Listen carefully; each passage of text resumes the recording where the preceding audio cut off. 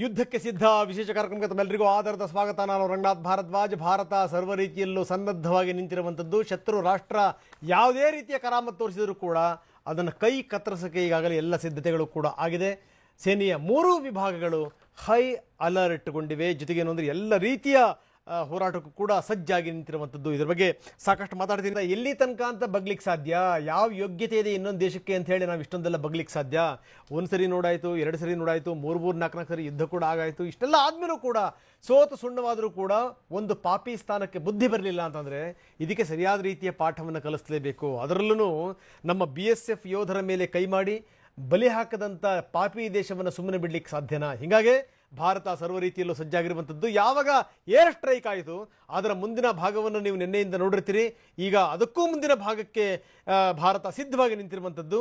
ದೇಶದ ಜೊತೆಗೆ ಅಂದರೆ ಪಾಪಿ ದೇಶದ ಜೊತೆಗೆ ಯುದ್ಧ ಮಾಡಲಿಕ್ಕೆ ಸಿದ್ಧ ಅಂತ ಭಾರತ ಎಲ್ಲ ರೀತಿಯಲ್ಲೂ ಕೂಡ ವ್ಯವಸ್ಥೆ ಮಾಡಿಕೊಂಡಿರುವಂಥದ್ದು. ಇದೇ ಈಗಿನ ಚರ್ಚಾ ವಿಷಯ.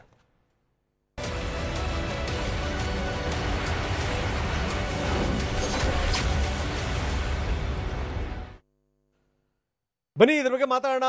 ನಮ್ಮ ಜೊತೆಗೆ ಮೇಜರ್ ಜನರಲ್ ಒಂಬತ್ಕೆರೆ ನಮ್ಮ ಜೊತೆಗೆ ಜಾಯ್ನ್ ಆಗ್ತಾ ಇದ್ದಾರೆ. ನಿವೃತ್ತ ಭೂಸೇನೆ ಅಧಿಕಾರಿಗಳು. ಮೇಜರ್ ಜನರಲ್ KS ಮಿರ್ಜಿ ನಿವೃತ್ತ ಭೂಸೇನೆ ಅಧಿಕಾರಿಗಳು ಬೆಳಗಾವಿ ಸ್ಟುಡಿಯೋದಿಂದ ನಮ್ಮ ಜೊತೆಗೆ ಜಾಯ್ನ್ ಆಗ್ತಾರೆ. ಇನ್ನು ನಮ್ಮ ಸ್ಟುಡಿಯೋದಲ್ಲಿ ರವಿ ಸುಬ್ರಹ್ಮಣ್ಯ ಇರ್ತಾರೆ, BJP ನಾಯಕರು. ಎಲ್ ಹನುಮಂತಯ್ಯ ನಮ್ಮ ಜೊತೆಗೆ ಜಾಯ್ನ್ ಆಗ್ತಾ ಇದ್ದಾರೆ, ಕಾಂಗ್ರೆಸ್ನ ಹಿರಿಯ ನಾಯಕರು. ನಾನು ಎಲ್ಲರ ಜೊತೆ ನಾನು ಚರ್ಚೆ ಮಾಡ್ತೀನಿ. ಜೊತೆಗೆ ಮಿರ್ಜಿ ಅವರು ನಮ್ಮ ಜೊತೆ ಜಾಯ್ನ್ ಆಗ್ತಾ ಇದ್ದಾರೆ, ಒಂಬತ್ಕೆರೆ ಅವರು ನಮ್ಮ ಜೊತೆಗೆ ಜಾಯ್ನ್ ಆಗ್ತಾ ಇದ್ದಾರೆ. ಅವ್ರ ಜೊತೆಗೂ ಕೂಡ ನಾನು ಚರ್ಚೆ ಮಾಡ್ತೀನಿ. ಆದರೆ ಅದಕ್ಕಿಂತ ಮೊದಲು ಬನ್ನಿ ಈ ಕ್ಷಣದ ಸುದ್ದಿನ ನಾವು ನೋಡಲೇಬೇಕು. ಹೈ ಲೆವೆಲ್ ಮೀಟಿಂಗ್ ನಡೀತಿರುವಂಥದ್ದು. ಯಾಕಂದರೆ ಈಗ ಮುಂದಿನ ಕ್ರಮಗಳೇನು, ಮುಂದೆ ಯಾವ ಹೆಜ್ಜೆ ಇಡಬೇಕು, ಭಾರತ ಪಾಕ್ ನಡುವೆ ಬಿಗುವಿನ ವಾತಾವರಣದ ಹಿನ್ನೆಲೆಯಲ್ಲಿ ಗೃಹ ಸಚಿವರು ಉನ್ನತ ಮಟ್ಟದ ಸಭೆಯನ್ನ ಕರೆದಿರುವಂಥದ್ದು.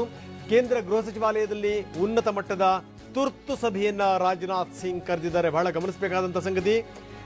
ಕೇಂದ್ರ ಗೃಹ ಸಚಿವ ರಾಜನಾಥ್ ಸಿಂಗ್ ನೇತೃತ್ವದಲ್ಲಿ ಈ ಸಭೆ ನಡೆಯುತ್ತೆ. ಅಂದರೆ ಯಾವ ಹೆಜ್ಜೆ ಇಡಬೇಕು, ಮುಂದಿನ ಕ್ರಮಗಳು ಏನು, ಅದರ ಬಗ್ಗೆ ಚರ್ಚೆ ಆಗ್ತಿರುವಂಥದ್ದು.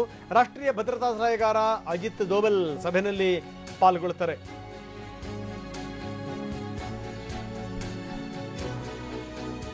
ಹಿರಿಯ ಅಧಿಕಾರಿಗಳು ಉನ್ನತ ಮಟ್ಟದ ಸಭೆಯಲ್ಲಿ ಭಾಗಿಯಾಗ್ತಾ ಇದ್ದಾರೆ. ಅಂದರೆ ಈಗಿರುವಂಥ ಬಿಗುವಿನ ವಾತಾವರಣ ಇದೆಯಲ್ಲ, ಅದನ್ನು ಸರಿ ಮಾಡುವಂಥ ಬಗ್ಗೆ ಹೇಗೆ, ಅಥವಾ ಪಾಕಿಸ್ತಾನ ಏನಾದರೂ 1 ಹೆಜ್ಜೆ ಮುಂದಿಟ್ಟರೆ ನಾವು 100 ಹೆಜ್ಜೆ ಮುಂದಿಡಬೇಕು, ಅದಕ್ಕೆ ಕಾರ್ಯತಂತ್ರಗಳು ಯಾವ್ಯಾವು, ಇದೆಲ್ಲದರ ಬಗ್ಗೆ ಕೂಡ ವಿಸ್ತೃತವಾದಂಥ ಚರ್ಚೆ ನಡೆಯುತ್ತೆ. ವೆರಿ ಇಂಪಾರ್ಟೆಂಟ್ ಸಭೆ ಇದು. ರಾಷ್ಟ್ರೀಯ ಭದ್ರತಾ ಸಲಹೆಗಾರ ಅಜಿತ್ ದೋವಲ್ ಕೂಡ ಈ ಸಭೆಯಲ್ಲಿ ಪಾಲ್ಗೊಳ್ಳುತ್ತಿರುವಂಥದ್ದು. ಗೃಹ ಸಚಿವರ ಉನ್ನತ ಮಟ್ಟದ ಸಭೆ.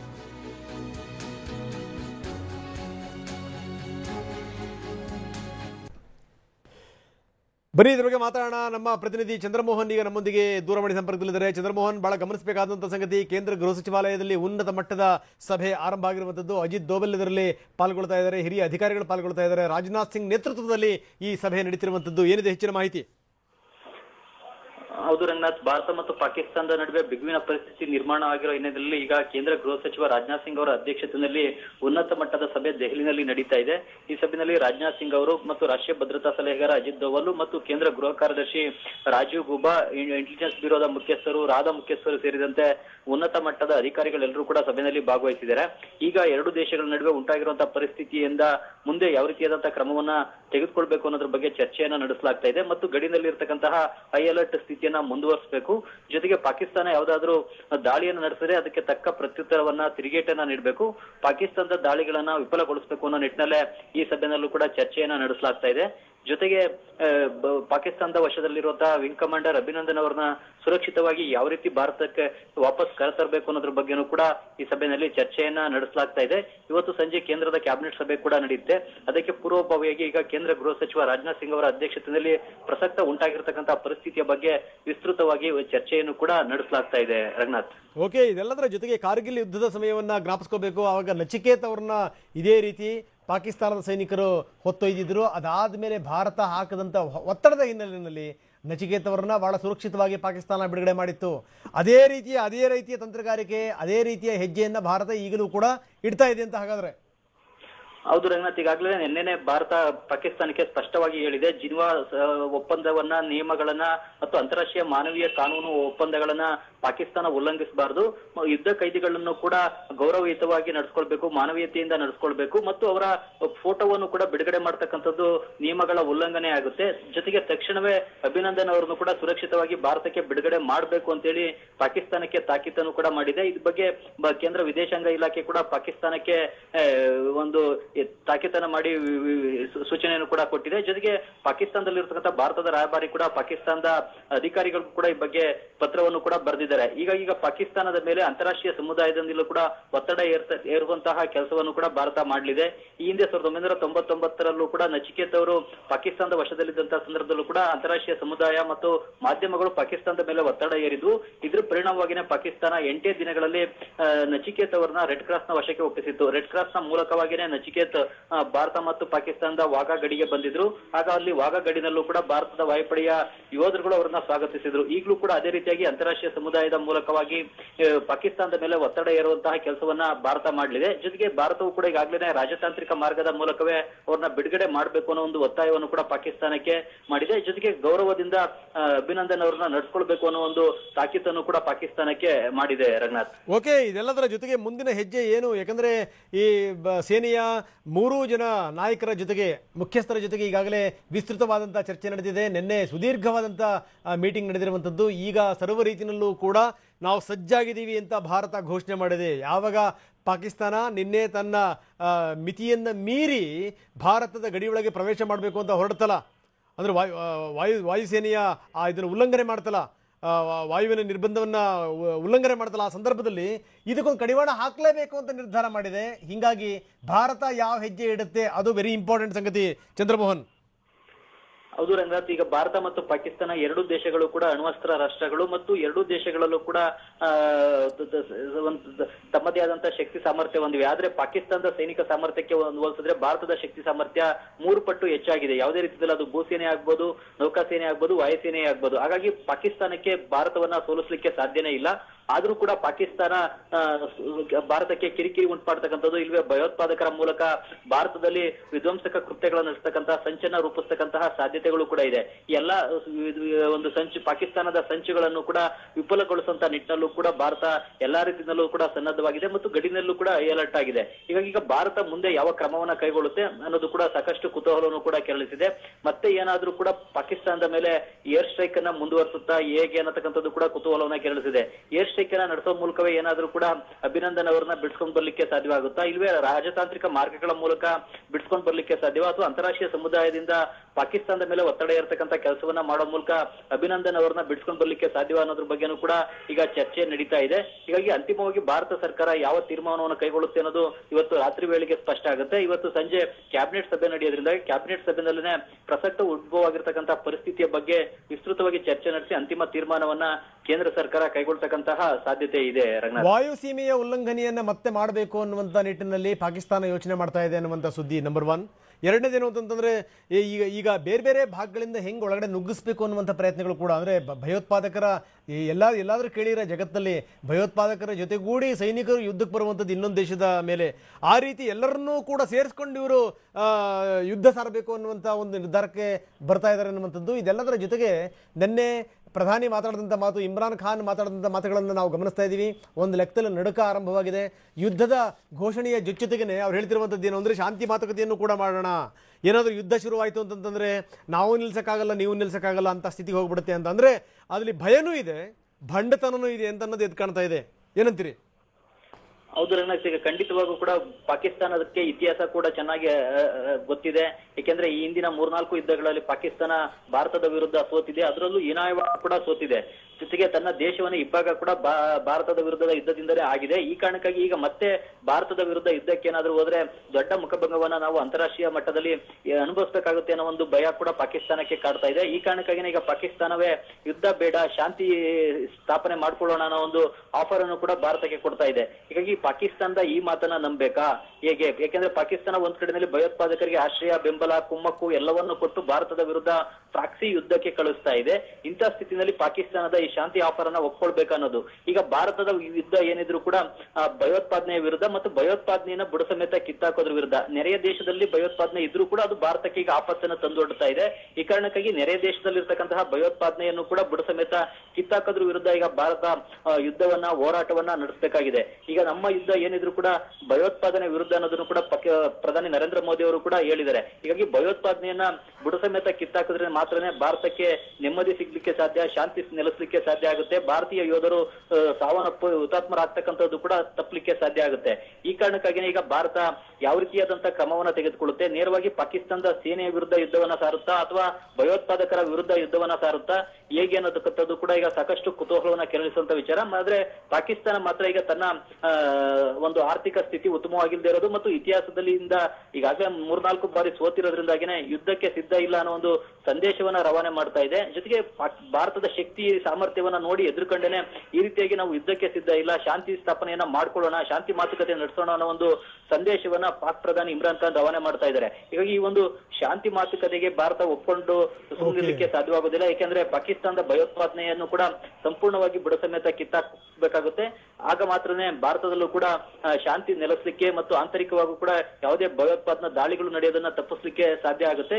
ಈ ನಿಟ್ಟಿನಲ್ಲಿ ಈಗ ಕೇಂದ್ರ ಸರ್ಕಾರ ಕೂಡ ಇವತ್ತು ಸಂಜೆ ಕ್ಯಾಬಿನೆಟ್ ಸಭೆಯಲ್ಲಿ ಚರ್ಚೆ ನಡೆಸಿ ಯಾವುದಾದ್ರೂ ಮಹತ್ವದ ತೀರ್ಮಾನವನ್ನ ತೆಗೆದುಕೊಳ್ಬಹುದು. ಪಾಕಿಸ್ತಾನ ಯಾವುದೇ ವಾಯು ದಾಳಿಯನ್ನು ನಡೆಸಿದ್ರು ಕೂಡ ಅದನ್ನ ಹಿಮ್ಮೆಟ್ಟಿಸ್ತೀವಿ ಅನ್ನೋದನ್ನ ನಿನ್ನೆ ಭಾರತ ಕೂಡ ಸಾಬೀತುಪಡಿಸಿದೆ. ಪಾಕಿಸ್ತಾನದ F-16 ಆಗ್ಬೋದು, ಬೇರೆ ಬೇರೆ ಯುದ್ಧ ವಿಮಾನಗಳನ್ನು ಕೂಡ ಭಾರತ ಹೊಡೆದುರುಳಿಸಿದೆ. ಈ ನಿಟ್ಟಿನಲ್ಲಿ ಪಾಕಿಸ್ತಾನಕ್ಕೂ ಕೂಡ ಭಾರತದ ಮೇಲೆ ಈಗ ವಾಯುದಾಳಿಯನ್ನು ನಡೆಸತಕ್ಕಂತಹ ಶಕ್ತಿ ಸಾಮರ್ಥ್ಯ ಕೂಡ ಇಲ್ಲ. ಆದ್ರೂ ಕೂಡ ಯಾವುದೇ ದುಸ್ಸಾಹಸವನ್ನ ಪಾಕಿಸ್ತಾನ ಮಾಡಬಹುದು. ಆ ದುಸ್ಸಾಹಸವನ್ನು ಕೂಡ ವಿಫಲಗೊಳಿಸತಕ್ಕಂತಹ ಎಲ್ಲಾ ಕೆಲಸಗಳನ್ನು ಕೂಡ ಭಾರತ ಮಾಡುತ್ತೆ. ಈ ನಿಟ್ಟಿನಲ್ಲಿ ಈಗ ಭಾರತದ ವಾಯುಪಡೆ ಸಂಪೂರ್ಣವಾಗಿ ಸನ್ನದ್ಧವಾಗಿದೆ. ಈಗ ಮುಂದೆ ಯಾವ ಕ್ರಮ ಕೈಗೊಳ್ಳಬೇಕು ಅನ್ನೋದ್ರ ಬಗ್ಗೆನೇ ಸಂಜೆ ಕ್ಯಾಬಿನೆಟ್ ಸಭೆಯಲ್ಲಿ ಚರ್ಚೆಯನ್ನ ನಡೆಸಲಾಗುತ್ತೆ. ಓಕೆ ಚಂದ್ರಮೋಹನ್, ಧನ್ಯವಾದ ತಮ್ಮೆಲ್ಲ ಮಾಹಿತಿಗೆ. ಪಾಕಿಸ್ತಾನ ಎಂತ ದರಿದ್ರ ರಾಷ್ಟ್ರ ಅಂದ್ರೆ, ದರ್ಬೇಸಿ ರಾಷ್ಟ್ರ ಅಂತಂದ್ರೆ ಬಹುಶಃ ಏನು ಅಂತಂದ್ರೆ ಅದರ ಜೀನಲ್ಲೇ ಇದೆ ಈ ಭಯೋತ್ಪಾದನೆ ಅನ್ನುವಂಥದ್ದು. ಇಂಥ ಸಂದರ್ಭದಲ್ಲಿ ಭಯೋತ್ಪಾದನೆಯನ್ನು ಅವ್ರು ಸಂಪೂರ್ಣವಾಗಿ ನಿರ್ಮೂಲನೆ ಮಾಡಿಬಿಡ್ತಾರೆ ಅಂತ ಕನಸು ಮನಸ್ಸಲ್ಲೂ ಕೂಡ ಅಂದ್ಕೊಳ್ಳಿಕ್ಕೆ ಸಾಧ್ಯ ಇಲ್ಲ. ನೋಡಿ, ಭಾರತದ ಹೈಕಮಿಷನರಿಂದ ಪಾಕಿಸ್ತಾನ ವಿದೇಶಾಂಗ ಇಲಾಖೆಗೆ ತಾಕೀತಾಗಿದೆ. ಅಭಿನಂದನ್ ಅವರನ್ನ ತಕ್ಷಣ ವಾಪಸ್ ಕಳಿಸ್ಕೊಡಿ. ಜಿನೇವಾ ಒಪ್ಪಂದ ಏನಿದೆಯಲ್ಲ, ಜಿನೇವಾ ಒಪ್ಪಂದಕ್ಕೆ ನೀವು ಬದ್ಧರಾಗಿರಬೇಕು. ನಿನ್ನೆ ಸಂಜೆ ಪಾಕಿಸ್ತಾನ ಸರ್ಕಾರಕ್ಕೆ ಹೈಕಮಿಷನರ್ ತಾಕೀತು ಮಾಡಿದ್ದಾರೆ. ಪಾಕಿಸ್ತಾನದಲ್ಲಿರುವಂತಹ ಭಾರತದ ಹೈಕಮಿಷನರ್ ಕಚೇರಿಯಿಂದ ಪಾಕಿಸ್ತಾನಕ್ಕೆ ಪತ್ರ ರವಾನೆಯಾಗಿದೆ. ಅಭಿನಂದನ್ ಅವರನ್ನ ತಕ್ಷಣ ವಾಪಸ್ ಕಳಿಸ್ಕೊಡಿ ಅನ್ನುವಂಥದ್ದು ಭಾರತದ ಒಂದು ಆಗ್ರಹ. ವಿಂಗ್ ಕಮಾಂಡರ್ ಅಭಿನಂದನ್ನ ತಕ್ಷಣ ಸುರಕ್ಷಿತವಾಗಿ ಕಳಿಸ್ಕೊಡಬೇಕು ಅನ್ನುವಂಥದ್ದು ನಾನು ಹೇಳ್ತಾ ಇದ್ದೆ. ಕಳೆದ ಬಾರಿ ನಚಿಕೇತ್ ಅವ್ರನ್ನ ಇದೇ ರೀತಿ ಪಾಕಿಸ್ತಾನ ಹೊತ್ಕೊಂಡು ಹೋಗಿತ್ತು. ಇಂಥ ಸಂದರ್ಭದಲ್ಲಿ ಭಾರತ ಅದರ ಮೇಲೆ ಎಷ್ಟರ ಮಟ್ಟಿಗೆ ಪ್ರೆಷರ್ ಆಗ್ತು ಅಂದರೆ ಸಂದೇಹನೇ ಇಲ್ಲ. ಈ ಸಂದರ್ಭದಲ್ಲಂತೂ ಅವರು ಭಾರತ ಇನ್ನೂ ಅದ್ಭುತವಾಗಿ ಪ್ರೆಷರ್ನ ಹಾಕಬಲ್ಲದು ಅಂತ ಮುಲ್ಲಾಜಿಲ್ಲ. ಯಾಕಂದರೆ ಇತ್ತೀಚಿನ ದಿನಗಳಲ್ಲಿ ಸೇನೆಗೆ ಇಷ್ಟೊಂದು ಸ್ವಾತಂತ್ರ್ಯವನ್ನು ಕೊಟ್ಟು ಆ ಕಡೆಯಿಂದ ಒಂದು ಗುಂಡು ಬಂತು ಅಂತಂದರೆ ಈ ಕಡೆಯಿಂದ ನೀವು 100 ಗುಂಡನ್ನು ಹಾರಿಸಿ ಅಂತ ಹೇಳಿರುವಂಥದ್ದು ಇದೆಯಲ್ಲ, ಅಂಥ ಉದಾಹರಣೆಗಳು ತುಂಬ ಕಡಿಮೆ ನಾವು ನೋಡ್ತಾ ಇದ್ದೀವಿ. ಒಂದು ಕಡೆಗೆ ಅಭಿನಂದನ್ ಅವ್ರನ್ನ ತಕ್ಷಣ ವಾಪಸ್ ಕಳಿಸ್ಕೊಡಿ ಅಂತ ಭಾರತ ತಾಕೀತು ಮಾಡ್ತಾ ಇದ್ದರೆ, ಇನ್ನೊಂದು ಕಡೆಗೆ ದೊಡ್ಡ ಗಣಪತಿ ದೇವಸ್ಥಾನದಲ್ಲಿ ಸೈನಿಕರು ಗೆಲ್ಲಬೇಕು, ಭಾರತ ಗೆಲ್ಲಬೇಕು, ಅಭಿನಂದನ್ ತಕ್ಷಣ ವಾಪಸ್ ಬರಬೇಕು. ಹೀಗಾಗಿ ಪೂಜೆ ಪುನಸ್ಕಾರಗಳು ಕೂಡ ನಡೀತಾ ಇದೆ. ಅಭಿನಂದನ್ಗಾಗಿ ವಿಶೇಷ ಪೂಜೆ ನಡೀತಿರೋದನ್ನು ನಾವು ನೋಡ್ತಾ ಇದ್ದೀವಿ. ಭಾರತ ಅಂದರೆ ಇದು. ಅದಕ್ಕೆ ವಾಜಪೇಯಿ ಅವ್ರ ಕಡೆ ಒಂದು ಮಾತು ಹೇಳ್ತಾರೆ, ನಮ್ಮಲ್ಲಿ ಜಾತಿ ಇದೆ, ಧರ್ಮ ಇದೆ, ಮತಗಳಿದೆ, 100 ಭಾಷೆಗಳಿದೆ, 100 ಪಂಗಡಗಳಿದೆ, ನಾವೇನು ಜಗಳ ಮಾಡಲ್ವಾ? ನಾವು ಜಗಳಗಾರರು, ನಾವು ಜಗಳ ಮಾಡ್ತೀವಿ, ನಮ್ಮಲ್ಲಿ ಅಸಮಾಧಾನ ಇದೆ, ನಮ್ಮಲ್ಲಿ ವೈಮನಸ್ಸಿದೆ, ನಮ್ಮಲ್ಲಿ ಎಲ್ಲ ಸರಿ. ಆದರೆ ದೇಶದ ವಿಚಾರ ಬಂದಂಥ ಸಂದರ್ಭದಲ್ಲಿ ನಾವು ಒಟ್ಟೊಟ್ಟಿಗಿರ್ತೀವಿ, ಒಟ್ಟೊಟ್ಟಿಗೆ ಹೋರಾಡ್ತೀವಿ, ಒಟ್ಟೊಟ್ಟಿಗೆ ಸಾಯ್ತೀವಿ ಅಂತ. ದೇಶಕ್ಕೆ ವಿಷಯವೇ ಹಮ್ ಸಾಥ್ ಮೇ ಲಡ್ತೆ ಹೇ, ಸಾಥ್ ಮೇ ಮರ್ತೆ ಹೇ ಅನ್ನುವಂಥ ಮಾತು ನಿಜ. ದೇಶಕ್ಕೆ ಏನಾರ ಆಯಿತು ಅಂದ ತಕ್ಷಣ ಅದು ಎಲ್ಲಿರುತ್ತೋ ಏನೋ ಗೊತ್ತಿಲ್ಲ, ಎಲ್ಲ ವೈಮನಸ್ಸುಗಳು ದೂರ ಆಗಿ, ಎಲ್ಲ ಜಾತಿ ಮತ ಧರ್ಮಗಳೆಲ್ಲ ದೂರ ಆಗಿ ಇದ್ದಕ್ಕಿದ್ದಂಗೆ ಭಾರತೀಯರು ಒಂದಾಗಿಬಿಡ್ತಾರೆ. ಅದನ್ನು ನೋಡ್ತಾ ಇದ್ದೀವಿ. ಅಭಿನಂದನ್ಗಾಗಿ ದೊಡ್ಡ ಗಣಪತಿ ದೇವಸ್ಥಾನದಲ್ಲಿ ವಿಶೇಷ ಪೂಜೆ ಪ್ರಾರ್ಥನೆ ನಡೀತಾ ಇದೆ.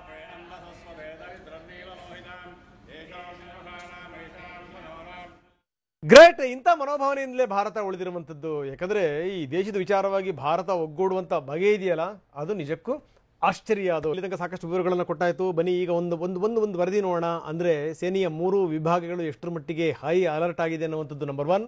ಎರಡನೇನು ಅಂತಂದರೆ, ನೀವು ಸೇನೆಗೆ ಸರ್ವ ಸ್ವಾತಂತ್ರ್ಯವನ್ನು ಕೊಡಲಾಗಿದೆ. ಸೇನೆ ಯಾವ ನಿರ್ಧಾರಕ್ಕೆ ಬೇಕಾದರೂ ಬರಬಹುದು. ಅವರಿವರ ಅನುಮತಿಗೆ ಅಪ್ಪಣೆಗೆ ಕಾಯುವಂಥ ಅಗತ್ಯ ಖಂಡಿತವಾಗಲೂ ಇಲ್ಲ. ಅಲ್ಲಿಂದ ಗುಂಡು ಬೀಳ್ತಿರಬೇಕು, ಇವರು ಫೋನ್ ಮಾಡ್ಕೊಂಡು ಪರ್ಮಿಷನ್ ತಗೋಬೇಕು ಅಂಥ ವ್ಯವಸ್ಥೆ ಖಂಡಿತವಾಗಲೂ ಇಲ್ಲ. ಅವ್ರು ಏನಾದ್ರು ಶುರು ಮಾಡ್ಕೊಂಡ್ರು ಅಂದರೆ ಇವರು ವಾಲಂಟರಿಲಿ ಶುರು ಮಾಡ್ಬೋದು ಅಂತ ಒಂದು ಅಧಿಕಾರವನ್ನು ಕೊಟ್ಟಿರುವಂಥದ್ದು. ಹಾಗಾದರೆ ಭಾರತೀಯ ಸೇನೆ ಸಜ್ಜಾಗಿರುವಂಥ ಬಗೆ ಹೇಗೆ, ಬನ್ನಿ ನೋಡೋಣ. Pakistan has responded this morning by using its air force.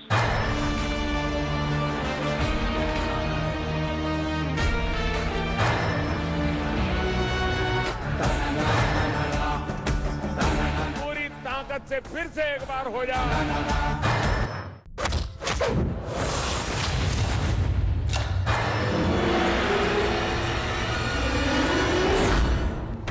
ಪಾಕ್ನ F-16 ವಿಮಾನಗಳನ್ನ ಹಿಮ್ಮೆಟ್ಟಿಸಿದ್ದೇ ತಡ ಪಾಕಿಸ್ತಾನದ ಹೊಟ್ಟೆ ಮತ್ತಷ್ಟು ಉರಿಯತೊಡಗಿದೆ.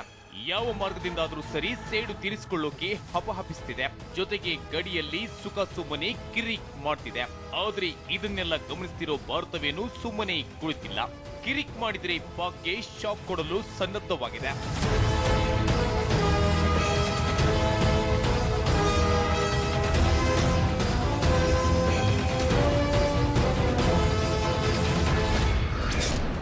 ಮೂರು ಸೇನೆಗಳಿಗೂ ಸಂಪೂರ್ಣ ಸ್ವಾತಂತ್ರ್ಯ. ಕಿರಿಕ್ ಮಾಡಿದರೆ ಪಾಕ್ಗೆ ಪಂಚ್ ಕೊಡಲು ಫ್ರೀಡಂ.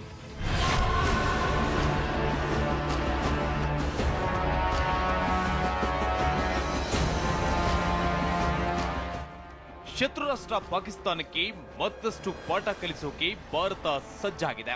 ನಿನ್ನೆ ರಾತ್ರಿ ಪ್ರಧಾನಿ ಮೋದಿ ಮೂರು ಸೇನೆಗಳ ಮುಖ್ಯಸ್ಥರ ಜೊತೆ ಸಭೆ ನಡೆಸಿದ್ರು. ಸುಮಾರು 1 ಗಂಟೆ 15 ನಿಮಿಷಗಳ ಕಾಲ ಸೇನಾ ಮುಖ್ಯಸ್ಥರ ಜೊತೆ ಮಾತುಕತೆ ನಡೆಸಿದ್ರು. ಇದೇ ವೇಳೆ ಭಾರತದ ಮೂರು ಸೇನೆಗಳಿಗೆ ಕೇಂದ್ರ ಸಂಪೂರ್ಣ ಸ್ವಾತಂತ್ರ್ಯ ನೀಡಿದೆ. ಉಗ್ರರ ವಿರುದ್ಧ ಕಾರ್ಯಾಚರಣೆ ನಡೆಸೋಕೆ ಭೂಸೇನೆ, ವಾಯುಸೇನೆ, ನೌಕಾಪಡೆಗೆ ಕೇಂದ್ರ ಫುಲ್ ಫ್ರೀಡಂ ಕೊಟ್ಟಿದೆ.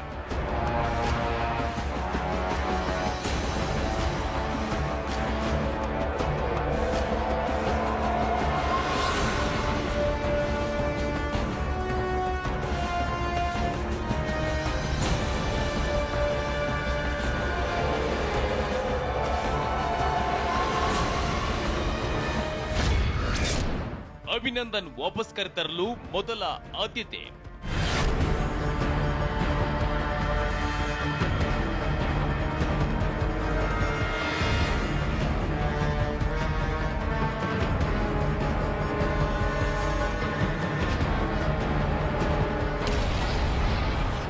ನಿನ್ನೆ ಪಾಕಿಸ್ತಾನದ F-16 ವಿಮಾನಗಳನ್ನ ಭಾರತದ ವಾಯುಸೇನೆ ಹಿಮ್ಮೆಟ್ಟಿಸಿತ್ತು. ಇದಾದ ಕೆಲ ಹೊತ್ತಿನಲ್ಲಿ ಭಾರತದ ವಿಂಗ್ ಕಮಾಂಡರ್ ಅಭಿನಂದನ್ ರನ್ನ ಪಾಕ್ ಸೇನೆ ವಶಕ್ಕೆ ಪಡೆದಿತ್ತು. ಈಗ ಅವರನ್ನ ಸುರಕ್ಷಿತವಾಗಿ ಭಾರತಕ್ಕೆ ಕರೆತರಲು ಕೇಂದ್ರ ಸರ್ಕಾರ ಸರ್ವ ಪ್ರಯತ್ನವನ್ನು ಮಾಡ್ತಿದೆ. ನಿನ್ನೆ ಪ್ರಧಾನಿ ಮೋದಿ ನಿವಾಸದಲ್ಲಿ ನಡೆದ ಸಭೆಯಲ್ಲೂ ಅಭಿನಂದನ್ ರನ್ನ ವಾಪಸ್ ಕರೆತರೋದ್ರ ಬಗ್ಗೆ ಚರ್ಚೆ ಮಾಡಲಾಗಿದೆ. ಅಲ್ಲದೆ ಅಭಿನಂದನ್ ರನ್ನ ವಾಪಸ್ ಕರೆತರೋಕೆ ಮೊದಲ ಆದ್ಯತೆ ಅಂತಲೂ ಸಭೆಯಲ್ಲಿ ನಿರ್ಧರಿಸಲಾಗಿದೆ.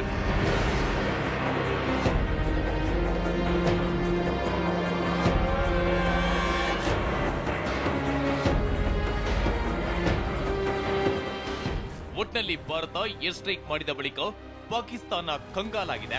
ಕಿರಿಕ್ ಮಾಡೋಕೆ ತನ್ನ ಎಲ್ಲಾ ಸೇನೆಗಳನ್ನ ಸನ್ನದ್ಧವಾಗಿಸಿದೆ. ಆದರೆ ಭಾರತವು ಇದಕ್ಕೆ ತಿರುಗೇಟು ಕೊಡಲು ಸಜ್ಜಾಗಿ ನಿಂತಿದೆ. ಮೂರು ಸೇನೆಗಳಿಗೂ ಫುಲ್ ಫ್ರೀಡಂ ಕೊಡಲಾಗಿದೆ.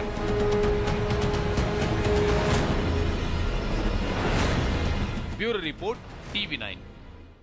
ಈಗಾಗಲೇ ಬಿಗುವಿನ ವಾತಾವರಣ ನಿರ್ಮಾಣವಾಗಿರುವಂಥದ್ದು. ಇಂಥ ಬಿಗುವಿನ ವಾತಾವರಣ ಇನ್ನೆಷ್ಟು ದಿವಸ ಮುಂದುವರಿಯುತ್ತೆ, ಇನ್ನೇನೇನು ಆಗ್ಬೋದು, ಮುಂದಿನ ಹೆಜ್ಜೆಗಳು ಏನಿರಬಹುದು ಅನ್ನುವಂಥದ್ದು, ಜೊತೆಗೆ ಈ ಕುತೂಹಲ ಇದೆಯಲ್ಲ ಮುಂದೆ ಏನಾಗುತ್ತೆ ಅನ್ನುವಂಥದ್ದು, ಆ ಕುತೂಹಲಕ್ಕೆ ಉತ್ತರ ಹುಡುಕುವಂಥ ಪ್ರಯತ್ನ ಇದು. ಭಾರತ ಪಾಕ್ ಮಧ್ಯೆ ನಡೆಯುತ್ತಾ ಯುದ್ಧ.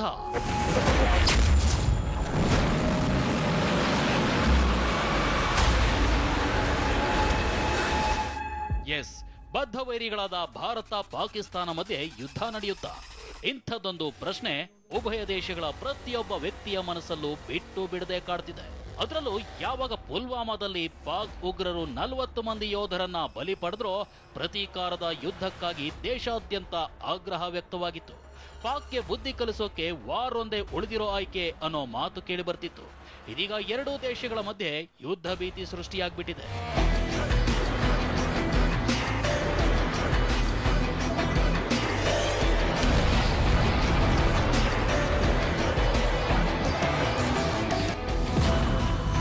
ಅಷ್ಟಕ್ಕೂ ಗಡಿಯಲ್ಲಿ ಯುದ್ಧ ಸನ್ನಿವೇಶ ನಿರ್ಮಾಣವಾಗಿರೋದು ಹೇಗೆ ಅಂತ ನೋಡೋದಾದ್ರೆ, ಪಾಕ್ ಉಗ್ರರ ಮೇಲೆ ಭಾರತದ ವೈಮಾನಿಕ ದಾಳಿ ಬಳಿಕ ಉಭಯ ದೇಶಗಳ ಗಡಿಯುದ್ದಕ್ಕೂ ಬಿಗಿ ಹೈ ಅಲರ್ಟ್ ಘೋಷಿಸಲಾಗಿದೆ.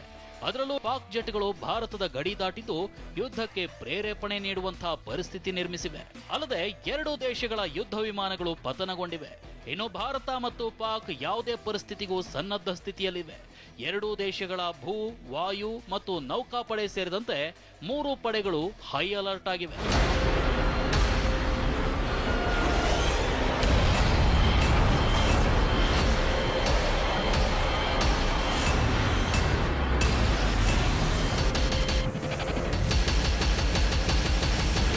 ಹಾಗೊಂದು ವೇಳೆ ಭಾರತ ಪಾಕ್ ನಡುವೆ ಈಗೇನಾದ್ರೂ ಯುದ್ಧ ಆದ್ರೆ ಭಾರತೀಯ ಸೇನಾ ಬಲ ಹೇಗಿದೆ, ಪಾಕ್ ಅನ್ನ ಹೇಗೆ ಮಟ್ಟ ಹಾಕುತ್ತೆ ಅನ್ನೋದನ್ನ ನೋಡೋದಾದ್ರೆ, ಭಾರತೀಯ ಭೂಸೇನೆ 12 ಲಕ್ಷ ಸೈನಿಕರನ್ನ ಹೊಂದಿದೆ. ಪಾಕಿಸ್ತಾನ ಭೂಸೇನೆ 5,60,000 ಸೈನಿಕರನ್ನಷ್ಟೇ ಹೊಂದಿದೆ.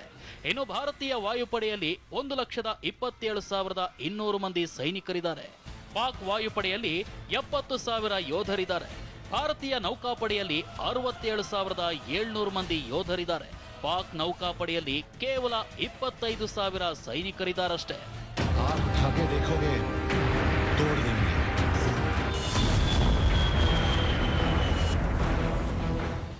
ಈಗಾಗಲೇ 3 ಬಾರಿ ಭಾರತದ ಜೊತೆಗೆ ಯುದ್ಧಕ್ಕಿಳಿದು ಸೋತಿದ್ದ ಪಾಕ್ ಈ ಬಾರಿಯೂ ಯುದ್ಧಕ್ಕಿಳಿದ್ರೆ ಸೋಲು ಕಟ್ಟಿಟ್ಟ ಬುತ್ತಿ. ಎಲ್ಲಕ್ಕಿಂತ ಹೆಚ್ಚಾಗಿ ಉಭಯ ದೇಶಗಳು ಅಣ್ವಸ್ತ್ರ ಹೊಂದಿದ್ದು ಯುದ್ಧದ ಪರಿಣಾಮವನ್ನ ಊಹಿಸೋದು ಅಸಾಧ್ಯ. ಜೊತೆಗೆ ಅಮೆರಿಕ, ಬ್ರಿಟನ್ ಸೇರಿದಂತೆ ಬಲಿಷ್ಠ ರಾಷ್ಟ್ರಗಳು ಭಾರತದ ಬೆನ್ನಿಗಿದ್ದು ಯುದ್ಧದ ಬಗ್ಗೆ ಆಲೋಚನೆಯೂ ಮಾಡದಂತೆ ಪಾಕ್ಗೆ ಎಚ್ಚರಿಸಿವೆ. ತಜ್ಞರು ಹೇಳೋ ಪ್ರಕಾರ ಸದ್ಯ ಉಭಯ ದೇಶಗಳ ಮಧ್ಯೆ ಬಿಗುವಿನ ಪರಿಸ್ಥಿತಿ ಉಂಟಾಗಿದ್ರೂ ಇವೆಲ್ಲ ಒಂದೇ ವಾರದಲ್ಲಿ ತಣ್ಣಗಾಗಲಿದೆ ಅಂತಿದ್ದಾರೆ. ಮುಂದೆ ಅದೇನಾಗುತ್ತೋ ಕಾದು ನೋಡಬೇಕಿದೆ. Bureau report, TV9. ನಮ್ಮ ಜೊತೆಗೆ ರವಿ ಸುಬ್ರಹ್ಮಣ್ಯ ಇದ್ದಾರೆ, ಎಲ್ ಹನುಮಂತಯ್ಯ ಇದ್ದಾರೆ, ಮೇಜರ್ ಜನರಲ್ ಒಂಬತ್ಕೆರೆ ಇದ್ದಾರೆ, ಮೇಜರ್ ಜನರಲ್ KS ಮಿರ್ಜಿ ಇದ್ದಾರೆ. ಅವ್ರ ಜೊತೆ ನಾನು ಚರ್ಚೆಯನ್ನು ಆರಂಭ ಮಾಡ್ತೀನಿ. ನಿನ್ನೆ ಕೂಡ ನಾವು ಮಾತಾಡ್ತಾ ಇದ್ವಿ, ಎಲ್ಲ ಕಡೆಗೆ ಏರ್ಪೋರ್ಟ್ಗಳಲ್ಲಿ ಹೈ ಅಲರ್ಟ್ ಘೋಷಣೆ ಮಾಡಿರುವಂಥದ್ದು. ಜೊತೆಗೆ ಕೆಲವೊಂದು ಫ್ಲೈಟ್ಗಳು ಕೂಡ ಈಗಾಗಲೇ ಕ್ಯಾನ್ಸಲ್ ಆಗಿದೆ. ಬೇರೆ ಬೇರೆ ರಾಜ್ಯಗಳಲ್ಲಿ ಕ್ಯಾನ್ಸಲ್ ಆಗಿರುವಂಥದ್ದು, ಭಾರತದ ಒಳಗಿನ ಪ್ರದೇಶಗಳಲ್ಲಿ. ಇನ್ನು ಪಾಕಿಸ್ತಾನದ ನಡುವೆನೂ ಕೂಡ ಭಾರತ ಪಾಕಿಸ್ತಾನ ನಡುವೆ ಏನು ಈ ರೀತಿಯ ಸಂಬಂಧ ಹದಗೆಡ್ತಾ ಇದೆ. ವಿಮಾನಗಳ ಹಾರಾಟವನ್ನು ಕೂಡ ಪಾಕಿಸ್ತಾನ ಸ್ಥಗಿತಗೊಳಿಸಿದೆ ಅನ್ನುವಂಥದ್ದು. ಪಾಕಿಸ್ತಾನದಲ್ಲೂ ಕೂಡ ವಿಮಾನ ಹಾರಾಟ ಸ್ಥಗಿತಗೊಂಡಿದೆ. ಎಲ್ಲ ರಾಷ್ಟ್ರೀಯ ಅಂತಾರಾಷ್ಟ್ರೀಯ ವಿಮಾನ ಹಾರಾಟ ಸ್ಥಗಿತಗೊಂಡಿದೆ. ನೋಡಿ, ಎಲ್ಲ ಸುರಕ್ಷಿತವಾಗಿದ್ದುಕೊಂಡೇನೆ ಭಾರತದಲ್ಲೂ ಕೂಡ ಒಂದಷ್ಟು ಆತಂಕ ಇರುತ್ತೆ, ಯಾರ್ಯಾರು ಏನೇನು ಹೈಜಾಕ್ ಮಾಡಿಬಿಡ್ತಾರೆ ಏನೋ ಅಂತ. ಇನ್ನು ಅಕ್ಕಪಕ್ಕ ಹಿಂದೆ ಮುಂದೆ ಎಲ್ಲ ಭಯೋತ್ಪಾದಕರೇ ತುಂಬಿರುವಂಥ ರಾಷ್ಟ್ರದಲ್ಲಿ ಇನ್ನೆಂಥ ಒಂದು ಭಯ ಇರಬೇಕು. ಹೀಗಾಗಿ ಎಲ್ಲ ವಿಮಾನಗಳ ಹಾರಾಟವನ್ನು ಕೂಡ ಪಾಕಿಸ್ತಾನ ಸ್ಥಗಿತಗೊಳಿಸಿದೆ. ರಾಷ್ಟ್ರೀಯ ವಿಮಾನ ಹಾರಾಟ, ಅಂತಾರಾಷ್ಟ್ರೀಯ ಹಾರಾಟ ಎಲ್ಲವೂ ಕೂಡ ಸ್ಥಗಿತಗೊಂಡಿದೆ. ಇದು ಪಾಕಿಸ್ತಾನದ ಸ್ಥಿತಿ.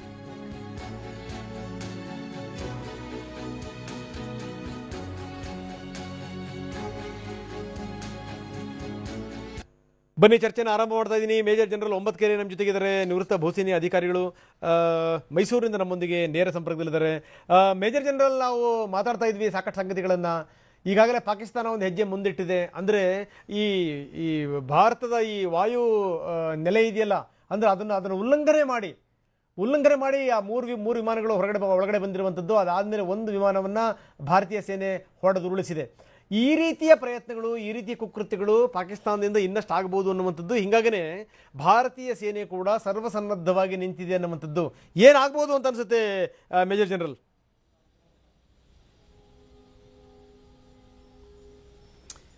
ಮುಂದೆ ಏನಾಗ್ಬೋದು ಅಂತ ಹೇಳಕ್ಕಾಗಲ್ಲ, ಆದರೆ ನಾವು ಒಬ್ಸರ್ವ್ ಮಾಡ್ತಾ ಇರಬೇಕು. ನಮ್ಮ ಪ್ರತಿಯೊಂದು ಆಕ್ಷನ್ಗೆ ಅವ್ರದ್ದು ಪ್ರತಿ ಆಕ್ಷನ್ ಬಂದೇ ಬರುತ್ತೆ, ಇದ್ದೇ ಇರುತ್ತೆ. ನಾವು ಅದನ್ನು we have to await developments. Okay. ಇಂಥ ಸಂದರ್ಭದಲ್ಲಿ ನೋಡ್ತಾ ಇದ್ದೀವಿ, ಪಾಕಿಸ್ತಾನ ಒಬ್ಬಂಟಿಯಾಗಿದೆ ಇವಾಗ. ಅದಕ್ಕೆ ತುಂಬ ಒಂದು ನಂಬಿಕೆ ಇತ್ತು, ಎಲ್ಲೋ ಒಂದು ಕಡೆ ಬೇರೆ ಬೇರೆ ರಾಷ್ಟ್ರಗಳು ನಮ್ಮ ನೆರವಿಗೆ ಬರ್ಬೋದು ಅನ್ನುವಂಥದ್ದು, ಅದರಲ್ಲೂ ಚೀನಾ ನಮ್ಮ ನೆರವಿಗೆ ಬರ್ಬೋದು ಅನ್ನುವಂಥ ಒಂದು ದೊಡ್ಡ ನಿರೀಕ್ಷೆಯನ್ನು ಇಟ್ಕೊಂಡಿತ್ತು. ಆದರೆ ಅದು ಕೂಡ ಆಗಿಲ್ಲ. ನೋಡಿ, ಅಮೆರಿಕದಲ್ಲಿರುವಂಥ ಪಾಕಿಸ್ತಾನದ ರಾಯಭಾರಿ, ಮಾಜಿ ರಾಯಭಾರಿ ಹೇಳಿದಂಥ ಮಾತನ್ನು ನಾವು ಜ್ಞಾಪಿಸ್ಕೋಬೇಕು. ಅವ್ರು ಹೇಳ್ತಾರೆ, ಪಾಕಿಸ್ತಾನ ಒಬ್ಬಂಟಿ ಆಗಿಬಿಡ್ತು ಈ ಸಂದರ್ಭದಲ್ಲಿ, ನಮ್ಮ ಜೊತೆಗೆ ಯಾವ ರಾಷ್ಟ್ರಗಳೂ ಕೂಡ ನಿಲ್ತಾ ಇಲ್ಲ. ಅಂದರೆ ಭಯೋತ್ಪಾದನೆ ಎಲ್ಲಿ ತನಕ ನಮ್ಮ ದೇಶದಿಂದ ಮೂಲೋತ್ಪಾದನೆ ಆಗಲ್ವೋ ಅಲ್ಲಿ ತನಕ ಯಾರ ಬೆಂಬಲನೂ ಸಿಗಲ್ಲ ಅನ್ನುವಂಥದ್ದು. ಸೊ ಏನಾದರೂ ಇಷ್ಟೆಲ್ಲ ಆದಮೇಲಾದ್ರೂ ಪಾಕಿಸ್ತಾನದಿಂದ ಏನಾದರೂ ಒಂದಷ್ಟು ಬದಲಾವಣೆಗಳನ್ನು ನಿರೀಕ್ಷೆ ಮಾಡೋಕ್ಕೆ ಸಾಧ್ಯನಾ?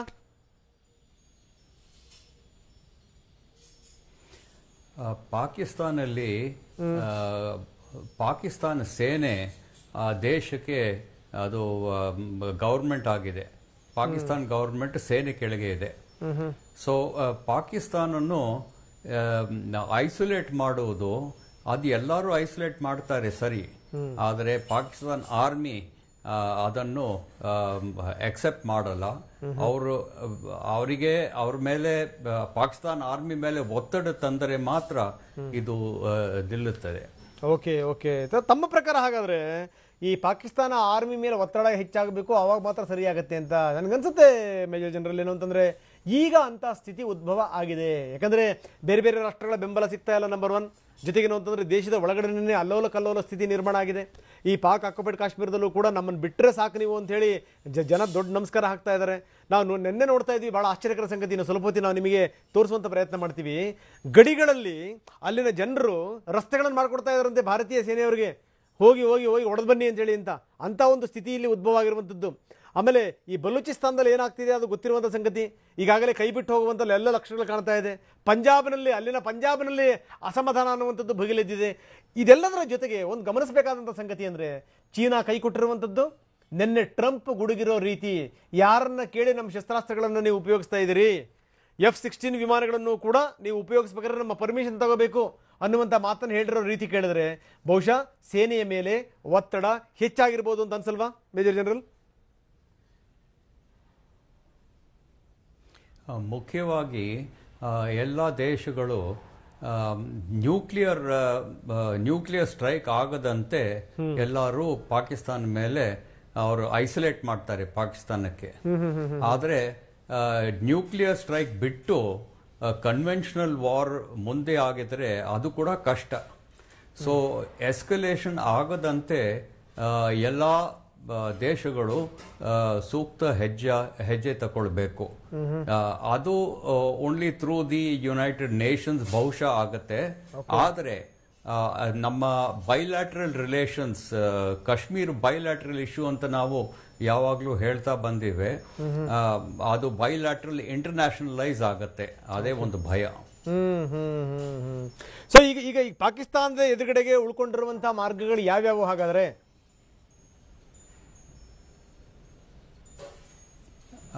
ಕೇಳಲ್ಲ, ಪುನಃ ಹೇಳಿ. ಪಾಕಿಸ್ತಾನದ ಎದುರುಗಡೆಗಿರುವಂತ ಮಾರ್ಗಗಳು ಯಾವ್ಯಾವು, ಯಾವ ಹೆಜ್ಜೆ ಇಡಬೇಕು ಹಾಗಾದ್ರೆ? ಯಾಕಂದ್ರೆ ಒಂದ್ ಕಡೆಗೆ ದೇಶದ ಸ್ಥಿತಿ ಅತಂತ್ರಗೊಂಡಿದೆ, ಇನ್ನೊಂದು ಕಡೆಗೆ ಏನು ಅಂದ್ರೆ ದೇಶದ ಒಳಗಡೆನೆ ಸಹಮತ ಇಲ್ಲ, ಬೇರೆ ಬೇರೆ ಭಾಗದಲ್ಲಿ ಪ್ರತ್ಯೇಕತೆಯ ಕೂಗು ಕೇಳಿ ಬರ್ತಾ ಇದೆ, ಬೇರೆ ಬೇರೆ ರಾಷ್ಟ್ರದ ಬೆಂಬಲ ಈಗಾಗಲೇ ನಿಂತು ಹೋಗಿದೆ. ಜೊತೆಗೆ ನಮ್ಮ ಶಸ್ತ್ರಾಸ್ತ್ರಗಳನ್ನು ಕೂಡ ಉಪಯೋಗಿಸಬೇಕಾದ್ರೆ ನಮ್ಮನ್ನು ಕೇಳಿ ಉಪಯೋಗಿಸಿ ಅಂತ ರಾಷ್ಟ್ರಗಳು ಹೇಳ್ತಾ ಇವೆ. ಇಂಥ ಸಂದರ್ಭದಲ್ಲಿ ಪಾಕಿಸ್ತಾನ ಯಾವ ಹೆಜ್ಜೆ ಇಡಬಹುದು? ಯಾಕಂದ್ರೆ ನಿನ್ನೆ ಇಮ್ರಾನ್ ಖಾನ್ ಹೇಳಿರೋ ರೀತಿ ನೋಡಿದ್ರೆ ಗೊತ್ತಾಗುತ್ತೆ, ದಯವಿಟ್ಟು ನೀವು ಶಾಂತಿ ಮಾತುಕತೆ ಮಾಡೋಣ ಅನ್ನೋಷ್ಟರ ಮಟ್ಟಿಗೆ ಪಾಕಿಸ್ತಾನ ಬಂದಿದೆ ಅಂತಂದ್ರೆ ಪಾಕಿಸ್ತಾನದ ಮನಸ್ಥಿತಿ ಹೆಂಗಿರ್ಬೋದು? ಪಾಕಿಸ್ತಾನಕ್ಕೆ ಅವ್ರ ಪಬ್ಲಿಕ್ಗೆ ಸ್ಯಾಟಿಸ್ಫೈ ಮಾಡಲಿಕ್ಕೆ ಅವರು ಹೆಜ್ಜೆ ತಗೊಳ್ತಾರೆ. ನಮ್ಮ ಏರ್ ಸ್ಟ್ರೈಕ್, ಬಾಲಾಕೋಟ್ ಮೇಲೆ ಏರ್ ಸ್ಟ್ರೈಕ್ ಮಾಡಿದ್ದು ಅವ್ರು ಹೇಳಿದ್ದು ಏನು ಎಫೆಕ್ಟ್ ಆಗಿಲ್ಲ, ಪಾಕಿಸ್ತಾನ ಏರ್ಫೋರ್ಸ್ ಸ್ಕ್ರಾಂಬಲ್ ಮಾಡಿ ನಮ್ಮ ಏರ್ಫೋರ್ಸ್ ಸುಮ್ಮನೆ ಬಾಂಬ್ ಎಲ್ಲೋ ಡ್ರಾಪ್ ಮಾಡಿ ವಾಪಸ್ ಹೋಗಿದೆ ಅಂತ. ಅದು that is to satisfy the Pakistan public. So ಅವರು ಪಾಕಿಸ್ತಾನ್ ಪಬ್ಲಿಕ್ ಅನ್ನು ಸ್ಯಾಟಿಸ್ಫೈ ಮಾಡಲಿಕ್ಕೆ ಎಲ್ಲ ಹೆಜ್ಜೆ ತಗೊಳ್ತಾರೆ. ಅದು ಎಕ್ಸ್ಪೋಸ್ ಆಗಬೇಕು ಇಂಟರ್ನ್ಯಾಷನಲ್ ಲೆವೆಲ್ ಅಲ್ಲಿ, ಆ ಸುಳ್ಳು ಎಲ್ಲ ಎಕ್ಸ್ಪೋಸ್ ಆಗಬೇಕು. ಅದು ಮಾಡಿದರೆ ಪಾಕಿಸ್ತಾನ ಮೇಲೆ ಡಿಎಸ್ಕಲೇಟ್ ಮಾಡಲಿಕ್ಕೆ ಒತ್ತಡ ತರಬಹುದು. ಓಕೆ. ಸೊ ಇದೆಲ್ಲದರ ಜೊತೆಗೆ ಈ ಪಾಕಿಸ್ತಾನಕ್ಕೆ ಭಾರತ ಮೇಲಿಂದ ಮೇಲೆ ಅನ್ಎಕ್ಸ್ಪೆಕ್ಟೆಡ್ ಶಾಕ್ಸ್ ಅನ್ನು ಕೊಡ್ತಾ ಇದೆ. ಎಂದೂ ಕೂಡ ತೀರಾ ಬಾಲಾಕೋಟ್ ತನಕ ಬಂದು ನಮ್ಮ ಬಾಲ ಕತ್ತರಿಸ್ತಾರೆ, ಕಟ್ ಮಾಡ್ತಾರೆ ಅಂತ ಪಾಕಿಸ್ತಾನ ಕನಸು ಮನಸ್ಸಲ್ಲೂ ಕೂಡ ಅಂದ್ಕೊಂಡಿರಲಿಲ್ಲ. ಏನೋ ಮ್ಯಾಕ್ಸಿಮಮ್ ಅಂದ್ರೆ ಅಂತಂದ್ರೆ ಈ ಪಾಕ್ ಆಕ್ಯುಪೈಡ್ ಕಾಶ್ಮೀರದ ಒಂದು ಚೂರು ಗಡಿಯ ಒಳಗಡೆ ಬರ್ಬೋದು ಅಂತ ಮಾತ್ರ ನಿರೀಕ್ಷೆ ಮಾಡಿತ್ತು. ಆದರೆ ಭಾರತ ಇಷ್ಟು ಪ್ರಮಾಣದಲ್ಲಿ ಮುಂದಕ್ಕೆ ಹೆಜ್ಜೆ ಇಟ್ಟಿದೆ ಅಂತಂದ್ರೆ ಇನ್ನೂ ಮುಂದೆ ದೊಡ್ಡ ಹೆಜ್ಜೆಯನ್ನು ಇಡಬಹುದು ಅನ್ನುವಂಥ ಆತಂಕ ಅತ್ಯಂತ ಸಹಜವಾಗೇ ಇದೆ. ನಂಬರ್ 1.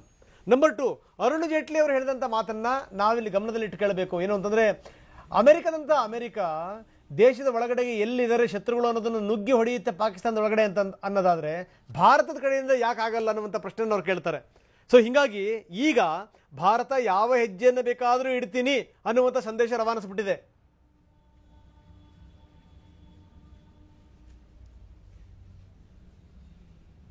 ಸರ್ ಕೇಳಿಸ್ತಾ ಇದೆಯಾ? ನನ್ನ ಧ್ವನಿ ಕೇಳಿಸ್ತಾ ಇದೆಯಾ?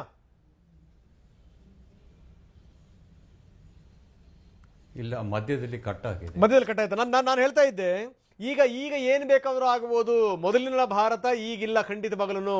ಯಾಕಂದ್ರೆ ನಾವು ಹಿಂದೆ ನಮ್ಮ ಸ್ಥಿತಿ ಇತ್ತು, ಒಂದು ಕೆನ್ನೆ ಹೊಡೆದ್ರೆ ಇನ್ನೊಂದು ಕೆನ್ನೆ ತೋರಿಸ್ತೀವಿ ಅಂತ. ಈಗಿಲ್ಲ. ಈಗ ಒಂದು ಕೆನ್ನೆ ಹೊಡೆದ್ರೆ ಒಂದು ತಲೆ ತೆಗಿಬೇಕು ಅನ್ನುವಂಥ ಒಂದು ಮನೋಭಾವನೆಯಲ್ಲೇ ಇರುವಂಥದ್ದು. ಯಾಕಂದ್ರೆ ಎಷ್ಟು ದಿವಸ ಅಂತ ಇವ್ರನ್ನ ಸಹಿಸ್ಕೊಳ್ಳೋಕೆ ಸಾಧ್ಯ ಮೇಜರ್ ಜನರಲ್?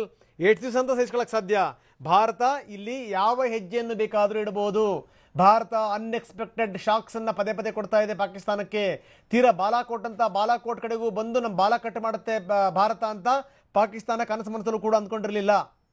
ಏನಂತೀರಿ? ಈಗ ಈ ಯುದ್ಧದ ಈಗ ಪೂರ್ಣ ಯುದ್ಧ ಆಗಿಲ್ಲ. ಈ ಕಾನ್ಫ್ಲಿಕ್ಟ್ ಸಂದರ್ಭದಲ್ಲಿ ನಾವು ಏನು ಹೆಜ್ಜೆ ತಗೊಳ್ಳಬಹುದು. ಫಾರ್ ಎಕ್ಸಾಂಪಲ್, ನಮ್ಮ ನೌಕಾಸೇನಾ ಕರಾಚಿ ಪೋರ್ಟ್ಗೆ ನಾವು ಮುತ್ತು ಹಾಕಬಹುದು. ಆದ್ರೆ ಅದು ಡೆಕ್ಲರೇಷನ್ ಆಫ್ ವಾರ್ ಆಗುತ್ತೆ. ಅದೇ ಕಷ್ಟ. ವಾರ್ ಡೆಕ್ಲರೇಷನ್ ಆಗಿದ್ರೆ ಎಲ್ಲಾ ಕಡೆನೂ ಕಷ್ಟ ಆಗತ್ತೆ. ಒಂದು ಕಡೆ USA, ಚೈನಾ, UK ಎಲ್ಲರೂ ಹೇಳ್ತಾರೆ ರಷ್ಯಾ ಡಿಎಸ್ಕಲೇಟ್ ಮಾಡಬೇಕು, should show ರಿಸ್ಟ್ರೇಂಟ್ on all sides ಅಂತೆ. ಸೊ ಇದು ಬಹಳ ಸೂಕ್ಷ್ಮ ಸ್ಥಿತಿ. ಏನು ಹೇಳಕ್ ಆಗಲ್ಲ. ಏನ್ ಮಾಡಬೇಕು, ಅವರ ಆಪ್ಷನ್, ಪಾಕಿಸ್ತಾನ ಆಪ್ಷನ್ ಏನಿದೆ, ನಮ್ಮ ಆಪ್ಷನ್ ಏನಿದೆ ಹೇಳಲಿಕ್ಕೆ ಕಷ್ಟ. ನಮ್ಮ ಪ್ರಧಾನಿ ಹೇಳಿದ್ದಾರೆ free hand to the defence forces ಅಂತೆ. ಫ್ರೀ ಹ್ಯಾಂಡ್ ಕೊಡುವುದು ಅದು ಡಿಎಸ್ಕಲೇಟ್ ಆಗದಂತೆ ಫ್ರೀ ಹ್ಯಾಂಡ್ ಕೊಟ್ರೆ ಸ್ವಲ್ಪ ಕಷ್ಟ ಕಾಣುತ್ತೆ.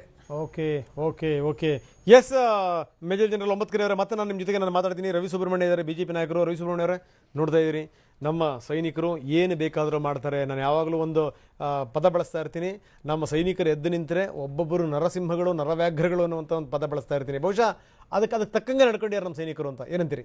ಖಂಡಿತ ನಾನು ನಮ್ಮ ಭಾರತೀಯ ಸೇನೆಯ 3 ಭಾಗಗಳನ್ನು ಅಭಿನಂದಿಸಲಿಕ್ಕೆ ಇಷ್ಟಪಡ್ತೇನೆ. ಅತ್ಯಂತ ಗೌರವವನ್ನು ಕೂಡ ನಾನು ಈ ಸಂದರ್ಭದಲ್ಲಿ ವ್ಯಕ್ತಪಡಿಸಲಿಕ್ಕೆ ಇಷ್ಟಪಡ್ತೇನೆ. ತಮ್ಮ ಜೀವದ ಹಂಗನ್ನು ತೊರೆದು ರಾಷ್ಟ್ರಕ್ಕೋಸ್ಕರವಾಗಿ ಯಾವುದೇ ಒಂದು ತ್ಯಾಗ ಬಲಿದಾನಕ್ಕೆ ಸಿದ್ಧರಾಗಿರ್ತಕ್ಕಂತಹ ಸೇನೆ ನಮ್ಮದು.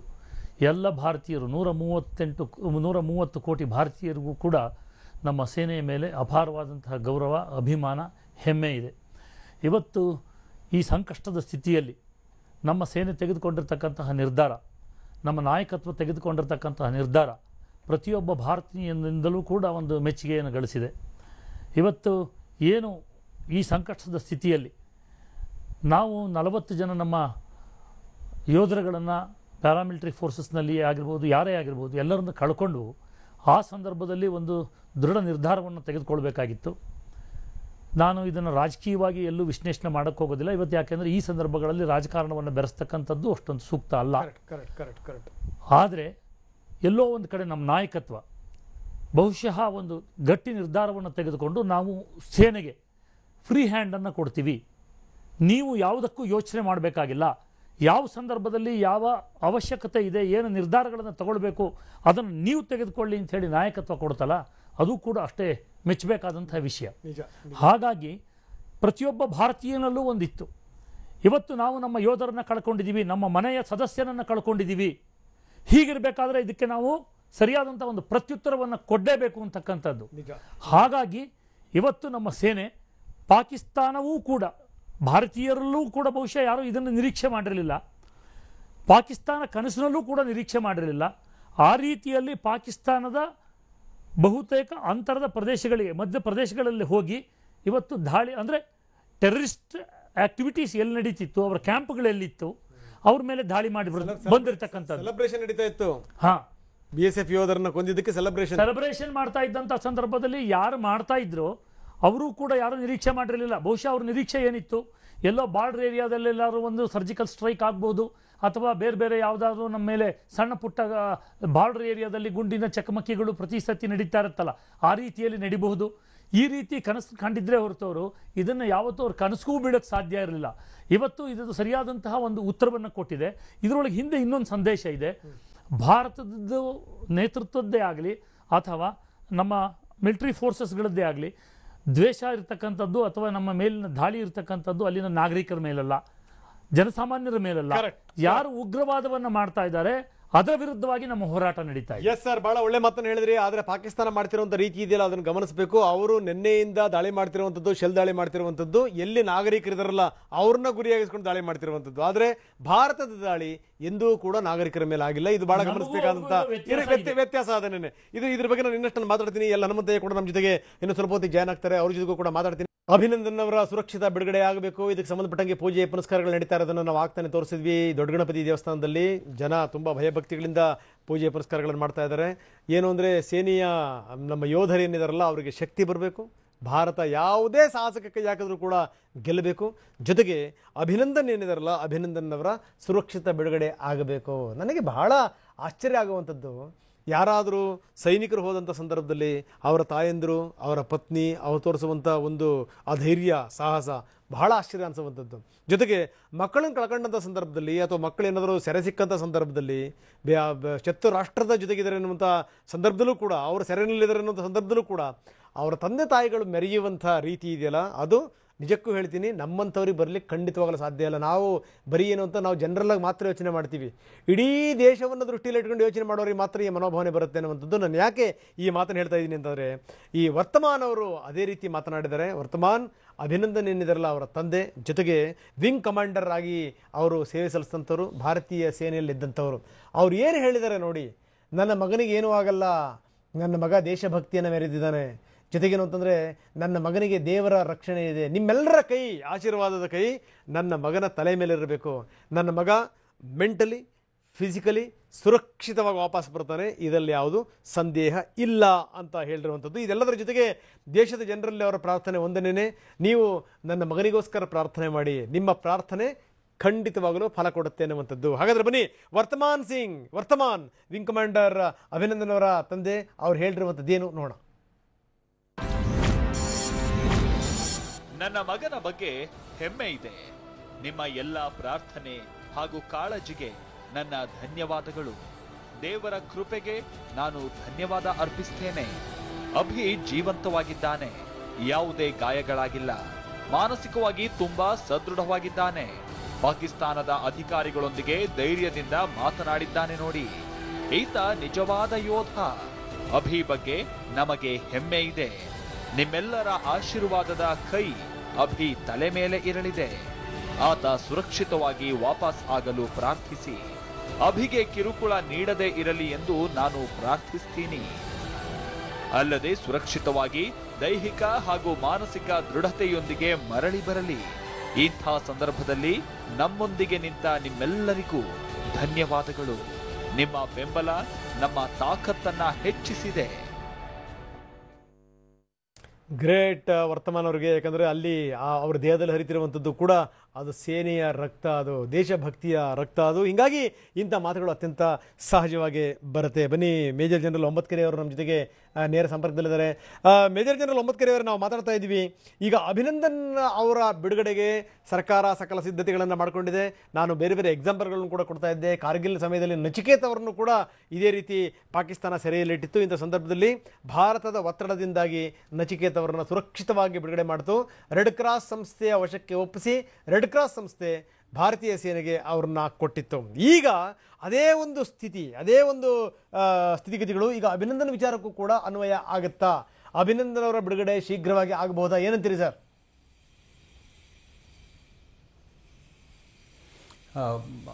ಆಗುತ್ತೆ ಅಂತ ನಾನು ನಂಬಿಸುತ್ತೇನೆ.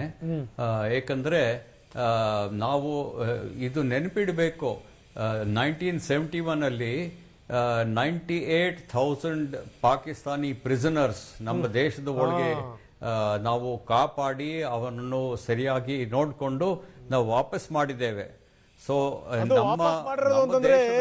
ಮೇಜರ್ ಜನರಲ್ ಬಹಳ ದುಃಖದಿಂದ ನಾನು ಸಂಗತಿ ಹೇಳ್ತೀನಿ. ವಾಪಸ್ ಮಾಡಿರೋದು ಹೆಂಗೆ ಅಂತಂದ್ರೆ, ಅವರಿಗೆ ಹಾರ ತುರಾಯಿ ಹಾಕಿ ಫ್ಲೈಟ್ ಮುಖಾಂತರ ಕಳಿಸ್ಕೊಟ್ಟಿರುವಂತದ್ದು, ಬಹಳ ದೊಡ್ಡ ಸೇವೆ ಮಾಡಕ್ ಬಂದ್ರಪ್ಪ ಅಂತ. ಸೊ ಅಂತ ಒಂದು ಸ್ಥಿತಿ. ಯಾಕಂದ್ರೆ ಎಷ್ಟು ರೆಸ್ಪೆಕ್ಟ್ಫುಲಿ ನಮ್ಮವ್ರು ಕಳಿಸಿದ್ರು ನೋಡಿ ಅಂತ. ಬಹುಶಃ ಆ 93,000 ಜನ ಏನಾದರೂ ಸೈನಿಕರನ್ನ ಇಟ್ಕೊಂಡು ರಾಜತಾಂತ್ರಿಕವಾಗಿ ಏನಾದರೂ ಒಂದು ಚೂರು ಬುದ್ಧಿವಂತಿಕೆನ ಮೆರೆದು ಬಿಟ್ಟಿದ್ರೆ ಆವತ್ತೇ ಏನಾದರೂ ಕಾಶ್ಮೀರದ ಸ್ಥಿತಿಗತಿಗಳಿದೆಯಲ್ಲ ತಿಳಿಯಾಗ್ಬಿಡ್ತಿತ್ತೇನೋ, ಸಮಸ್ಯೆ ಬಗೆಹರಿದು ಬಿಡ್ತಿತ್ತೇನೋ. ಏನಂತೀರಿ? ಇಲ್ಲ ಪಾಕಿಸ್ತಾನ್ ನಮ್ಮ ಲೆಫ್ಟಿನೆಂಟ್ ಗೌರವ್ ಕಾಲಿಯಾ ಅವ್ರನ್ನು ಟಾರ್ಚರ್ ಮಾಡಿ ಕಳಿಸಿದ್ದಾರೆ. ಆದರೂ ಸಹ ನಾವು ನಂಬಿಸುತ್ತೇನೆ ಈಗ ಈ ಸ್ಥಿತಿಯಲ್ಲಿ ದೇ ವಿಲ್ ರಿಟರ್ನ್ ಅಭಿನಂದನ್ ಅನ್ಹಾರ್ಮ್ಡ್. ನಿಜ ನಿಜ ನಿಜ ನಿಜ ನಿಜ. ಸೊ ಆ ನಂಬಿಕೆ ಇದೆ. ಜೊತೆಗೆ ಭಾರತೀಯ ನಾಯಕರು ಕೂಡ ಇದಕ್ಕೆ ಸಂಬಂಧಪಟ್ಟ ಸಾಕಷ್ಟು ಪ್ರಯತ್ನ ಪಡ್ತಾ ಇದ್ದಾರೆ. ಅದರಲ್ಲೂ ವಿದೇಶಾಂಗ ಇಲಾಖೆ ದೊಡ್ಡ ಪ್ರಮಾಣದ ಪ್ರಚಾರ ಹಾಕ್ತಾ ಇದೆ. ಜಿನೀವಾ ಒಪ್ಪಂದ ಏನಿದೆಯಲ್ಲ, ಒಪ್ಪಂದದ ಪ್ರಕಾರ ನೀವು ನಡೆಸ್ಕೋಬೇಕು, ಒಂದು ಸಣ್ಣ ಗಾಯ ಕೂಡ ಆಗಬಾರದು ಅಂತ ಈಗಾಗಲೇ ಪಾಕಿಸ್ತಾನ ತಾಕೀತು ಮಾಡಿದೆ. ಹಿಂದಿನ ಸ್ಥಿತಿಗತಿಗಳು ಬೇರೆ, ಈಗಿನ ಸ್ಥಿತಿಗತಿಗಳು ಬೇರೆ ಅನ್ನುವಂಥದ್ದು ಕೂಡ ಗೊತ್ತಿದೆ. ಯಾಕಂದರೆ ನಿನ್ನೆ ಸಂಸತ್ತಲ್ಲಿ ಮಾತನಾಡುವಂಥ ಸಂದರ್ಭದಲ್ಲಿ ಪಾಕಿಸ್ತಾನದಲ್ಲಿ ಇದೇ ರೀತಿಯ ಚರ್ಚೆಗಳು ಬಂದಿದೆ. ಹಿಂದಿನ ಭಾರತ ಅಂದ್ಕೋಬೇಡಿ, ಈ ಭಾರತ ಬೇರೆ ರೀತಿಯ ಭಾರತ ಇದೆ. ಈಗ ಇದು ಆಕ್ರಮಣಕಾರಿ ಭಾರತ. ಇದೇನಾದರೂ ನಾವೇನಾದರೂ ಕೈ ಎತ್ತಿದರೆ ಗ್ಯಾರಂಟಿ ನಮ್ಮ ಕೈಕಾಲು ಮುರಿಯುತ್ತೆ ಅನ್ನುವಂಥ ಧಾಟಿನಲ್ಲಿ ಮಾತಾಡೋ ರೀತಿ ನೋಡಿದರೆ ತುಂಬ ಸ್ಪಷ್ಟವಾಗಿ ಗೋಚರ ಆಗುತ್ತೆ. ಅಂದರೆ ಭಾರತದ ಭಯ, ಆತಂಕ ಅನ್ನುವಂಥದ್ದು ಪಾಕಿಸ್ತಾನವನ್ನು ಆವರಿಸ್ಕೊಂಡಿದೆ ಅಂತ. ಇದಕ್ಕೆ ಸಂಬಂಧಪಟ್ಟಂಗೆ ನಾನು ಮೇಜರ್ ಜನರಲ್ ಒಂಬತ್ತು ಕೆರೆ ಅವ್ರ ಜೊತೆಗೆ ಇನ್ನಷ್ಟು ಮಾತಾಡ್ತೀನಿ, ರವಿ ಸುಬ್ರಹ್ಮಣ್ಯ ಹನುಮಂತಯ್ಯನವ್ರ ಜೊತೆ ಮಾತಾಡ್ತೀನಿ, ಜೊತೆಗೆ ಮೇಜರ್ ಜನರಲ್ KS ಮಿರ್ಜಿ ನಮ್ಮ ಜೊತೆ ಜಾಯ್ನ್ ಆಗ್ತಾರೆ, ಅವ್ರ ಜೊತೆಗೂ ಕೂಡ ಮಾತಾಡ್ತೀನಿ. ಮೇಲಿಂದ ಮೇಲೆ ಮೀಟಿಂಗ್ಗಳು, ನಿನ್ನೆ ಕೂಡ ಮೀಟಿಂಗ್ಗಳಾಯಿತು, ಇವತ್ತು ಕೂಡ ಬ್ಯಾಕ್ ಟು ಬ್ಯಾಕ್ ಮೀಟಿಂಗ್ಗಳಾಗ್ತಾ ಇದೆ. ಜೊತೆಗೆ BJP ರಾಜ್ಯಾಧ್ಯಕ್ಷರ ಮಾತು ಅಚ್ಚರಿ ಮತ್ತು ಅಸಹ್ಯ ಹುಟ್ಟಿಸುವ ರೀತಿಯಲ್ಲಿದೆ ಅನ್ನುವಂಥ ಮಾತು. ಯಾರು ಈ ಮಾತನ್ನು ಹೇಳಿರುವಂಥದ್ದು? ಮಾಜಿ CM BS ಯಡಿಯೂರಪ್ಪ ವಿರುದ್ಧ ಸಿದ್ದರಾಮಯ್ಯ ವಾಗ್ದಾಳಿಯನ್ನ ಮಾಡಿರುವಂಥದ್ದು. ಯಾವ ಸಂದರ್ಭದಲ್ಲಿ ಸಿದ್ದರಾಮಯ್ಯ ವಾಗ್ದಾಳಿ ಮಾಡಿದ್ರು? ವಾಯುಪಡೆಯ ದಾಳಿಯಿಂದ BJP 22 ಸೀಟ್ ಗೆಲ್ಲುತ್ತೆ ಅಂತ BSY ಹೇಳಿದ್ರು.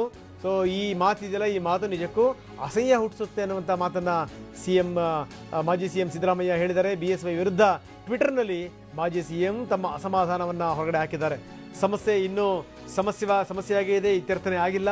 ಆವಾಗಲೇ ಚುನಾವಣೆಯ ಲಾಭದ ಮಾತನ್ನ ಆಡಬಾರದು ಅನ್ನುವಂಥದ್ದು. ಯಾವುದೇ ದೇಶಭಕ್ತ ಯೋಧರ ಸಾವಿನ ಲಾಭ ಪಡೆಯುವ ಯೋಚನೆ ಮಾಡಬಾರದು ಅನ್ನುವಂಥದ್ದು. ಒಬ್ಬ ದೇಶದ್ರೋಹಿಯಿಂದ ಮಾತ್ರ ಆ ರೀತಿ ಯೋಚನೆ ಮಾಡಲಿಕ್ಕೆ ಸಾಧ್ಯ ಅಂತ ಕೂಡ ಸಿದ್ದರಾಮಯ್ಯ ಹೇಳಿದ್ದಾರೆ. BS ಯಡಿಯೂರಪ್ಪನವರ ವಿರುದ್ಧ ಅವರು ಕಿಡಿಕಾರಿದ್ದಾರೆ. ನೋಡ್ತಾ ಇದ್ದೀವಿ ಅವರ ಟ್ವಿಟರ್ನಲ್ಲಿ ಅವ್ರು ಏನು ಹೇಳಿದ್ದಾರೆ ಅನ್ನುವಂಥದ್ದು. ನೇರವಾಗಿ ಅವರು ಯಡಿಯೂರಪ್ಪನವ್ರನ್ನ ಟಾರ್ಗೆಟ್ ಮಾಡಿರುವಂಥದ್ದು. ಇನ್ನೂ ಕೂಡ ಬಿಗುವಿನ ವಾತಾವರಣ ಇದೆ. ಜೊತೆಗೆ ನೋಡಿದ್ರೆ ನಮ್ಮ ದೇಶಭಕ್ತರು ತಮ್ಮ ಜೀವವನ್ನು ಕೊಡ್ತಾ ಇದ್ದಾರೆ. ಇಂಥ ಸಂದರ್ಭದಲ್ಲಿ ಯಡಿಯೂರಪ್ಪ ಸೀಟ್ಗಳ ಬಗ್ಗೆ ಮಾತನಾಡಿರುವಂಥದ್ದು, ಎಷ್ಟು ಗೆಲ್ತೀವಿ ಅನ್ನೋದ್ರ ಬಗ್ಗೆ ಮಾತಾಡಿರುವಂಥದ್ದು, ಇದು ನಿಜಕ್ಕೂ ಅನ್ಫಾರ್ಚುನೇಟ್ ಸಂಗತಿ. ಇದು ಈ ರೀತಿಯ ಮಾತುಗಳನ್ನು ಆಡಬಾರದು. ಒಬ್ಬ ದೇಶಭಕ್ತರ ಬಾಯಿಂದ ಇಂಥ ಮಾತುಗಳು ಬರಲಿಕ್ಕೆ ಸಾಧ್ಯ ಇಲ್ಲ. ಇದಕ್ಕೆ ಸಂಬಂಧಪಟ್ಟಂಗೆ RSS ಏನು ಹೇಳುತ್ತೆ, RSS ಇದಕ್ಕೆ ಸಂಬಂಧಪಟ್ಟಂಗೆ ಉತ್ತರ ಕೊಡಬೇಕು ಅನ್ನುವಂಥ ಮಾತನ್ನು ಕೂಡ ಸಿದ್ದರಾಮಯ್ಯ ಹೇಳಿರುವಂಥದ್ದು.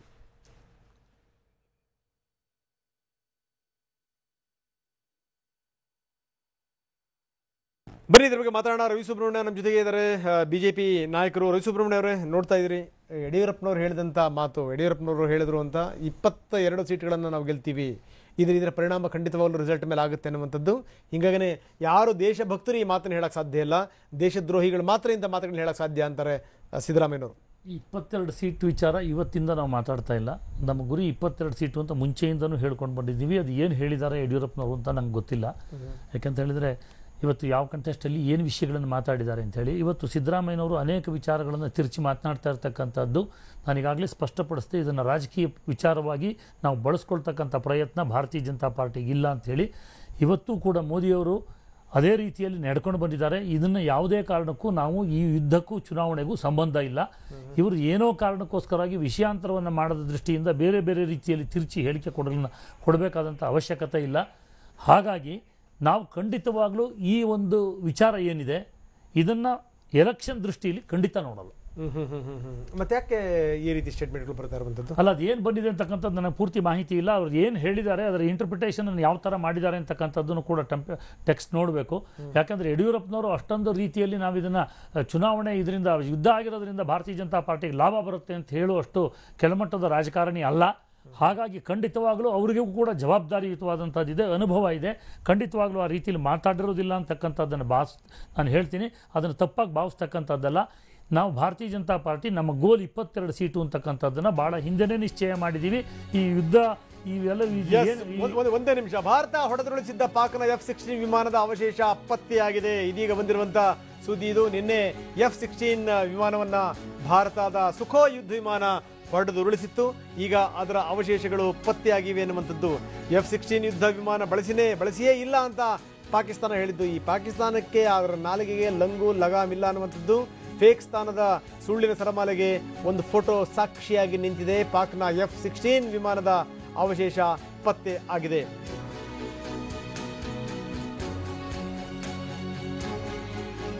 F-16 ಯುದ್ಧ ವಿಮಾನಗಳು ಮೂರು ದೇಶದ ಗಡಿಯ ಒಳಗಡೆಗೆ ಪ್ರವೇಶ ಮಾಡಿದ್ದು, ಭಾರತದ ವಾಯುನೆಲೆಯನ್ನ ಉಲ್ಲಂಘಿಸಿ ಒಳಗಡೆ ಬಂದಿದ್ದು. ಅದಾದ ಮೇಲೆ ಪಾಕಿಸ್ತಾನ ಹೇಳಿದ್ದೇನು ಅಂತಂದ್ರೆ ನಾವು F-16 ಯುದ್ಧ ವಿಮಾನವನ್ನು ಬಳಸೇ ಇಲ್ಲ ಅನ್ನುವಂಥದ್ದು. ಈಗ ಅದು ಕೇವಲ ಭಾರತಕ್ಕೆ ಮಾತ್ರ ಉತ್ತರ ಕೊಡುವಂಥದ್ದಲ್ಲ, ಅದು ವಿದೇಶಗಳಿಗೂ ಕೂಡ ಉತ್ತರ ಕೊಡಬೇಕು. ಅದರಲ್ಲೂ ಪಾಕಿಸ್ತಾನಕ್ಕೆ ನಿನ್ನೆ ಅಮೆರಿಕ ಏನು ಹೇಳ್ತಲ್ಲ, F-16 ಯುದ್ಧ ವಿಮಾನಗಳನ್ನು ನೀವು ಬಳಸೋಕ್ಕಿಂತ ಮೊದಲು ನಮ್ಮ ಪರ್ಮಿಷನ್ ತಗೊಳ್ಳಿ ಅನ್ನುವಂಥ ಮಾತು. ಇದಕ್ಕೆ ಸಂಬಂಧಪಟ್ಟಂಗೂ ಕೂಡ ಪಾಕಿಸ್ತಾನ ಈಗ ಮುಜುಗರಕ್ಕೆ ಸಿಕ್ಕಾಕೊಂಡಿದೆ. ಭಾರತ ಏನು ಹೊಡೆದು ಉರುಳಿಸಿತ್ತು, ಪಾಕಿಸ್ತಾನದ F-16 ವಿಮಾನದ ಅವಶೇಷಗಳು ಪತ್ತೆಯಾಗಿದೆ. ನಿನ್ನೆ ಯಾವಾಗ F-16 ಯುದ್ಧ ವಿಮಾನಗಳು ಒಳಗಡೆ ಬಂದು ಅಂತ ಗೊತ್ತಾದ ತಕ್ಷಣ ಭಾರತದ ಸುಖೋಯ್ ವಿಮಾನಗಳನ್ನು ಎಷ್ಟರ ಮಟ್ಟಿಗೆ ಆವರಿಸ್ಕೊಂಡು ಅಂತಂದ್ರೆ ಆ ಹಿಂಡು ದಂಡು ನೋಡಿ ನಿನ್ನೆ 3ಕ್ಕೆ 3 F-16 ವಿಮಾನಗಳು ಟರ್ನ್ ಹೊಡ್ಕೊಂಡು ಎದ್ನೋ ಬಿದ್ನೋ ಅಂತ ಓಡೋಗಿದ್ದನ್ನ ನಾವು ನೋಡಿದ್ವಿ. ನೋಡಿ ಈಗ ನೋಡ್ತಾ ಇದ್ದೀವಿ ಅವಶೇಷಗಳು ಪತ್ತೆಯಾಗಿರುವಂಥದ್ದು, ಪಾಕ್ನ F-16 ವಿಮಾನದ ಅವಶೇಷಗಳು ಪತ್ತೆಯಾಗಿರುವಂಥದ್ದು. ಈ ಒಂದು ಫೋಟೋ ಇದು ಸಾಕಿದು, ಇದೊಂದು ದಾಖಲೆ ಸಾಕು. ಅಲ್ಲಿರುವಂಥವ್ರು ಯಾರು ಕೂಡ ಭಾರತೀಯ ಯೋಧರಲ್ಲ, ಮತ್ತೆ ಅಲ್ಲಿರುವಂಥವ್ರೆಲ್ಲರೂ ಕೂಡ ಪಾಕಿಸ್ತಾನದ ಯೋಧರನ್ನೇ. ಅವರ ನೀವು ಶೋಲ್ಡರ್ ಮೇಲೆ ನೋಡಿದ್ರೆ ತುಂಬ ಸ್ಪಷ್ಟವಾಗಿ ಗೊತ್ತಾಗುತ್ತೆ. ಆ ರಾಷ್ಟ್ರಧ್ವಜದ ಚಿಹ್ನೆ ಇದೆ. ಜೊತೆಗೇನು ಅಂತಂದರೆ ಪಾಕಿಸ್ತಾನದ ಸೇನೆಯವರು ಅನ್ನುವಂಥದ್ದು ತುಂಬ ಸ್ಪಷ್ಟವಾಗಿ ಗೊತ್ತಾಗುತ್ತೆ. F-16 ಯುದ್ಧ ವಿಮಾನ ಏನಿದೆ ಅದರ ಅವಶೇಷಗಳ ಎದುರುಗಡೆನೇ ಈ ಅಧಿಕಾರಿಗಳು ನಿಂತಿರುವಂಥದ್ದು. ಜೊತೆಗೆ ಒಬ್ಬ ಸೋಲ್ಜರ್ನ ಎದೆ ಮೇಲೆ ನೋಡ್ತಾ ಇದ್ದೀವಿ, PAK ಪಾಕ್ ಅಂತ ಬರೆದಿರೋದನ್ನು ಕೂಡ ನಾವು ತುಂಬ ಸ್ಪಷ್ಟವಾಗಿ ನಾವು ಗಮನಿಸ್ತಾ ಇದ್ದೀವಿ. ಸೊ ಇಂಥ ಸಂದರ್ಭದಲ್ಲಿ F-16 ಯುದ್ಧ ವಿಮಾನದ ಅವಶೇಷಗಳ ಮುಂದೆ ನಿಂತು ಆತ ಸಂಬಂಧಪಟ್ಟಂಥವರಿಗೆ ಮಾಹಿತಿಯನ್ನು ಕೊಡ್ತಾ ಇದ್ದಾನೆ. ಅದನ್ನು ಕೂಡ ನಾವು ನೋಡ್ತಾ ಇದ್ದೀವಿ. ಪಾಕ್ ಆಕ್ರಮಿತ ಕಾಶ್ಮೀರದ ಭಾಗದಲ್ಲಿ F-16 ಅವಶೇಷಗಳನ್ನು ಪಾಕ್ ಸೇನಾಧಿಕಾರಿ ಪರಿಶೀಲನೆ ಮಾಡ್ತಿರುವಂಥದ್ದು. F-16 ವಿಮಾನದ ಅವಶೇಷಗಳು ಅಲ್ಲಿ ಪತ್ತೆ ಆಗಿದೆ. ನಿನ್ನೆ ಪಾಕಿಸ್ತಾನ ಹೇಳಿತ್ತು ನಾವು ಯಾವುದೇ ಕಾರಣಕ್ಕೂ F-16 ಯುದ್ಧ ವಿಮಾನಗಳನ್ನು ಬಳಸೇ ಇಲ್ಲ ಅನ್ನುವಂಥದ್ದು. ಬಳಸದೇ ವಿಮಾನ ಹೆಂಗೆ ಹೊತ್ಕೊಂಡ್ಬಿತ್ತಿಲ್ಲಿ ಅನ್ನುವಂಥದ್ದು ಒಂದು ದೊಡ್ಡ ಪ್ರಶ್ನೆ.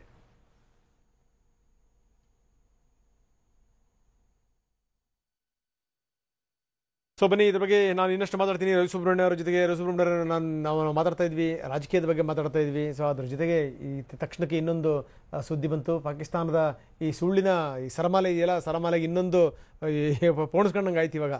ಅಂದರೆ ಈ ವಿಮಾನಗಳು ಯುದ್ಧ ವಿಮಾನಗಳನ್ನ ನಾವು ಕಳಿಸಿ ಇಲ್ಲ, ನಾವು F-16 ವಿಮಾನನೇ ಕಳಿಸಿಲ್ಲ ಅನ್ನುವಂಥ ಮಾತನ್ನು ಹೇಳಿದ್ದು. ಈಗ ಅದರ ಅವಶೇಷಗಳು ಕೂಡ ಪತ್ತೆಯಾಗಿದೆ. ಏನಂತೀರಿ ಸರ್? ಖಂಡಿತ. ಯಾಕೆಂತ ಹೇಳಿದರೆ ಬರೀ ಇದಿಷ್ಟೇ ಅಲ್ಲ, ತನ್ನ ಫೇಸನ್ನು ಉಳಿಸ್ಕೊಳ್ಬೇಕು ಅವರ ಪಾಕಿಸ್ತಾನದಲ್ಲಿ ಸರ್ಕಾರದ ಜನ ಅದರ ವಿರುದ್ಧವಾಗಿ ಮಾತಾಡುವಂತಹ ಪರಿಸ್ಥಿತಿ ನಿರ್ಮಾಣ ಆದಂಥ ಸಂದರ್ಭದಲ್ಲಿ ಮೊನ್ನೆ ಒಂದು ಪತನವಾಗಿದ್ದಂಥ ಹೆಲಿಕಾಪ್ಟರ್ನ ನಾವೇ ಹೊರಡು ಉರುಳಿಸಿದ್ದು ಅಂತಕ್ಕಂಥದ್ದನ್ನು ಹೇಳಿಕೆಗಳನ್ನು ಕೊಟ್ಟಿತ್ತು. ಅದೇ ರೀತಿ ನಾವು ಯಾವುದೇ ನಮ್ಮಲ್ಲಿ ಸಾವು ನೋವು ಆಗಿಲ್ಲ ಅಥವಾ ಸ್ಟ್ರೈಕ್ ಆದ ದಿವಸನೂ ಕೂಡ ಅದೇ ರೀತಿಯಲ್ಲಿ ಹೇಳಿತ್ತು. ಇವತ್ತು F-16 ಯುದ್ಧ ವಿಮಾನವನ್ನು ಹೊಡೆದು ಉರುಳಿಸಿದ್ದಾರೆ ಅಂತ ಹೇಳಿದರೆ ಅದು ನಮ್ಮ MiG-21 ಅಂದರೆ ಅದಕ್ಕಿಂತ ಕೆಳಗಡೆ ಮಟ್ಟದ ಸಾಮರ್ಥ್ಯ ಇರತಕ್ಕಂಥ ವಿಮಾನ. ಅತ್ಯಂತ ಆಧುನಿಕ F-16 ಯುದ್ಧ ವಿಮಾನವನ್ನು ಉರುಳಿಸಿದಂಥ ಸಂದರ್ಭದಲ್ಲೂ ಕೂಡ ಅದನ್ನು ಡಿನೇ ಮಾಡಿತ್ತು. ಇವತ್ತು ಪಾಕಿಸ್ತಾನ ಯಾವ ರೀತಿ ಸುಳ್ಳು ಹೇಳ್ತಾ ಇದೆ ಅಂತಕ್ಕಂಥದ್ದಕ್ಕೆ ಒಂದು ನಿದರ್ಶನ, ಸಾಕ್ಷಿ ಇವತ್ತು ನಮ್ಮ ಮುಂದ್ಗಡೆ ಇದೆ ಇವತ್ತು. ಸೊ ಈಗ ಈ ಮೋದಿ ಸರ್ಕಾರ ಕೂಡ ಬಹಳ ಉತ್ಸುಕವಾಗಿದೆ, ಹಿಂಗಾರ ಮಾಡಿ ಪಾಕಿಸ್ತಾನವನ್ನು ಕಟ್ಟಿ ಹಾಕಬೇಕು ಅನ್ನುವಂಥ ನಿಟ್ಟಿನಲ್ಲಿ. ಜೊತೆಗೆ ಸೇನೆಯ 3 ವಿಭಾಗಗಳಿಗೆ, ಸಂಪೂರ್ಣ ಸೇನೆಗೆ ಸಂಪೂರ್ಣವಾದಂಥ ಅಧಿಕಾರವನ್ನು ಕೊಟ್ಟಿರುವಂಥದ್ದು. ನೀವು ಯಾವ ಸಂದರ್ಭದಲ್ಲಿ ಏನು ಬೇಕಾದರೂ ನಿರ್ಣಯಕ್ಕೆ ನೀವು ಬನ್ನಿ, ನಮ್ಮದು ಅಭ್ಯಂತರ ಇಲ್ಲ ಅನ್ನುವಂಥದ್ದು. ಇದು ನಾವು ಒಂದು ರೀತಿಯಲ್ಲಿ ಯೋಚನೆ ಮಾಡಬೇಕು. ಯಾವುದೇ ಒಂದು ನಾಯಕತ್ವ ಸರ್ಕಾರಕ್ಕೆ ಒಂದು ಇಚ್ಛಾಶಕ್ತಿ ಬೇಕು. ಕಳೆದ 48 ವರ್ಷಗಳಲ್ಲಿ ಯಾವುದೇ ಒಂದು ಬಾರಿ ಕೂಡ ನಾವು ಈ ಏರ್ ಸ್ಟ್ರೈಕನ್ನು ಮಾಡಲಿಕ್ಕೆ ಒಳಗಡೆ ಹೋಗಿ ಸಾಧ್ಯ ಆಗಿರಲಿಲ್ಲ. ಯಾಕೆಂದರೆ ಆ ಇಚ್ಛಾಶಕ್ತಿಯನ್ನು ಯಾವುದೇ ಒಂದು ಸರ್ಕಾರ ಹಿಂದೆ ಪ್ರದರ್ಶನ ಮಾಡಲಿಲ್ಲ. ನಾವು ಬೇಕಾದಂಥ ಅನೇಕ ಸಂದರ್ಭಗಳಲ್ಲಿ ನಮ್ಮ ಸೇನೆ ಈ ಅವಶ್ಯಕತೆ ಇದೆ, ನಮಗೆ ಏರ್ ಸ್ಟ್ರೈಕಿಗೆ ಅವಕಾಶ ಕೊಡಿ ಅಂತಂಥ ಸಂದರ್ಭದಲ್ಲೂ ಕೂಡ ಅವತ್ತು ಅವಕಾಶ ಕೊಟ್ಟಿರಲಿಲ್ಲ. ಆದರೆ ಇದು ಉತ್ಸುಕ ಅಂತಲ್ಲ, ಇವತ್ತಿನ ಒಂದು ನಾಯಕತ್ವಕ್ಕೆ ನಮಗಾಗ್ತಾ ಇರತಕ್ಕಂಥ ಅನ್ಯಾಯ, ನಮ್ಮ ದೇಶದ ಮೇಲೆ ಆಗ್ತಾ ಇರತಕ್ಕಂಥ ದಾಳಿ, ನಮ್ಮ ಸೈನಿಕರ ಮೇಲೆ ಆಗ್ತಾ ಇರತಕ್ಕಂಥ ಆಕ್ರಮಣ, ಈ ದೇಶದಲ್ಲಿ ಯಾವ ಉಗ್ರವಾಗಿ ಚಟುವಟಿಕೆಗಳಿಗೆ ಪ್ರೋತ್ಸಾಹ ಕೊಡ್ತಾ ಇರ್ತಕ್ಕಂಥವ್ರನ್ನ ಬಲಿ ಹೊಡಿಬೇಕು ಅಂತಕ್ಕಂಥ ಒಂದು ನಿರ್ಧಾರವನ್ನು ಇವತ್ತು ಸಂಪೂರ್ಣವಾಗಿ ನರೇಂದ್ರ ಮೋದಿಯವರ ನೇತೃತ್ವದ ನಾಯಕತ್ವ ಇವತ್ತು ಈಗಾಗಲೇ ತೀರ್ಮಾನವನ್ನು ತಗೊಂಡಿದೆ. ಈಗಾಗಲೇ ಅನೇಕ ಸಂದರ್ಭದಲ್ಲಿ ನಾವು ಜ್ಞಾಪಿಸ್ಕೊಳ್ಬೇಕು, ಮೋದಿಯವರು ವಿದೇಶ ಪ್ರವಾಸವನ್ನು ತೆಗೆದುಕೊಂಡಂಥ ಸಂದರ್ಭದಲ್ಲಿ ಅನೇಕರು ಮಾತಾಡ್ತಾ ಇದ್ರು. ನಾನು ಯಾರು ಅಂತಕ್ಕಂಥದ್ದು ಹೇಳೋಕೆ ಹೋದರೆ ರಾಜಕೀಯ ವಿಶ್ಲೇಷಣೆ ಆಗುತ್ತೆ. ಅದ್ರ ಬಗ್ಗೆ ನಾನು ಹೆಚ್ಚಿಗೆ ವಿಸ್ತಾರಕ್ಕೆ ಹೋಗಲ್ಲ. ಯಾಕೆಂದರೆ ಆ ಎಲ್ಲ ಸಂದರ್ಭಗಳಲ್ಲೂ ಕೂಡ ಬಹಳ ದೂರದೃಷ್ಟಿಯನ್ನು ಇಟ್ಕೊಂಡು ನರೇಂದ್ರ ಮೋದಿಯವರು ಪ್ರವಾಸ ಮಾಡಿದರು. ಇವತ್ತಿನ ಸಂದರ್ಭದಲ್ಲಿ ತಾವೇ ಈಗಾಗಲೇ ಹೇಳ್ತಾ ಇದ್ರಿ, ಚೈನಾ ಕೂಡ ಯಾರು ಅಮೆರಿಕವನ್ನು ಬೆಂಬಲಿಸ್ತಾರೆ ಅಂತ ತಿಳ್ಕೊಂಡಿದ್ರು, ಆ ಚೈನಾ ಕೂಡ ಇವತ್ತು ಪಾಕಿಸ್ತಾನವನ್ನು ದೂರ ಮಾಡಿದೆ. ಅಮೆರಿಕ ಆಗಿರ್ಬೋದು, ಚೈನಾ ಆಗಿರ್ಬೋದು, ರಷ್ಯಾ ಆಗಿರ್ಬೋದು, ಫ್ರಾನ್ಸ್ ಆಗಿರ್ಬೋದು, ಯಾರೂ ಇವ್ರ ಪರವಾಗಿ ನಿಂತ್ಕೊಳ್ತಕ್ಕಂಥ ಸ್ಥಿತಿ ಇಲ್ಲ. ಅಂತಹ ಒಂದು ವಾತಾವರಣವನ್ನು ಸೃಷ್ಟಿ ಮಾಡಿ ಕೇಂದ್ರ ಸರ್ಕಾರ ಒಂದು ನಿರ್ಧಾರಕ್ಕೆ ಬಂದಿದೆ. ಇವತ್ತು ಸರ್ವ ಪಕ್ಷಗಳ ಸಭೆಯನ್ನು ಕರೆದು ಅವರಿಗೆ ಮಾಹಿತಿಯನ್ನು ಕೊಟ್ಟಿದೆ. ಜೊತೆಗೆ ನಮ್ಮ 3 ವಿಭಾಗಗಳಿಗೆ ಇವತ್ತು ಫ್ರೀ ಹ್ಯಾಂಡನ್ನು ಕೊಟ್ಟು ನೀವು ತೆಗೆದುಕೊಳ್ತಕ್ಕಂಥ ನಿರ್ಧಾರಕ್ಕೆ ದೇಶದ ಬೆಂಬಲ ಇದೆ ಅಂಥೇಳಿ. ನಾವಿಲ್ಲಿ ಒಂದು ಡಿಫ್ರೆನ್ಸನ್ನು ಯೋಚನೆ ಮಾಡಬೇಕು. ಪಾಕಿಸ್ತಾನದಲ್ಲಿ ಏನಾಗ್ತಾ ಇದೆ ಅಂತ ಹೇಳಿದರೆ, ಅಲ್ಲಿಯ ಸರ್ಕಾರ ಮಿಲಿಟರಿ ಕೈ ಕೆಳಗಡೆ ಕೆಲಸ ಮಾಡ್ತಾ ಇದ್ದಂಥ ರೀತಿಯ ವಾತಾವರಣ ಅಲ್ಲಿದೆ. ಆದರೆ ಭಾರತದಲ್ಲಿ ಇವತ್ತು ಇಲ್ಲಿರ್ತಕ್ಕಂತಹ ಸೇನೆ ಮಿಲಿಟರಿ ಏನಿದೆ, ಇದು ಸರ್ಕಾರದ ಕೆಳಗಡೆ ಕೆಲಸ ಮಾಡುವಂತಹ ಅಂಗ. ಆದರೂ ಕೂಡ ಅದೆಲ್ಲಕ್ಕೂ ಹೇಳಿ ವಿಶೇಷವಾದಂತಹ ಒಂದು ಸ್ವಾತಂತ್ರ್ಯವನ್ನು ಸೇನೆಗೆ ಕೊಟ್ಟು ದೇಶದ ರಕ್ಷಣೆಗೆ ನೀವು ತೆಗೆದುಕೊಳ್ತಕ್ಕಂಥ ನಿರ್ಧಾರ, ರಾಜಕೀಯ ಒಂದು ತಂತ್ರಗಾರಿಕೆಗಳು ಏನು ಬೇಕೋ ಅದಕ್ಕೆಲ್ಲದಕ್ಕೂ ನಾವು ಸಹಕಾರವನ್ನು ಕೊಡ್ತೀವಿ ಅಂಥೇಳಿ ನಾಯಕತ್ವ ತೆಗೆದುಕೊಂಡಿರ್ತಕ್ಕಂಥ ನಿರ್ಧಾರವನ್ನು ಪ್ರತಿಯೊಬ್ಬ ಭಾರತೀಯನೂ ಕೂಡ ಮೆಚ್ಚಿದ್ದಾನೆ, ಸ್ವಾಗತಿಸಿದ್ದಾನೆ. ಓಕೆ, ನೋಡಿ F-16 ವಿಮಾನದ ಅವಶೇಷಗಳನ್ನು ತೋರಿಸಿ ಪಾಕಿಸ್ತಾನ ಮತ್ತೊಮ್ಮೆ ಬೆತ್ತಲಾಗಿದೆ. ಅದನ್ನು MiG-21 ವಿಮಾನದ ಅವಶೇಷಗಳು ಅಂತ ತೋರಿಸುವಂಥ ಪ್ರಯತ್ನ. ಈ ರೀತಿ ಸುಳ್ಳಿನ ಮೇಲೆ ಸುಳ್ಳನ್ನು ಹೆಣೆದು ಪಾಕಿಸ್ತಾನ ಹೆಂಗೆ ಬೇರೆ ಬೇರೆ ರಾಷ್ಟ್ರಗಳ ಎದುರುಗಡೆಗೆ ಬೆತ್ತಲಾಗ್ತಾ ಇದೆ ಅನ್ನೋದಕ್ಕೆ ಒಂದು ದೊಡ್ಡ ಸಾಕ್ಷಿ ಇದು. ಖುದ್ದು ಪಾಕಿಸ್ತಾನ ಸೇನೆಯ ಅಧಿಕಾರಿಯೇ ಅವಶೇಷವನ್ನ ಪರಿಶೀಲಿಸ್ತಾ ಇದ್ದಾರೆ. ನೋಡಿ, ಆದರೂ ಕೂಡ ಇದು MiG-21 ವಿಮಾನದ ಅವಶೇಷ ಅಂತ ಪಾಕ್ ಮೀಡಿಯಾಗಳು ಹೊಡ್ಕೊಳ್ತಾ ಇವೆ. ಗಮನಿಸಬೇಕಾದಂಥ ಸಂಗತಿ ಇದು. ಮೇಜರ್ ಜನರಲ್ ಒಂಬತ್ಕೆರೆ ನಮ್ಮೊಂದಿಗೆ ನೇರ ಸಂಪರ್ಕದಲ್ಲಿದ್ದಾರೆ.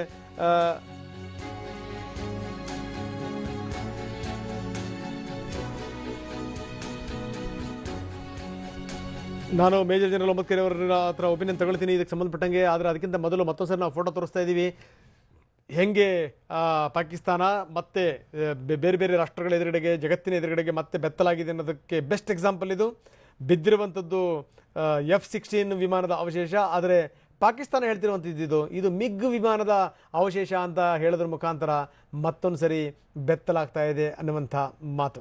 ಬನ್ನಿ, ಚಂದ್ರಮೋಹನ್ ನಮ್ಮೊಂದಿಗೆ ಈಗ ದೂರವಾಣಿ ಸಂಪರ್ಕದಲ್ಲಿದ್ದಾರೆ. ಚಂದ್ರಮೋಹನ್, ಗಮನಿಸಬೇಕಾದಂಥ ಸಂಗತಿ ಏನು ಅಂತಂದರೆ, ಒಂದಾದ ಮೇಲೆ ಒಂದನ್ನು ಈ ಕೈ ಕೊಟ್ಟು ಹಗ್ಗ ಕಟ್ಟಿಸ್ಕೊಳ್ತಾರೆ ಅಂತಾರಲ್ಲ, ಅದು ಪಾಕಿಸ್ತಾನದ ಮನಸ್ಥಿತಿ. ಅದು ನೋಡಿ, ಮತ್ತೆ ಇಲ್ಲಿ ತನ್ನ ವಿಮಾನ ಬಿದ್ದಂಥ ಸಂದರ್ಭದಲ್ಲಿ ಅದನ್ನು ಪರಿಶೀಲಿಸಿ ಸ್ವತಃ ಪಾಕಿಸ್ತಾನದ ಅಧಿಕಾರಿನೇ ಸಂಬಂಧಪಟ್ಟಂಥವರಿಗೆ ಮಾಹಿತಿ ಕೊಡ್ತಿರುವಂಥ ಇಂಥ ಸಂಬಂಧಪಟ್ಟಂಥ ಫೋಟೋ ಸಿಕ್ಕಿರುವಂಥ ಸಂದರ್ಭದಲ್ಲಿ ಪಾಕಿಸ್ತಾನ ಹೇಳ್ತಿರೋದೇನು ಅಂತಂದರೆ, ಇದು F-16 ಅಲ್ಲ, ಇದು MiG ವಿಮಾನದ ಅವಶೇಷ ಅಂತ ಹೇಳುವಂಥ ಪ್ರಯತ್ನ ಮಾಡ್ತಾ ಇದೆ. ಏನಂತೀರಿ? ರಂಗನಾಥ್, ನಿನ್ನೆ ಕೂಡ ಇದೇ ರೀತಿಯಾಗಿ ಪಾಕಿಸ್ತಾನ ಸುಳ್ಳು ಹೇಳಿತ್ತು. ಭಾರತದ 2 ಪೈಲಟ್ಗಳು ನಮ್ಮ ವಶದಲ್ಲಿದ್ದಾರೆ ಅಂತ ಸುಳ್ಳು ಹೇಳಿತ್ತು. ಆದ್ರೆ ಸಂಜೆ ವೇಳೆಗೆ ಓರ್ವ ಪೈಲಟ್ ಮಾತ್ರ ನಮ್ಮ ವಶದಲ್ಲಿದ್ದಾನೆ ಅಂತ ಹೇಳಿ ಉಲ್ಟಾ ಹೊಡೆದಿತ್ತು. ಇವತ್ತು ಕೂಡ ಅದೇ ರೀತಿಯಾದಂತಹ ಸುಳ್ಳು ಹೇಳೋದನ್ನೇ ಪಾಕಿಸ್ತಾನ ಮುಂದುವರೆಸಿದೆ. ಇವತ್ತು ಮುಖ್ಯವಾಗಿ ಪಾಕಿಸ್ತಾನದ ಭಾಗದಲ್ಲಿ ನಿನ್ನೆ ಬಿದ್ದಂತ F-16 ಯುದ್ಧ ವಿಮಾನದ ಅವಶೇಷಗಳು, ಫೋಟೋಗಳು ಕೂಡ ಭಾರತದ ಮಾಧ್ಯಮಗಳಿಗೆ ಸಿಕ್ಕಿವೆ. ಆದ್ರೆ ಇದನ್ನ F-16 ಯುದ್ಧ ವಿಮಾನದ ಅವಶೇಷಗಳಲ್ಲ, ಬದಲಿಗೆ ಭಾರತದ MiG-21 ವಿಮಾನದ ಅವಶೇಷಗಳು ಅಂತೇಳಿ ಪಾಕಿಸ್ತಾನ ಹೇಳ್ತಾ ಇದೆ. ಆದ್ರೆ ಅಲ್ಲಿ ವಿಮಾನದ ಅವಶೇಷಗಳು ನೋಡಿದ್ರೆ ಅವು F-16 ಯುದ್ಧ ವಿಮಾನದ ಅವಶೇಷಗಳು ಅನ್ನೋದು ಕೂಡ ಸ್ಪಷ್ಟವಾಗಿ ಗೊತ್ತಾಗುತ್ತೆ. ಜೊತೆಗೆ ಪಾಕಿಸ್ತಾನದ ಲೈಟ್ ಇನ್ಫೆಂಟ್ರಿಯ ಯೋಧರುಗಳು ಕೂಡ ಒಂದು ಪಾಕಿಸ್ತಾನದ ವಿಮಾನದ ಅವಶೇಷಗಳನ್ನ ಪರಿಶೀಲನೆ ಕೂಡ ನಡೆಸ್ತಾ ಇದ್ದಾರೆ. ಆದ್ರೂ ಕೂಡ ಪಾಕಿಸ್ತಾನ ಇದು ನಮ್ಮ ಯುದ್ಧ ವಿಮಾನ ಅಲ್ಲ, ಭಾರತದ ಯುದ್ಧ ವಿಮಾನದ ಅವಶೇಷಗಳು ಅಂತೇಳಿ ಸುಳ್ಳು ಹೇಳೋದನ್ನೇ ಮುಂದುವರೆದಿದೆ.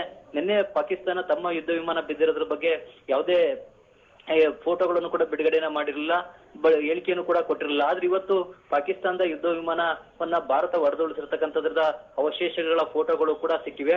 ಮುಖ್ಯವಾಗಿ ಅಭಿನಂದನ್ ಅವರು ನಿನ್ನೆ MiG-21 ಯುದ್ಧ ವಿಮಾನದ ಮೂಲಕವಾಗಿ ಪಾಕಿಸ್ತಾನದ ಇದೇ F-16 ಯುದ್ಧ ವಿಮಾನವನ್ನ ಹೊಡೆದುಳಿಸಿದ್ರು. ಆ ಸಂದರ್ಭದಲ್ಲೇ ಆಕಸ್ಮಿಕವಾಗಿ ಅವರು ಅವರ ವಿಮಾನಕ್ಕೂ ಕೂಡ ಡಿಕ್ಕಿ ಹೊಡೆಸಿದ್ರಿಂದಾಗೇನೆ ಅಭಿನಂದನ್ ಅವರು ಪ್ಯಾರಾಚೂಟ್ ನ ಮೂಲಕ ಪಾಕಿಸ್ತಾನದ ಭೂಪ್ರದೇಶದಲ್ಲಿ ಇಳಿದಿದ್ದಾರೆ. ಹೀಗಾಗಿ ಅವರು ಈಗ ಪಾಕಿಸ್ತಾನದ ವಶದಲ್ಲಿದ್ದಾರೆ.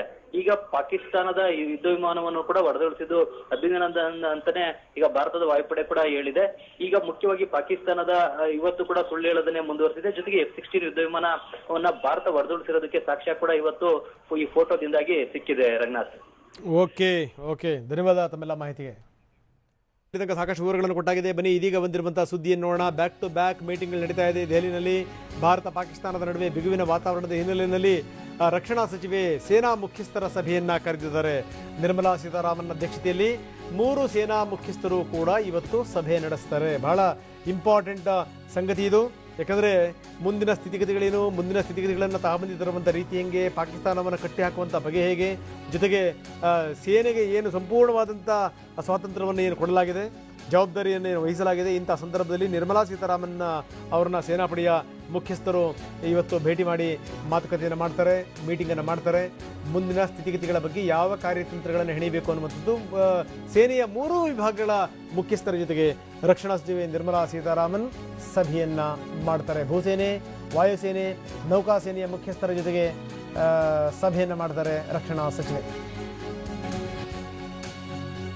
ಸೊ ಇದೆಲ್ಲದರ ಜೊತೆಗೆ ಪುಲ್ವಾಮಾ ದಾಳಿಯಲ್ಲಿ ಜೈಷ್ ಉಗ್ರರ ಕೈವಾಡದ ಸಾಕ್ಷಿಯನ್ನು ಭಾರತ ಸಿದ್ಧಪಡಿಸಿ ಇಟ್ಕೊಂಡಿರುವಂಥದ್ದು. ಜೈಷ್ ಕುಕೃತ್ಯ ಏನು ಅನ್ನೋದ್ರ ಬಗ್ಗೆ ಸಕಲ ಸಾಕ್ಷಿಗಳನ್ನು ಕೂಡ ರೆಡಿ ಮಾಡಿದೆ. ಆಡಿಯೋ ಆಗಿರ್ಬೋದು, ವಿಡಿಯೋ ಆಗಿರ್ಬೋದು, ಎಲ್ಲ ದಾಖಲೆಗಳು ಕೂಡ ರೆಡಿ ಮಾಡಿಕೊಂಡು ಒಂದು ಫೈಲನ್ನು ಸಿದ್ಧ ಮಾಡಿದೆ. ಅದನ್ನು ಅಂತಾರಾಷ್ಟ್ರೀಯ ವೇದಿಕೆಯಲ್ಲಿ ಇದನ್ನು ಕೊಡಬೇಕು ಅನ್ನುವಂಥದ್ದು. ಕಮರಾನ್ ಮತ್ತು ಜೈಷ್ ಕಮಾಂಡರ್ಗಳ ಮಾತುಕತೆಯ ಆಡಿಯೋ ಕೂಡ ಇದರಲ್ಲಿ ಇದೆ. ಬಹಳ ಗಮನಿಸಬೇಕಾದಂಥ ಸಂಗತಿ ಇದು.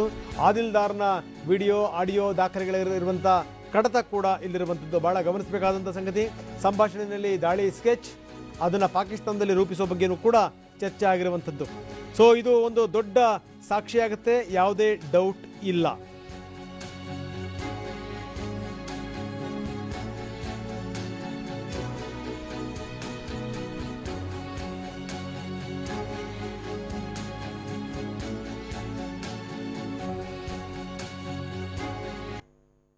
ಬನ್ನಿ, ನಮ್ಮ ಜೊತೆ ರವಿ ಸುಬ್ರಹ್ಮಣ್ಯ ಅವರು ಇದ್ದಾರೆ, ಎಲ್ಲ ಹನುಮಂತಯ್ಯ ನಮ್ಮ ಜೊತೆ ಜಾಯ್ನ್ ಆಗಿದ್ದಾರೆ, ಕಾಂಗ್ರೆಸ್ನ ಹಿರಿಯ ನಾಯಕರು, ಜೊತೆಗೆ ರಾಜ್ಯಸಭಾ ಸದಸ್ಯರು. ಹನುಮಂತನವರೇ, ಕಾರ್ಯಕ್ರಮಕ್ಕೆ ತಮಗೆ ಸ್ವಾಗತ. ಎಸ್, ನಾನು ನಿಮ್ಮ ಜೊತೆಗೆ ಮಾತಾಡ್ತೀನಿ. ಆದರೆ ಅದಕ್ಕಿಂತ ಮೊದಲು ಈಗೇನು ಬ್ರೇಕಿಂಗ್ ಬಂತಲ್ಲ, ಅದಕ್ಕೆ ಸಂಬಂಧಪಟ್ಟಂಗೆ ಮೇಜರ್ ಜನರಲ್ ಮೊಹಮ್ಮದ್ ಕೆರೆ ಅವರ ಒಂದು ಒಪಿನಿಯನ್ ತೊಗೊಂಡ್ಬಿಡ್ತೀನಿ. ಮೇಜರ್ ಜನರಲ್ ಮೊಹಮ್ಮದ್ ಕೆರೆ ಅವರೇ, ತಾವು ಗಮನಿಸಿದ್ರಿ, ಎರಡು ವಿಚಾರಗಳನ್ನು ನಾವು ತೋರಿಸಿದ್ವಿ. ಒಂದೇನು ಅಂದರೆ ಸೇನೆಯ 3 ವಿಭಾಗಗಳ ಮುಖ್ಯಸ್ಥರ ಜೊತೆಗೆ ರಕ್ಷಣಾ ಸಚಿವೆಯ ಮಾತುಕತೆ, high level meeting, that is very important ಸಂಗತಿ ನಂಬರ್ 1. ಮುಂದಿನ ಕಾರ್ಯತಂತ್ರಗಳೇನು ಅನ್ನೋದ್ರ ಬಗ್ಗೆ ಈಗ ಸಭೆಯಲ್ಲಿ ಚರ್ಚೆ ನಡೆಯುತ್ತೆ ಅನ್ನುವಂಥದ್ದು ಒಂದು. ಜೊತೆಗೇನು ಅಂತಂದರೆ ಪಾಕಿಸ್ತಾನ ಹೆಂಗೆ ಭಯೋತ್ಪಾದಕರಿಗೆ ಬೆಂಬಲವನ್ನು ಕೊಡ್ತಾ ಇದೆ, ಹೆಂಗೆ ಭಯೋತ್ಪಾದಕರನ್ನ ಸಾಕಿ ಸಲಹಿ ಬೆಳೆಸ್ತಾ ಇದೆ, ಭಾರತದ ಮೇಲೆ ಆಗುವಂಥ ದಾಳಿಗಳ ಎಲ್ಲ ವಿವರಗಳು ಕೂಡ ಪಾಕಿಸ್ತಾನದಲ್ಲೇ ಅದರ ನೀಲನಕ್ಷೆ ರೆಡಿಯಾಗಿದ್ದು, ಇದಕ್ಕೆ ಸಂಬಂಧಪಟ್ಟಂಥ ದಾಖಲೆ ಎಲ್ಲವನ್ನೂ ಸೇರಿಸಿ ಒಂದು ಫೈಲನ್ನು ಭಾರತ ರೆಡಿ ಮಾಡಿಕೊಂಡಿದೆ. ಇದನ್ನು ಅಂತಾರಾಷ್ಟ್ರೀಯ ವೇದಿಕೆಗೆ ಕೊಡಬೇಕು ಅನ್ನುವಂಥ ಉದ್ದೇಶ ಭಾರತದ್ದು. ಪಾಕಿಸ್ತಾನಕ್ಕೂ ಕೂಡ ಕಳಿಸಿದ್ರೆ ಆಶ್ಚರ್ಯ ಇಲ್ಲ. ನಿಮ್ಮ ಯೋಗ್ಯತೆ ಇಷ್ಟೇ ನೋಡಿ ಅಂತ ಸಾರುವಂಥ ಒಂದು ಪ್ರಯತ್ನವನ್ನು ಭಾರತ ಮಾಡ್ತಿರುವಂಥದ್ದು. ಏನಂತೀರಿ ಸರ್ ಇದ್ರ ಬಗ್ಗೆ? ಅದು ಬಹಳ ಒಳ್ಳೆಯ ಹೆಜ್ಜೆ, ನಿಜ. ನಮ್ಮ 3 ಸೇನೆ 3 ವಿಭಾಗ ಯುದ್ಧಕ್ಕೆ ಸಿದ್ಧತೆ ಇದೆ ಅಂತ ಎರಡನೇ ಮಾತಿಲ್ಲ, ನಿಜ. ಏನೋ ನಮ್ಮ ಆಪರೇಷನ್ಸ್ ಆಗುವುದು ನಾವು ಸಕ್ಸಸ್ಫುಲಿ ಮಾಡ್ತೇವೆ ಅಂತ ಎಲ್ಲ ಇಡೀ ದೇಶಕ್ಕೆ ನಂಬಿಕೆ ಇದೆ. ನಮ್ಮ ಇದು ಸುಳ್ಳು ಹೇಳುವುದು, ಪಾಕಿಸ್ತಾನ ಸುಳ್ಳು ಹೇಳುವುದು, F-16 ಅದು F-16 ಅಲ್ಲ, ಅದು ಬೇರೇನೋ ಮಿಗ್ಗದು ಅಂತ ಹೇಳ್ತಾರೆ. ಹೌದು, ಅದೇ ಮುಖ್ಯವಾಗಿ ನಮ್ಮ ಎಲ್ಲ ಇನ್ ಆಲ್ ಆರ್ಮ್ಡ್ ಕಾನ್ಫ್ಲಿಕ್ಟ್ಸ್ ಯುದ್ಧದಲ್ಲಿ ಸತ್ಯ ಮೊದಲನೇ ಕ್ಯಾಶುಯಾಲಿಟಿ ಆಗತ್ತೆ. ಸೊ ಸುಳ್ಳು ಹೇಳುವುದು ಪಾಕಿಸ್ತಾನಕ್ಕೆ ಸ್ವಾಭಾವಿಕ. ಅಂತೂ ಒಂದು ದೊಡ್ಡ ಸಾಕ್ಷಿ ರೆಡಿ ಮಾಡಿಕೊಂಡಿದೆ. ಈ ಮುಖಾಂತರ ಪಾಕಿಸ್ತಾನವನ್ನ ಮೇಲಿಂದ ಮೇಲೆ ಇಕ್ಕಟ್ಟಿಗೆ ಸಿಕ್ಕಿಸಬೇಕು ಅನ್ನುವಂಥದ್ದು ಭಾರತದ ತಂತ್ರ. ಅದು ವಾಸ್ತವ ಕೂಡ ಹೌದು, ಅದು ಸತ್ಯ ಕೂಡ ಹೌದು. ಸೊ ಈ ಮುಖಾಂತರ ಪಾಕಿಸ್ತಾನ ಮತ್ತೊಂದು ಸರಿ ಜಗತ್ತಿನ ರಾಷ್ಟ್ರಗಳ ಜಗತ್ತಿನ ಎದುರುಗಡೆಗೆ ಬೆತ್ತಲಾಗುತ್ತೆ ಸರ್. ಅದು ಖಚಿತ ಅಂತ ಅನಿಸ್ತಾ ಇದೆ ಮೇಲ್ನೋಟಕ್ಕೆ ನೋಡಿದ್ರೆ. ಹಿಂಗಾಗಿ ಅವರು ಶಾಂತಿ ಮಂತ್ರವನ್ನು ಜಪಿಸ್ತಾ ಇದ್ದಾರೆ. ಇನ್ನು ಸಾಕು, ಮಾತುಕತೆ ಮಾಡೋಣ ಅನ್ನುವಂಥ ಒಂದು ಏನು ಅಂದರೆ ಇಮ್ರಾನ್ ಖಾನ್ ನಿನ್ನೆ ರಿಕ್ವೆಸ್ಟ್ ಕೂಡ ಮಾಡ್ಕೊಂಡ್ರು, ಬನ್ನಿ ಶಾಂತಿ ಮಾತುಕತೆ ಮಾಡೋಣ, ಬೇಡ ನಮಗೆ ಯುದ್ಧ ಬೇಡ ಅನ್ನುವಂಥದ್ದು.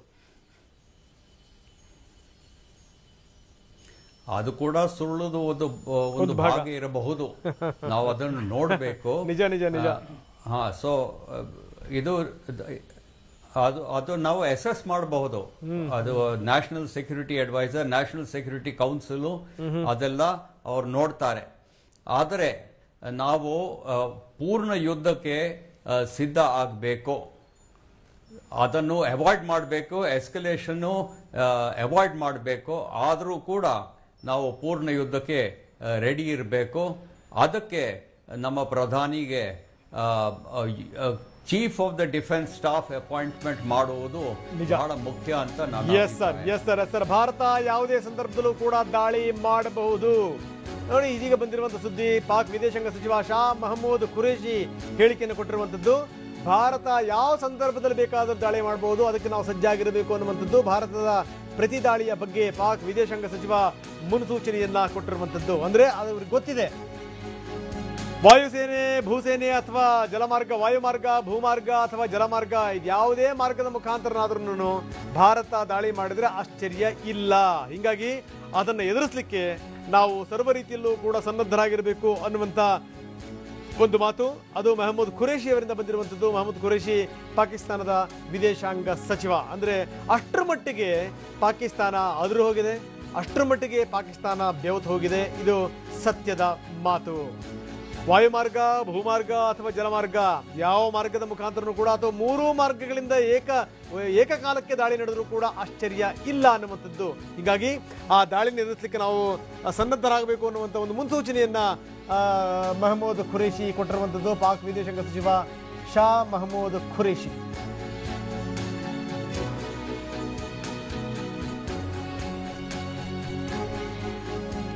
ಎಸ್, ಮತ್ತೆ 9 ಕೆರೆಯವರ ಜೊತೆಗೆ ನಾನು ಮಾತಾಡ್ತೀನಿ. ಸರ್, ಈಗ ಮೆಹಮೂದ್ ಖುರೇಶಿ ಹೇಳಿದಂಥ ಮಾತು ಬಹಳ ಗಮನಿಸಬೇಕಾದಂಥ ಸಂಗತಿ ಇದು. ಭಾರತ ಯಾವ ಮಾರ್ಗದ ಮುಖಾಂತರ ಬೇಕಿದ್ರೂ ಕೂಡ ಅವ್ರು ದಾಳಿ ಮಾಡಬಹುದು. ಭೂಮಾರ್ಗದ ಮುಖಾಂತರ ಮಾಡಬಹುದು, ವಾಯುಮಾರ್ಗದ ಮುಖಾಂತರ ಮಾಡಬಹುದು ಅಥವಾ ಜಲಮಾರ್ಗದ ಮುಖಾಂತರ ಕೂಡ ಅವರು ದಾಳಿ ಮಾಡಬಹುದು ಅನ್ನುವಂಥ ಒಂದು ಸೂಚನೆಯನ್ನು ಕೊಟ್ಟಿದ್ದಾರೆ ಮೆಹಮೂದ್ ಖುರೇಶಿ, ವಿದೇಶಾಂಗ ಸಚಿವರು. ಅಂದ್ರೆ ಭಾರತ ಸರ್ವ ರೀತಿಯಲ್ಲೂ ಕೂಡ ಸಜ್ಜಾಗಿದೆ, ಸನ್ನದ್ಧವಾಗಿದೆ ಅನ್ನೋದರ ಸೂಚನೆ ಸರ್ ಇದು.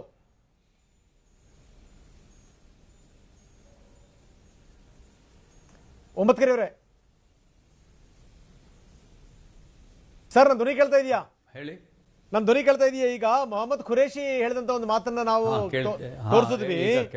ತೋರಿಸಿದ್ವಿ ನಾವೇನು ಅಂತಂದ್ರೆ ಅವ್ರು ಹೇಳ್ತಾರೆ, ಭಾರತ ಭೂಮಾರ್ಗ, ಜಲಮಾರ್ಗ, ವಾಯುಮಾರ್ಗ ಯಾವ ಮಾರ್ಗದ ಮುಖಾಂತರ ಬೇಕಾದರೂ ದಾಳಿ ಮಾಡಬಹುದು ಅಥವಾ ಮೂರೂ ಮಾರ್ಗಗಳ ಮುಖಾಂತರ ಏಕಕಾಲಕ್ಕೆ ದಾಳಿ ಮಾಡಿದ್ರು ಕೂಡ ಆಶ್ಚರ್ಯ ಇಲ್ಲ ಅನ್ನುವಂಥ ಮಾತನ್ನ ಪಾಕ್ ವಿದೇಶಾಂಗ ಸಚಿವರು ಹೇಳಿರುವಂತದ್ದು. ಅಂದ್ರೆ ಭಾರತ ಸರ್ವ ರೀತಿಯಲ್ಲೂ ಕೂಡ ಸಜ್ಜಾಗಿದೆ, ಸನ್ನದ್ಧವಾಗಿದೆ ಅನ್ನಕ್ಕೆ ಎಕ್ಸಾಂಪಲ್ ಇದು ಅಂತ ಹೇಳ್ತಾ ಇದೆ ಸರ್.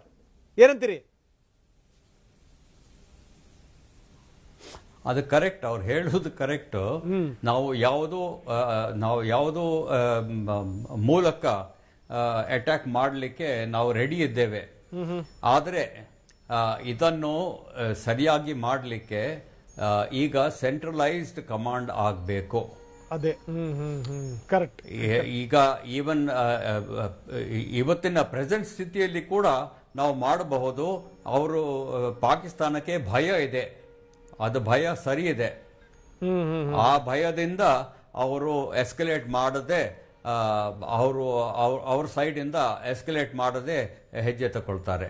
ಓಕೆ ಸರ್, ನಾನು ಮತ್ತಷ್ಟು ನಾನು ಮಾತಾಡ್ತೀನಿ ನಿಮ್ಮ ಜೊತೆಗೆ. ಎಲ್ಲ ನಮ್ದೇನವ್ರೆ ಏನಂತೀರಿ? ನೋಡ್ತಾ ಇದ್ದೀರಿ, ಒಂದು ಕಡೆಗೆ ಪಾಕಿಸ್ತಾನ ಪತ್ರಗುಟ್ಟು ಹೋಗಿದೆ. ಜೊತೆಗೆ ಯಾವ ಸಂದರ್ಭದಲ್ಲೂ ಕೂಡ ಪೂರ್ಣ ಪ್ರಮಾಣದ ಯುದ್ಧ ಶುರುವಾದರೂ ಕೂಡ ಆಶ್ಚರ್ಯ ಇಲ್ಲ. ಯಾರಿಗೆ ಬೇಕೋ ಯಾರಿಗೆ ಬೇಡವೋ ಗೊತ್ತಿಲ್ಲ. ಆದರೆ ಈ ಸಂದರ್ಭದಲ್ಲಿ ಯುದ್ಧ ಶುರುವಾದ ಮೇಲೆ ಅದು ಯಾವ್ಯಾವ ತಿರುವನ್ನು ಪಡ್ಕೊಳ್ಳುತ್ತೆ ಅನ್ನುವಂಥದ್ದು ಗೊತ್ತಿಲ್ಲ.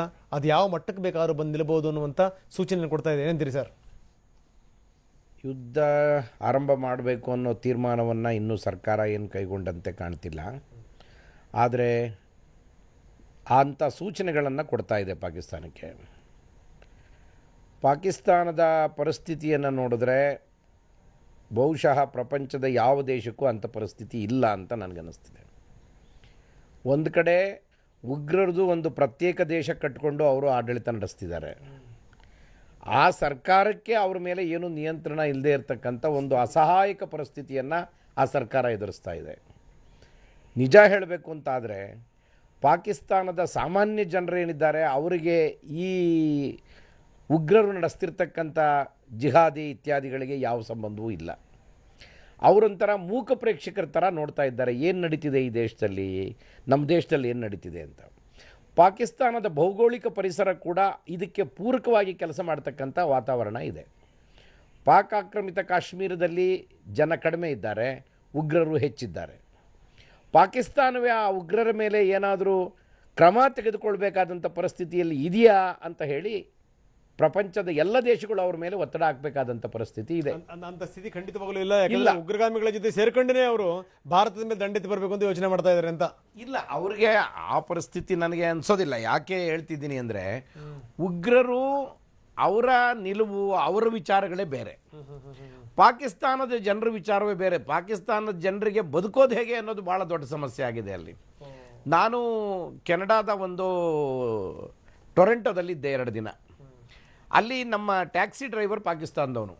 ಏನಪ್ಪ ನೀನು ಪಾಕಿಸ್ತಾನಕ್ಕೆ ಮತ್ತೆ ಹೋಗೋ ಯೋಚನೆ ಇಲ್ವಾ? ಈಸ್ ಅನ್ ಇಂಜಿನಿಯರ್, ಅಲ್ಲಿ ಡ್ರೈವರ್ ಕೆಲಸ ಮಾಡ್ತಿದ್ದಾನೆ. ನೀನು ಪಾಕಿಸ್ತಾನಕ್ಕೆ ಮತ್ತೆ ಹೋಗೋ ಯೋಚನೆ ಇಲ್ವಾ ಅಂದೆ. ಅದಕ್ಕೆ ಅವನು ಅಯ್ಯಯ್ಯೋ ನಾನು ಮಾತ್ರ ಹೋಗಲ್ಲ ಪಾಕಿಸ್ತಾನಕ್ಕೆ. ಯಾಕೆ ಅಂದರೆ ಯಾವ ಗಳಿಗೆಲ್ಲಿ ಬಾಂಬ್ ಬೀಳ್ತದೋ ಗೊತ್ತಿಲ್ವಲ್ಲ ಸಾರ್, ಪ್ರಾಣ ಕಳ್ಕೊಳ್ಳೋಕೆ ನಾನು ಯಾಕೆ ಹೋಗಲಿ ವಾಪಸ್ಸು ಅಂತ ಹೇಳ್ದ ಅವನು, ಪಾಕಿಸ್ತಾನದವನು. ಅಂದರೆ ಅಂಥ ಪರಿಸ್ಥಿತಿ ಪಾಕಿಸ್ತಾನದಲ್ಲಿದೆ. ಶಾಂತಿಯಿಂದ ಬದುಕಬೇಕು ಅನ್ನೋ ಜನರಿಗೆ ಬದುಕುವಂಥ ವಾತಾವರಣ ನಿರ್ಮಾಣ ಮಾಡೋಕ್ಕೆ ಪಾಕಿಸ್ತಾನ ಸರ್ಕಾರಕ್ಕಾಗಿಲ್ಲ. ಇದರ ಬೆಳವಣಿಗೆ ಎಷ್ಟಾಗಿದೆ ಅಂದರೆ ಪ್ರತಿನಿತ್ಯ ಆಮೇಲೆ ಇನ್ನೊಂದು ನಾವು ಅರ್ಥ ಮಾಡ್ಕೊಳ್ಬೇಕಾದ ಸಂಗತಿ, ಉಗ್ರರಿಗೆ ಹಣಕಾಸು ಎಲ್ಲಿಂದ ಬರುತ್ತೆ? ಇದು ಬಹಳ ಮುಖ್ಯವಾದ ಪ್ರಶ್ನೆ. ನೋಡಿ, ಪ್ರಪಂಚದ ಅನೇಕ ದೇಶಗಳು ಅವ್ರಿಗೆ ನೆರವು ಕೊಡ್ತಾ ಇವೆ. ನಾಟ್ ಓನ್ಲಿ ನನಗೆ ಪಾಕಿಸ್ತಾನದವ್ರು ನೆರವು ಕೊಡ್ತಿದ್ದಾರೆ ಅಂದರೆ ಅವ್ರಿಗೆ ಊಟಕ್ಕಿಲ್ಲ, ಅವರೆಲ್ಲಿ ನೆರವು ಕೊಡೋಕೆ ಹೋಗ್ತಾರೆ? ಅವರೇ ಬೇರೆ ಬೇರೆ ದೇಶದಲ್ಲಿ ಭಿಕ್ಷೆ ಎತ್ತಿದ್ದಾರೆ ಪಾಪ, ಅಂಥ ಸ್ಥಿತಿ ಇದೆ. ಆದರೆ ಪ್ರಪಂಚದ ಯಾವ ದೇಶಗಳು ಅವ್ರಿಗೆ ದುಡ್ಡು ಕೊಡ್ತಿದ್ದಾರೆ ಅನ್ನೋದನ್ನು, ಅವ್ರಿಗೆ ನೆರವಿಗೆ ಈ ಸಹಾಯಕ್ಕೆ ಬರ್ತಿದ್ದಾರೆ ಅನ್ನೋದನ್ನು ಕಂಡುಹಿಡಿಬೇಕು. ಇದು ವಿಶ್ವಸಂಸ್ಥೆ ಜವಾಬ್ದಾರಿ ಕೂಡ ಬಹಳ ದೊಡ್ಡದಿದೆ ಇದರಲ್ಲಿ. ಅವರು ಈ ರೀತಿಯ ಹಣದ ವ್ಯವಹಾರ ಯಾವುದು ಟ್ರಾನ್ಸ್ಫರ್ ಆಗ್ತಿದೆ ಅದನ್ನು ರದ್ದು ಮಾಡುವಂಥ ಕೆಲಸವನ್ನು ಮಾಡಬೇಕು. ಇಲ್ಲದೇ ಇದ್ರೆ ಅವರನ್ನ ನಿಯಂತ್ರಣಕ್ಕೆ ತರೋದು ಬಹಳ ಕಷ್ಟದ ಕೆಲಸ. ಇದ್ರ ಬಗ್ಗೆ ನಾನು ಇನ್ನಷ್ಟು ಮಾತಾಡ್ತೀನಿ. ರವಿ ಸುಬ್ರಹ್ಮಣ್ಯ ಮತ್ತೆ ಎಲ್ ಹನುಮಂತ ಇದ್ದಾರೆ, ಸಾಕಷ್ಟು ಮಾತಾಡೋದಿದೆ. ನಾವು ನೋಡಿ ಆ ಪಾಕಿಸ್ತಾನದ ಸ್ಥಿತಿಗತಿಗಳು ಹೆಂಗಿದೆ ಅಂತಂದ್ರೆ F-16 ಎಂಜಿನ್ ಹೆಂಗಿರುತ್ತೆ ಅನ್ನೋದನ್ನು ನಾವು ತುಂಬ ಸ್ಪಷ್ಟವಾಗಿ ತೋರಿಸ್ತಾ ಇದ್ದೀವಿ. ಅದೇ F-16 ಇಂಜಿನ್ನ ಕವರ್ನೇ ಈ ಕಡೆಗೆ ಬಿದ್ದಿರುವಂಥದ್ದು. ಆ ಎಂಜಿನ್ ಇದ್ದಿದ್ದು ಆ ಸ್ಫೋಟಕ್ಕೆ, ಆ ಬಿದ್ದಂಥ ರಭಸಕ್ಕೆ F-16 ಅವಶೇಷ ಯಾವ ರೀತಿ ಇದೆ ಅನ್ನುವಂಥದ್ದು. ಆದರೆ ಪಾಕಿಸ್ತಾನ ಅದನ್ನೇ ಇಟ್ಕೊಂಡು F-16 ಅಲ್ಲ ಇದು ಮಿಗ್ ಅಂತ ತೋರಿಸುವಂಥ ಒಂದು ಪ್ರಯತ್ನ ಮಾಡ್ತಾ ಇದೆ. ಅಂದರೆ ಈ ಪಾಕಿಸ್ತಾನದವ್ರು ದಡ್ಡಿರ್ಬೋದು, ಜಗತ್ತಿನ ಬೇರೆ ಬೇರೆ ರಾಷ್ಟ್ರಗಳು ತೀರಾ ಅಷ್ಟು ದಡ್ಡತನದ ಮಟ್ಟಕ್ಕೆ ಇಳಿದಿಲ್ಲ ಅನ್ನುವಂಥದ್ದನ್ನು ಈ ದೇಶ ಅರ್ಥ ಮಾಡ್ಕೋಬೇಕು. ಪಾಕ್ನ F-16 ವಿಮಾನದ ಅವಶೇಷ ಪತ್ತೆಯಾಗಿರುವಂಥದ್ದು. ಆದರೆ ಅಲ್ಲೂ ಕೂಡ ಪಾಕಿಸ್ತಾನ ಸುಳ್ಳು ಹೇಳುವಂಥ ಪ್ರಯತ್ನವನ್ನು ಮಾಡ್ತಾ ಇದೆ. ಇದು F-16 ಅಲ್ಲ, ಇದು ಮಿಗ್ ವಿಮಾನ, ಈ ವಿಮಾನದ ಅವಶೇಷ ಅಂತ ಹೇಳುವಂಥ ಪ್ರಯತ್ನ ಮಾಡ್ತಾ ಇದೆ. ಅದಕ್ಕೋಸ್ಕರ ನಾವು F-16 ವಿಮಾನದ ಎಂಜಿನನ್ನು ತೋರಿಸ್ತಾ ಇದ್ದೀವಿ. ಬಿದ್ದಂಥ ಸಂದರ್ಭದಲ್ಲಿ ತುಂಬ ಸ್ಪಷ್ಟವಾಗಿ ಗೋಚರ ಆಗುತ್ತೆ, ಅದರ ಸ್ಥಿತಿಗತಿಗಳು ನೋಡಿದ್ರೆ ಗೊತ್ತಾಗುತ್ತೆ. ಪಕ್ಕಾ F-16 ವಿಮಾನದ ಅವಶೇಷವೇ ಇದು ಅನ್ನುವಂಥದ್ದು. ಬಿದ್ದಂಥ ಸಂದರ್ಭದಲ್ಲಿ ನಜ್ಜುಗುಜ್ಜಾಗಿ ಆ ರೀತಿಯ ಸ್ಥಿತಿಗೆ ಬಂದಿರುವಂಥದ್ದು. ಈ ಮುಖಾಂತರ ಪಾಕಿಸ್ತಾನ ಮತ್ತೊಮ್ಮೆ ಈ ಸುಳ್ಳನ್ನು ಪೋಣಿಸ್ತಾನೆ ಮತ್ತೊಮ್ಮೆ ಜಗತ್ತಿನ ರಾಷ್ಟ್ರಗಳ ಎದುರುಗಡೆಗೆ ಪಾಕಿಸ್ತಾನ ಬೆತ್ತಲಾಗ್ತಾ ಇದೆ ನಿರಂತರವಾಗಿ.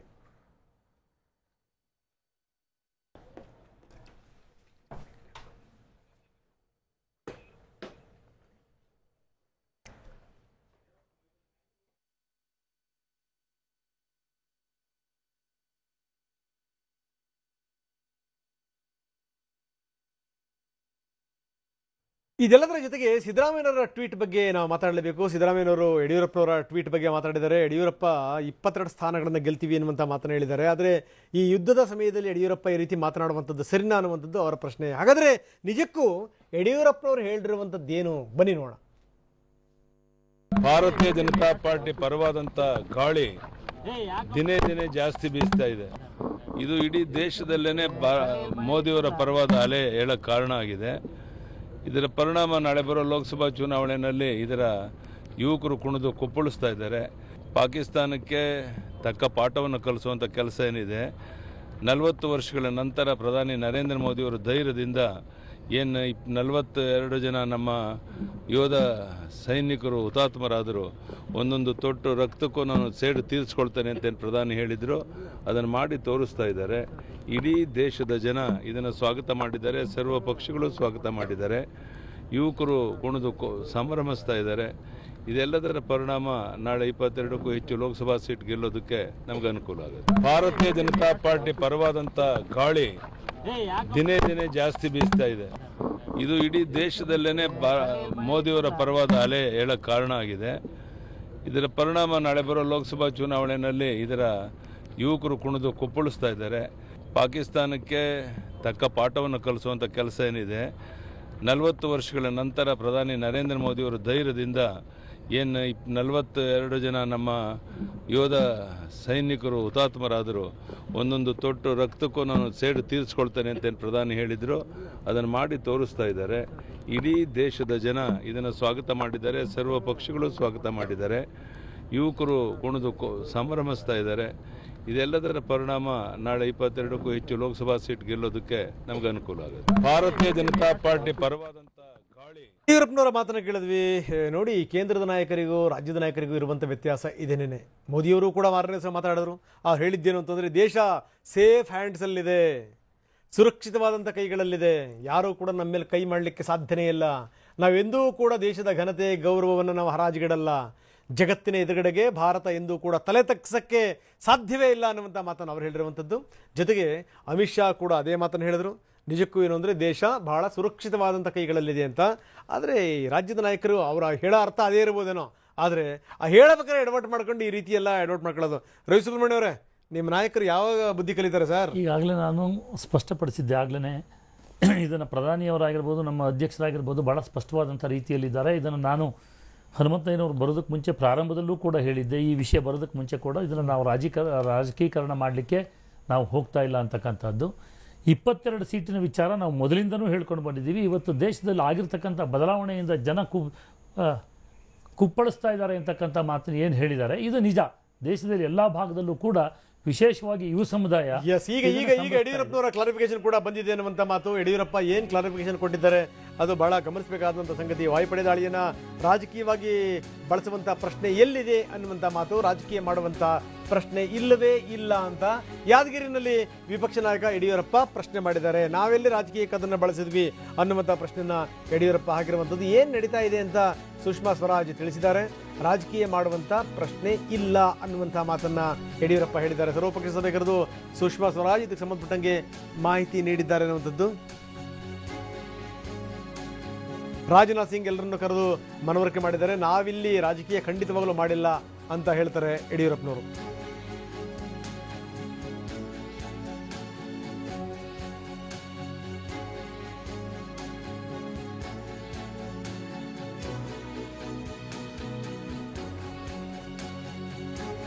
ಬನ್ನಿ, ಯಡಿಯೂರಪ್ಪನವರು ಮೊದಲು ಕೊಟ್ಟಂತ ಸ್ಟೇಟ್ಮೆಂಟು, ಈ ಕೊಟ್ಟಿರುವಂಥ ಸ್ಟೇಟ್ಮೆಂಟ್, ಯಡಿಯೂರಪ್ಪ ಈಗ ಕ್ಲಾರಿಫಿಕೇಶನ್ ಕೊಟ್ಟಿದ್ದಾರೆ. ಯಡಿಯೂರಪ್ಪ ಏನು ಸ್ಪಷ್ಟೀಕರಣ ಕೊಟ್ಟರು ನೋಡೋಣ ಬನ್ನಿ.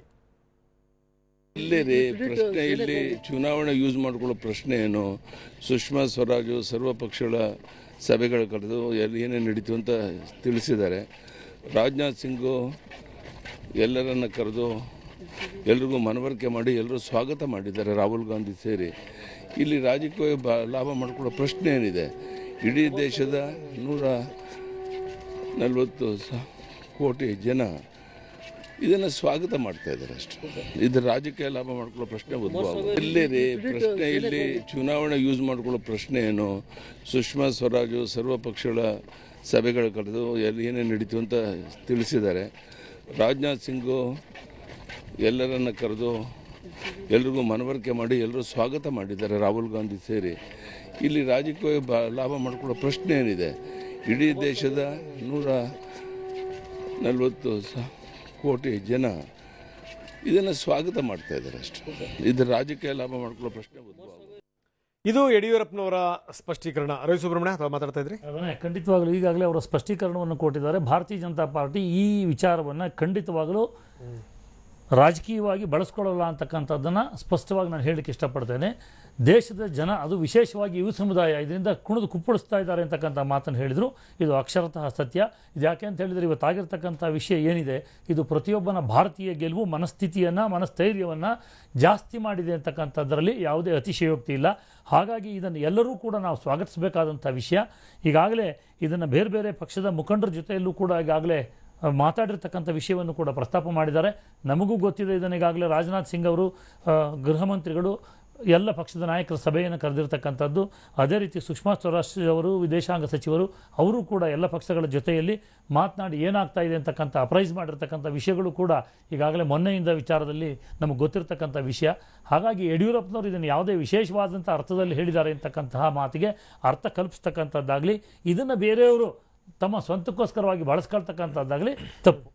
ಇದೆಲ್ಲದರ ಜೊತೆಗೆ ವಿರೋಧ ಪಕ್ಷದ ನಾಯಕರು ಹೇಳಿದ್ದಾರೆ, ನಮ್ಮನ್ನೆಲ್ಲ ನೀವು ಕನ್ಸಿಡರ್ ಮಾಡೇ ಇಲ್ಲ ಅಂತೇಳಿ ಅಂತ ಮೋದಿಯವರು ಹೇಳಿರುವಂಥದ್ದು. ಈಗಾಗಲೇ ಮೊನ್ನೆ ಎಲ್ಲ ಕೂತ್ಕೊಂಡು ಮೀಟಿಂಗಲ್ಲಿ ಮಾತಾಡಿ ಅವರೇ ಸ್ಟೇಟ್ಮೆಂಟ್ ಕೊಟ್ಟಿರ್ತಕ್ಕಂಥದ್ದು ಇದೆ. ಇವತ್ತು ಯಾಕೆ ವಿರೋಧ ಪಕ್ಷದ ನಾಯಕರಿಗೆ ಈ ಥರ ಆಗ್ತಾ ಇದೆ ಅಂತಕ್ಕಂಥದ್ದು ನನಗೆ ಗೊತ್ತಾಗಿಲ್ಲ.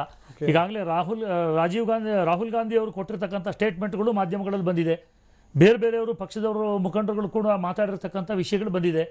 ಎಲ್ಲ ನಾಯಕರುಗಳು ಇದ್ದಂಥ ಫೋಟೋ ಇದೆ. ಎಲ್ಲರೂ ಕೂಡ ಇದ್ರ ಬಗ್ಗೆ ಚರ್ಚೆ ಆಗಿದೆ. ಅವ್ರಿಗೆಲ್ಲವನ್ನೂ ಕೂಡ ಮೀಟಿಂಗ್ನಲ್ಲಿ ಏನಾಗಿದೆ ಅಂತಕ್ಕಂಥದ್ದನ್ನು ಅಪ್ರೈಸ್ ಮಾಡಿದ್ದಾರೆ.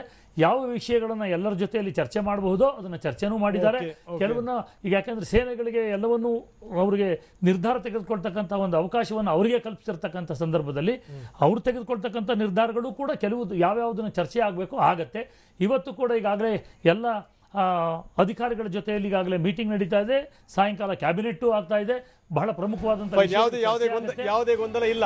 ಯಾವುದೇ ನಾಳೆ ಕೊಟ್ಟಿರ್ತಕ್ಕಂಥ ವಿರೋಧ ಪಕ್ಷದವರು ಕೊಟ್ಟಿರ್ತಕ್ಕಂಥ ಸ್ಟೇಟ್ಮೆಂಟ್ಗಳಿದೆಯಲ್ಲ ಅದು ಮಾತ್ರ. ಓಕೆ, ನಾಳೆ ಜಮ್ಮು ಕಾಶ್ಮೀರಕ್ಕೆ ನಿರ್ಮಲಾ ಸೀತಾರಾಮನ್ ಭೇಟಿ ಕೊಡ್ತಾ ಇದ್ದಾರೆ. ರಕ್ಷಣಾ ಸಚಿವೆ ಭೇಟಿ ಕೊಡ್ತಾ ಇದ್ದಾರೆ. ಸೇನಾಪಡೆಯ ಮುಖ್ಯಸ್ಥರ ಜೊತೆಗೆ ನಿರ್ಮಲಾ ಸೀತಾರಾಮನ್ ಸಭೆಯನ್ನು ಕೂಡ ಕರೆದಿರುವಂತದ್ದು. ಭೂಸೇನೆ, ವಾಯುಸೇನೆ, ನೌಕಾಪಡೆಯ ಮುಖ್ಯಸ್ಥರೊಂದಿಗೆ ಸಭೆ.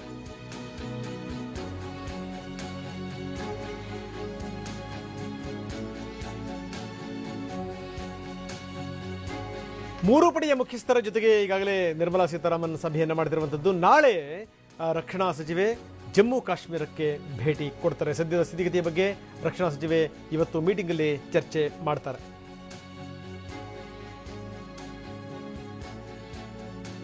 ನಾಳೆ ಜಮ್ಮು ಕಾಶ್ಮೀರಕ್ಕೆ ರಕ್ಷಣಾ ಸಚಿವೆ ಭೇಟಿ ಕೊಡ್ತಿರುವಂಥದ್ದು. ಈಗಾಗಲೇ ಸೇನೆಯ 3 ವಿಭಾಗಗಳ ಮುಖ್ಯಸ್ಥರ ಜೊತೆಗೆ ನಿರ್ಮಲಾ ಸೀತಾರಾಮನ್ ಸಭೆ ಮಾಡಿದ್ದಾರೆ. ಮುಂದಿನ ಕಾರ್ಯತಂತ್ರಗಳೇನು ಅದರ ಬಗ್ಗೆ ವಿಸ್ತೃತವಾದಂಥ ಚರ್ಚೆ ಆಗಿರುವಂಥದ್ದು. ಸೊ ಭೂಸೇನೆ, ವಾಯುಸೇನೆ, ನೌಕಾಸೇನೆಯ ಮುಖ್ಯಸ್ಥರ ಜೊತೆಗೆ ಅವರು ಸಭೆ ಮಾಡಿರುವಂಥದ್ದು. ನಾಳೆ ಜಮ್ಮು ಕಾಶ್ಮೀರಕ್ಕೆ ರಕ್ಷಣಾ ಸಚಿವೆ ಭೇಟಿ ಕೊಡ್ತಾರೆ.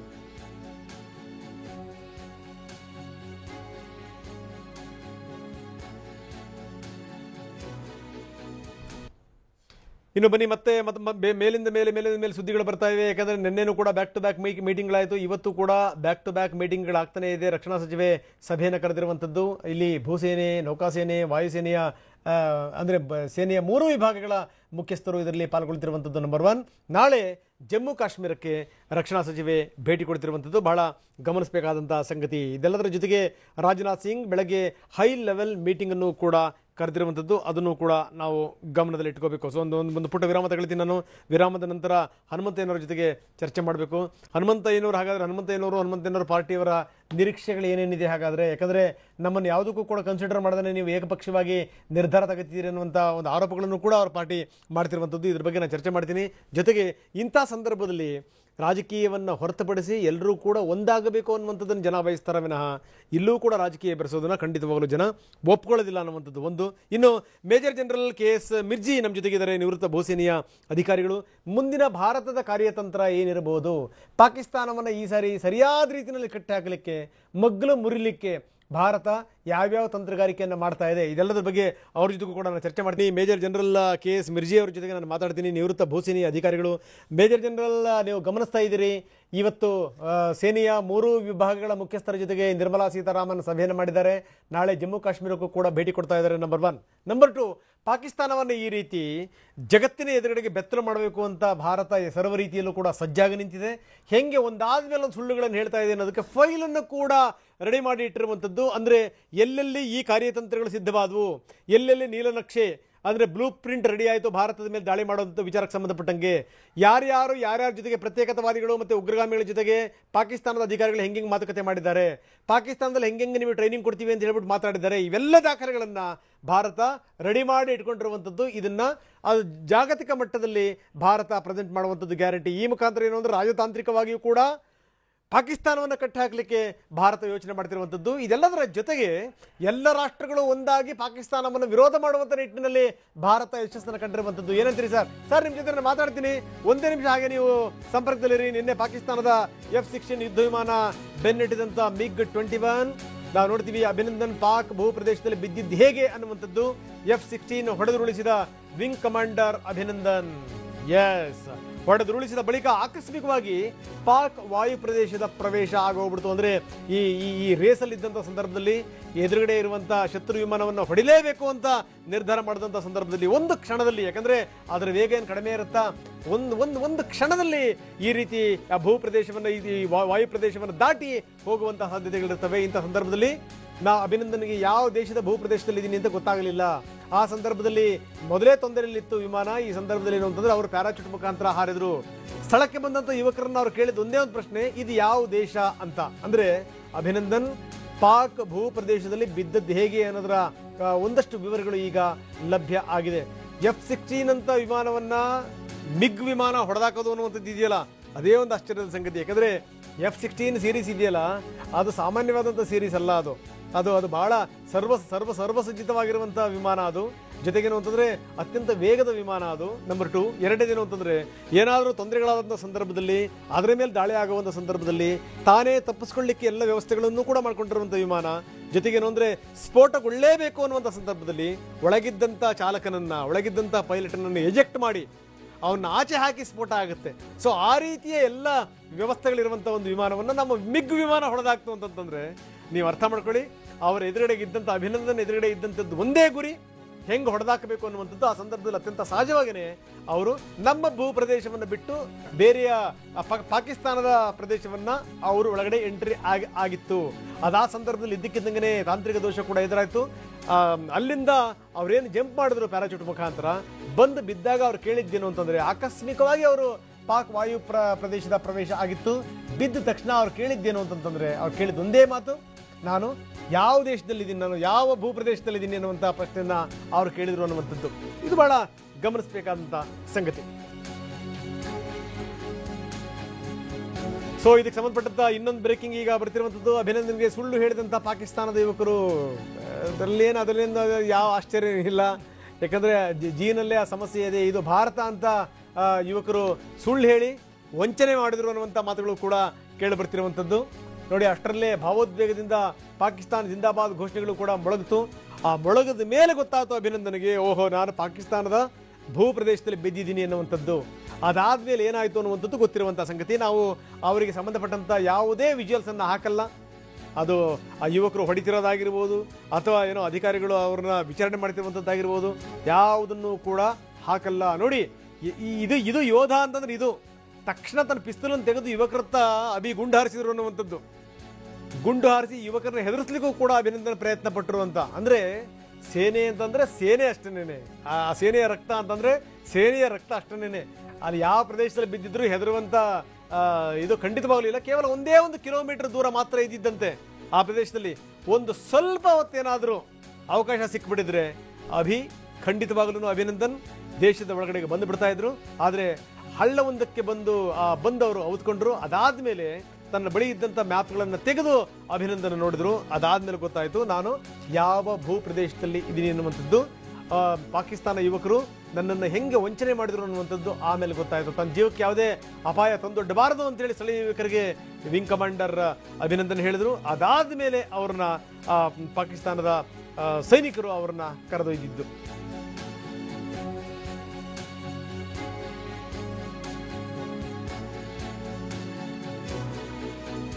ಬಹಳ ಇಂಟ್ರೆಸ್ಟಿಂಗ್ ಸಂಗತಿಗಳು ಒಂದಾದ ಮೇಲೆ ಒಂದು ಹೊರಗಡೆ ಬರ್ತಿರುವಂಥದ್ದು. ನೋಡಿ, ನಾವು ಗಮನಿಸ್ತಾ ಇದ್ದೀವಿ, ಸೇನೆಯ ಯೋಧರಿಂದಲೂ ಕೂಡ ಅಭಿನಂದನ್ ಮೇಲೆ ಹಲ್ಲೆ ಆಗಿದೆ ಅನ್ನುವಂಥದ್ದು. ಯಾಕಂದರೆ ಪಾಕಿಸ್ತಾನವೇ, ಅದರಲ್ಲಿ ಏನು ಯಾವುದೇ ಅವರು ಸನ್ಮಾನ ಮಾಡ್ತಾರೆ, ಸತ್ಕಾರ ಮಾಡ್ತಾರೆ, ಅಥವಾ ಯಾವುದಾದ್ರೂ ಈ ಯುದ್ಧ ನೀತಿಗಳನ್ನು ಅವರು ಅಳವಡಿಸ್ಕೊಂಡ್ಬಿಡ್ತಾರೆ. ಖಂಡಿತವಾಗಲೂ ಅದನ್ನು ನಾವು ಮನಸ್ಸಲ್ಲೂ ಕೂಡ ಅಂದ್ಕೊಳ್ಳಿಕ್ಕೆ ಸಾಧ್ಯ ಇಲ್ಲ. ಒಂದು ಕಡೆಗೆ ಪಾಕಿಸ್ತಾನದ ಯುವಕರು ವಂಚನೆ ಮಾಡಿದರು, ಅದಾದಮೇಲೆ ಸೈನಿಕರು ಕೂಡ ವಂಚನೆ ಮಾಡಿರುವಂಥದ್ದು, ಅವರ ಮೇಲೆ ಹಲ್ಲೆ ಮಾಡಿದ್ದಾರೆ ಅನ್ನುವಂಥ ಮಾಹಿತಿ ಇದೀಗ ಬಂದಿದೆ. ಹಿಂದೆ ನಾನು ಹೇಳ್ತಾ ಇದ್ದೆ, ಕಾರ್ಗಿಲ್ ಯುದ್ಧದ ಸಂದರ್ಭದಲ್ಲಿ ನಚಿಕೇತ್ ಅವ್ರನ್ನು ಕೂಡ ಇದೇ ರೀತಿ ಪಾಕಿಸ್ತಾನದ ಯೋಧರು ಹೊತ್ತೊಯ್ದಿದ್ರು. ಆ ಸಂದರ್ಭದಲ್ಲಿ ಭಾರತದ ಒತ್ತಡ ಸಹಿಸ್ಕೊಳ್ಳೋಕ್ಕಾಗದೇನೆ ನಚಿಕೇತ್ ಅವ್ರನ್ನ ರೆಡ್ ಕ್ರಾಸ್ ಸಂಸ್ಥೆಯ ಮುಖಾಂತರ ಭಾರತಕ್ಕೆ ಒಪ್ಪಿಸುವಂಥ ಕೆಲಸ ಆಗಿತ್ತು. ಈಗಲೂ ಕೂಡ ಖಂಡಿತವಾಗಲೂ ಅಭಿನಂದನ್ ವಾಪಸ್ ಬರ್ತಾರೆ, ಅದರಲ್ಲಿ ಯಾವುದೇ ಸಂದೇಹ ಇಲ್ಲ. ಭಾರತ ಎಲ್ಲ ರೀತಿಯಲ್ಲೂ ಕೂಡ ಪಾಕಿಸ್ತಾನದ ಮೇಲೆ ಯಾವ್ಯಾವ ರೀತಿಯ ಒತ್ತಡವನ್ನು ಹಾಕಬೇಕೋ ಆ ಎಲ್ಲ ಒತ್ತಡಗಳನ್ನು ಭಾರತ ಈಗಾಗಲೇ ಹಾಕಲಿಕ್ಕೆ ಶುರು ಮಾಡಿದೆ. ಒಂದು ಕಡೆಗೆ ನಾವು ನೋಡ್ತಾ ಇದ್ದೀವಿ, F-16 ಯುದ್ಧ ವಿಮಾನದ ಅವಶೇಷ ಬಿದ್ದಿರುವಂಥದ್ದು. ಆ F-16 ಅವಶೇಷವನ್ನು ಮಿಗ್ ವಿಮಾನ ಅಂತ ಹೇಳುವಂಥ ಪ್ರಯತ್ನವನ್ನು ಸುಳ್ಳಿನ ದೇಶ ಪಾಕಿಸ್ತಾನ ಮಾಡ್ತಿರುವಂಥದ್ದು. ಇನ್ನೊಂದು ಕಡೆಗೆ ಅಭಿನಂದನೆಗಾಗಿ ಇಡೀ ದೇಶಾದ್ಯಂತ ಪ್ರಾರ್ಥನೆಗಳಾಗ್ತಾ ಇದೆ. ಬೆಂಗಳೂರು ಕೂಡ ಅದರಲ್ಲಿ ಹೊರತಾಗಿಯೂ ಇಲ್ಲ. ಬೆಂಗಳೂರಿನಲ್ಲಿ ದೊಡ್ಡ ಗಣಪತಿ ದೇವಸ್ಥಾನದಲ್ಲಿ ಪೂಜೆ ಪುನಸ್ಕಾರಗಳು ನಡೀತಾ ಇತ್ತು. ಈಗ ನಾವು ನೋಡ್ತಾ ಇದ್ದೀವಿ, ಮೋಸ್ಟ್ಲಿ ಪಂಜಾಬ್ ಪ್ರಾಂತ್ಯದಲ್ಲಿ ಇವರಿಗೆ ಸಂಬಂಧಪಟ್ಟ ಹಾಗೆ ಪ್ರಾರ್ಥನೆಗಳು ಕೂಡ ನಡೀತಾ ಇರುವಂಥದ್ದು.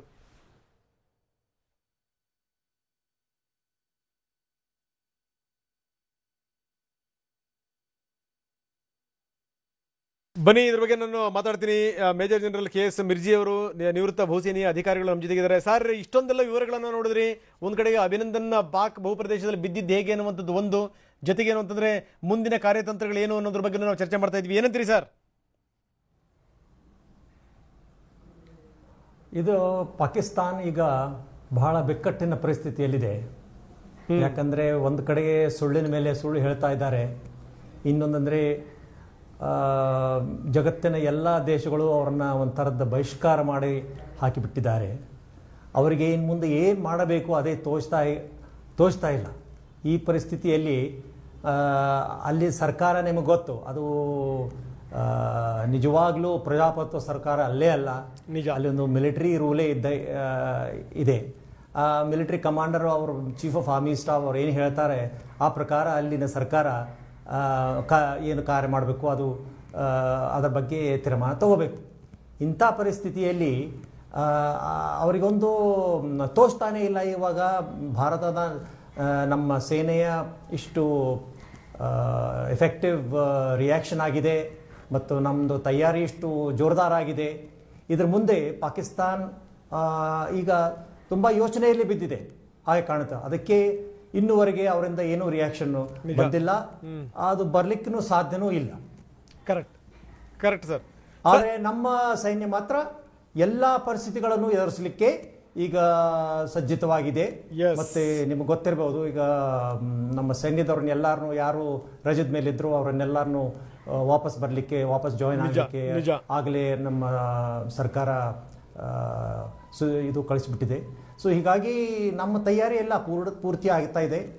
ಆದರೆ ಪಾಕಿಸ್ತಾನ ಏನು ಮಾಡಬೇಕು ಅವ್ರಿಗೆ ಈಗ ತೋಚ್ತಾನೆ ಇಲ್ಲ. ಓಕೆ, ನಾನು ಇದ್ರ ಬಗ್ಗೆ ಇನ್ನಷ್ಟು ನಾನು ಮಾತಾಡ್ತೀನಿ. ಜೊತೆಗೆ ಹೆಂಗೆ ಅಭಿನಂದನ್ ಬಿದ್ದಂಥ ಬಗೆ ಹೇಗೆ, ಅದಾದಮೇಲೆ ಏನೇನು ಆಯಿತು, ಒಂದು ಲೆಕ್ಕದಲ್ಲಿ ರೋಚಕವಾದಂಥ ಸ್ಟೋರಿ ಅದು ಕೇಳೋಕ್ಕೆ. ಆದರೆ ಅನುಭವಿಸಿದವ್ರಿಗೆ ಇದೆಯಲ್ಲ, ಆ ಅನುಭವಿಸಿದವರಿಗೆ ಮಾತ್ರ ಯಾತನೆ ಗೊತ್ತಿರುತ್ತೆ. ಇದಕ್ಕೆ ಸಂಬಂಧಪಟ್ಟಂಗೆ ಹೆಚ್ಚಿನ ಮಾಹಿತಿ ನೀಡಲಿಕ್ಕೆ ನಮ್ಮ ಪ್ರತಿನಿಧಿ ಚಂದ್ರಮೋಹನ್ ಈಗ ನಮ್ಮೊಂದಿಗೆ ನೇರ ಸಂಪರ್ಕದಲ್ಲಿದ್ದಾರೆ. ಚಂದ್ರಮೋಹನ್, ಗಮನಿಸಬೇಕಾದಂಥ ಸಂಗತಿ, ಯಾಕಂದರೆ ಈ ಯಾವುದಾದ್ರೂ ಒಂದು ವಿಮಾನವನ್ನು ಬೆನ್ನಟ್ಕೊಂಡು ಹೋದಂಥ ಸಂದರ್ಭದಲ್ಲಿ ಅದನ್ನು ಹೊಡೆದೇ ಉಳಿಸಬೇಕು ಅಂತ ನಿರ್ಧಾರ ಮಾಡಿದಂಥ ಸಂದರ್ಭದಲ್ಲಿ ಸ್ವಲ್ಪ ಅರಿವು ತಪ್ಪುವಂಥದ್ದು ಅತ್ಯಂತ ಸಹಜ. ಕೊನೆಗೆ ಗೊತ್ತಾಯಿತು ಅವರಿಗೆ ನಾನು ಎಲ್ಲಿದ್ದೀನಿ ಎನ್ನುವಂಥದ್ದು. ಆ ಸಂದರ್ಭದಲ್ಲಿ ವಿಮಾನದ ಪತನ ಕೂಡ ಶುರುವಾಗಿದ್ದು. ಆ ಸಂದರ್ಭದಲ್ಲಿ ಏನು ಅಂತಂದ್ರೆ ಅಲ್ಲಿಂದ ಅವರು ಪ್ಯಾರಾಚೂಟ್ ಮುಖಾಂತರ ಹಾರಿದರು. ಅದಾದಮೇಲೂ ಕೂಡ ಅವ್ರಿಗೆಲ್ಲೋ ಒಂದು ಕಡೆ ವಿಶ್ವಾಸ ಇತ್ತು, ನಾನು ಬಂದು ಬೀಳ್ತಿರುವಂಥದ್ದು ನನ್ನ ಭಾರತದ ಭೂಮಿಯ ಒಳಗಡೆ ಅನ್ನುವಂಥದ್ದು. ಕೇವಲ 1 ಕಿಲೋಮೀಟರ್ ಅಂತರದಲ್ಲಿ ಮಾತ್ರ ಇದು ನಡೆದಿರುವಂಥದ್ದು. ಅದಾದ ಮೇಲೆ ಏನಾಯಿತು ಅನ್ನುವಂಥದ್ದು ಗೊತ್ತಿರುವಂಥ ಸಂಗತಿ. ಇಡೀ ಆ ಕಥಾನಕ ಇದೆಯಲ್ಲ, ಇಡೀ ಆ ಕಥಾನಕವೇ ಒಂದು ರೋಚಕವಾದಂಥ ಕಥಾನಕ. ಏನಂತೀರಿ ಚಂದ್ರಮೋಹನ್? ಹೌದು, ಖಂಡಿತವಾಗೂ ರಂಗನಾಥ್. ನಿನ್ನೆ ಪಾಕಿಸ್ತಾನದ F-16 ಯುದ್ಧ ವಿಮಾನ ಭಾರತದ ವಾಯುಪ್ರದೇಶವನ್ನು ಪ್ರವೇಶ ಮಾಡಿತ್ತು. ತಕ್ಷಣವೇ MiG-21 ವಿಮಾನದ ಮೂಲಕ ವಿಂಗ್ ಕಮಾಂಡರ್ ಅಭಿನಂದನ್ ಅವರು ಆ ವಿಮಾನವನ್ನು ಬೆನ್ನಟ್ಕೊಂಡು ಹೋದ್ರು. ಕೊನೆಗೂ ಕೂಡ F-16 ಪಾಕಿಸ್ತಾನದ ಯುದ್ಧ ವಿಮಾನವನ್ನು ಕೂಡ ಹೊಡೆದುಳಿಸಿದ್ರು. ಆದರೆ ಆಕಸ್ಮಿಕವಾಗಿ ಈ ಒಂದು F-16 ಯುದ್ಧ ವಿಮಾನ ಹೊಡೆದುಳಿಸುವಂತಹ ಸಂದರ್ಭದಲ್ಲೇ ಭಾರತದ MiG-21 ವಿಮಾನ ಕೂಡ ಪಾಕಿಸ್ತಾನದ ವಾಯುಪ್ರದೇಶವನ್ನು ಪ್ರವೇಶ ಮಾಡುತ್ತೆ. ಅಷ್ಟರಲ್ಲೇ ಪಾಕಿಸ್ತಾನದ ಕಡೆಯಿಂದಲೂ ಕೂಡ MiG-21 ಮೇಲೆ ದಾಳಿ ನಡೆಯುತ್ತೆ. ಇದರಿಂದಾಗಿ MiG-21 ವಿಮಾನ ಪಾಕಿಸ್ತಾನದ ಭೂಪ್ರದೇಶದಲ್ಲಿ ಬೀಳುವಂತ ಪರಿಸ್ಥಿತಿ ನಿರ್ಮಾಣ ಆಗುತ್ತೆ.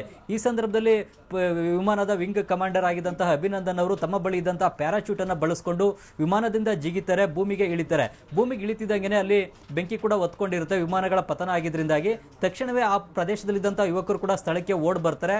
ಆಗ ವಿಂಗ್ ಕಮಾಂಡರ್ ಅಭಿನಂದನ್ ಅವರು ಇದು ಯಾವ ಭೂಪ್ರದೇಶ, ನಾನು ಎಲ್ಲಿದ್ದೇನೆ, ಇದು ಯಾವ ದೇಶ, ಯಾವ ಊರು ಅನ್ನೋದನ್ನ ಕೇಳ್ತಾರೆ.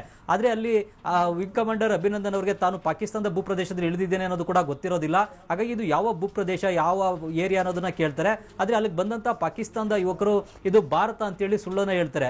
ನೋಡಿದಂತ ಸ್ಥಳೀಯ ಯುವಕರಿಗೆ ಇವರು ಭಾರತದ ಪೈಲಟ್ ಅನ್ನೋದು ಅವರ ಡ್ರೆಸ್ ಅನ್ನು ನೋಡ್ತಿದ್ದಾಗೆ ಗೊತ್ತಾಗಿರುತ್ತೆ. ಈ ಕಾರಣಕ್ಕಾಗಿನೇ ಇದು ಭಾರತ ಅಂತೇಳಿ ಸುಳ್ಳನ್ನು ಹೇಳಿ ಅಭಿನಂದನ್ ಅವರಿಗೆ ವಂಚನೆಯನ್ನ ಮಾಡ್ತಾರೆ. ಅದಾದ ಬಳಿಕ ಅಲ್ಲಿದ್ದಂತಹ ಯುವಕರುಗಳ ಒಂದು ಭಾವೋದ್ವೇಗದಿಂದ ಪಾಕಿಸ್ತಾನ ಜಿಂದಾಬಾದ್ ಅನ್ನೋ ಒಂದು ಘೋಷಣೆ ಕೂಗ್ತಾರೆ.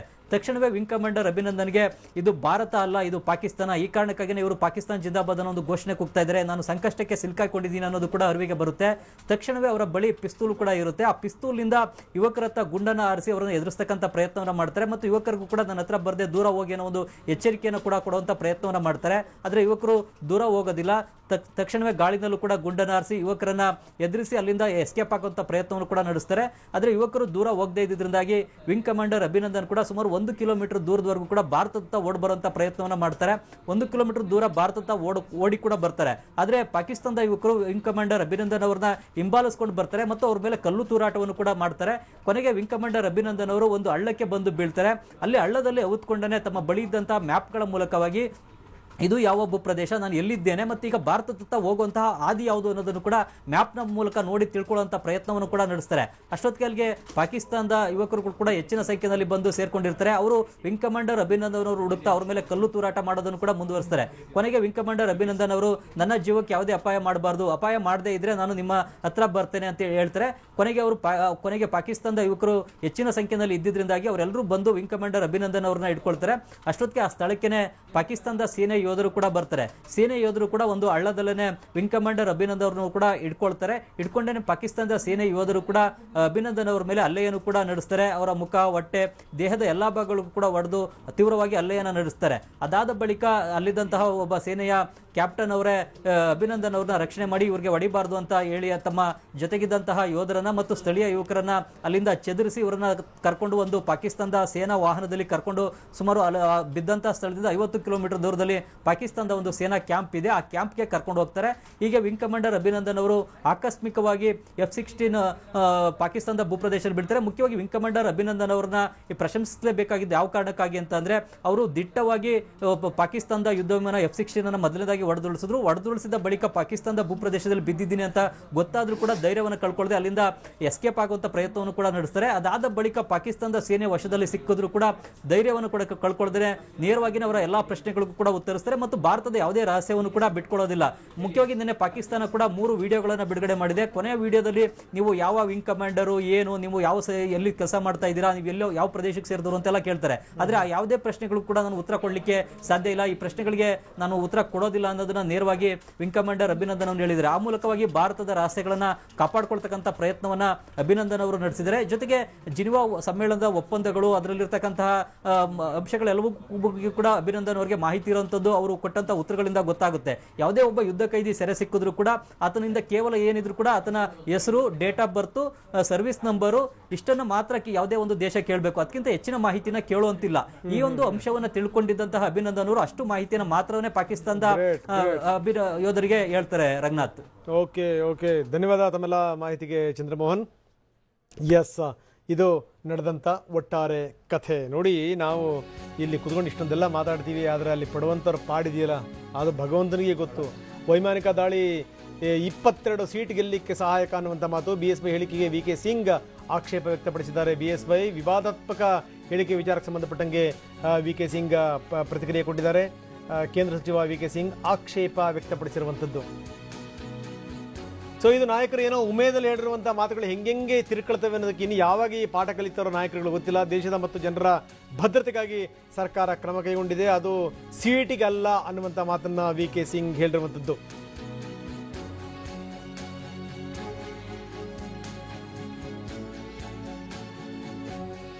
ನೋಡ್ತಾ ಇದೀವಿ BSY ಹೇಳಿಕೆಯನ್ನು ವಿರೋಧಿಸಿ VK ಸಿಂಗ್ ಸ್ಟೇಟ್ಮೆಂಟ್ ಅನ್ನ ಕೊಟ್ಟಿದ್ದಾರೆ. ಹನುಮಂತಯ್ಯನವರೇ, ಗಮನಿಸ್ತಾ ಇದ್ದೀರಿ ಯಡಿಯೂರಪ್ಪನವರ ಸ್ಟೇಟ್ಮೆಂಟ್ ಮತ್ತು VK ಸಿಂಗ್ ಅವರ ಅವರು ಟ್ವೀಟ್ ಮುಖಾಂತರ ಅವ್ರು ಹೇಳಿರುವಂಥ ಮಾತುಗಳು ಏನಂತೀರಿ ಸರ್?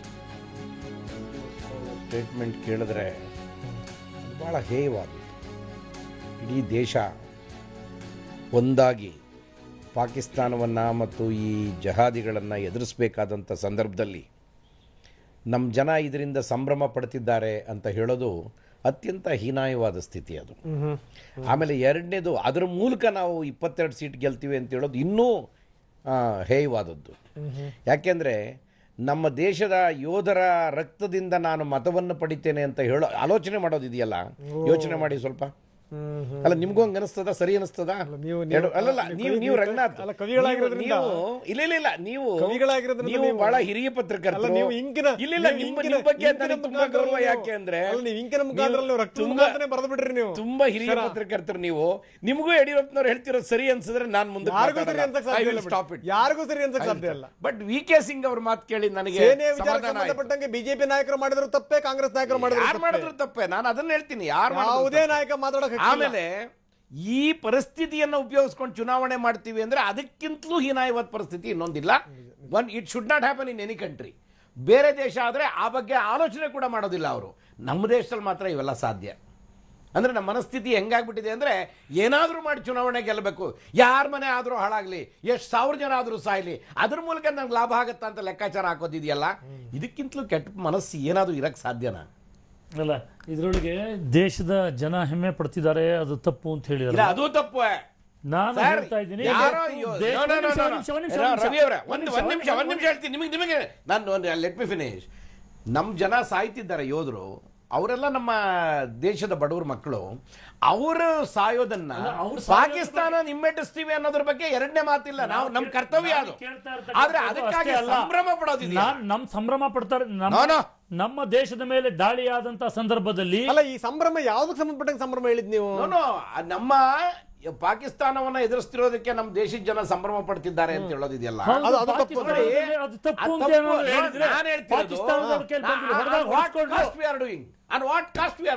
ನೋಡಿ. ಹಾಗಾದ್ರೆ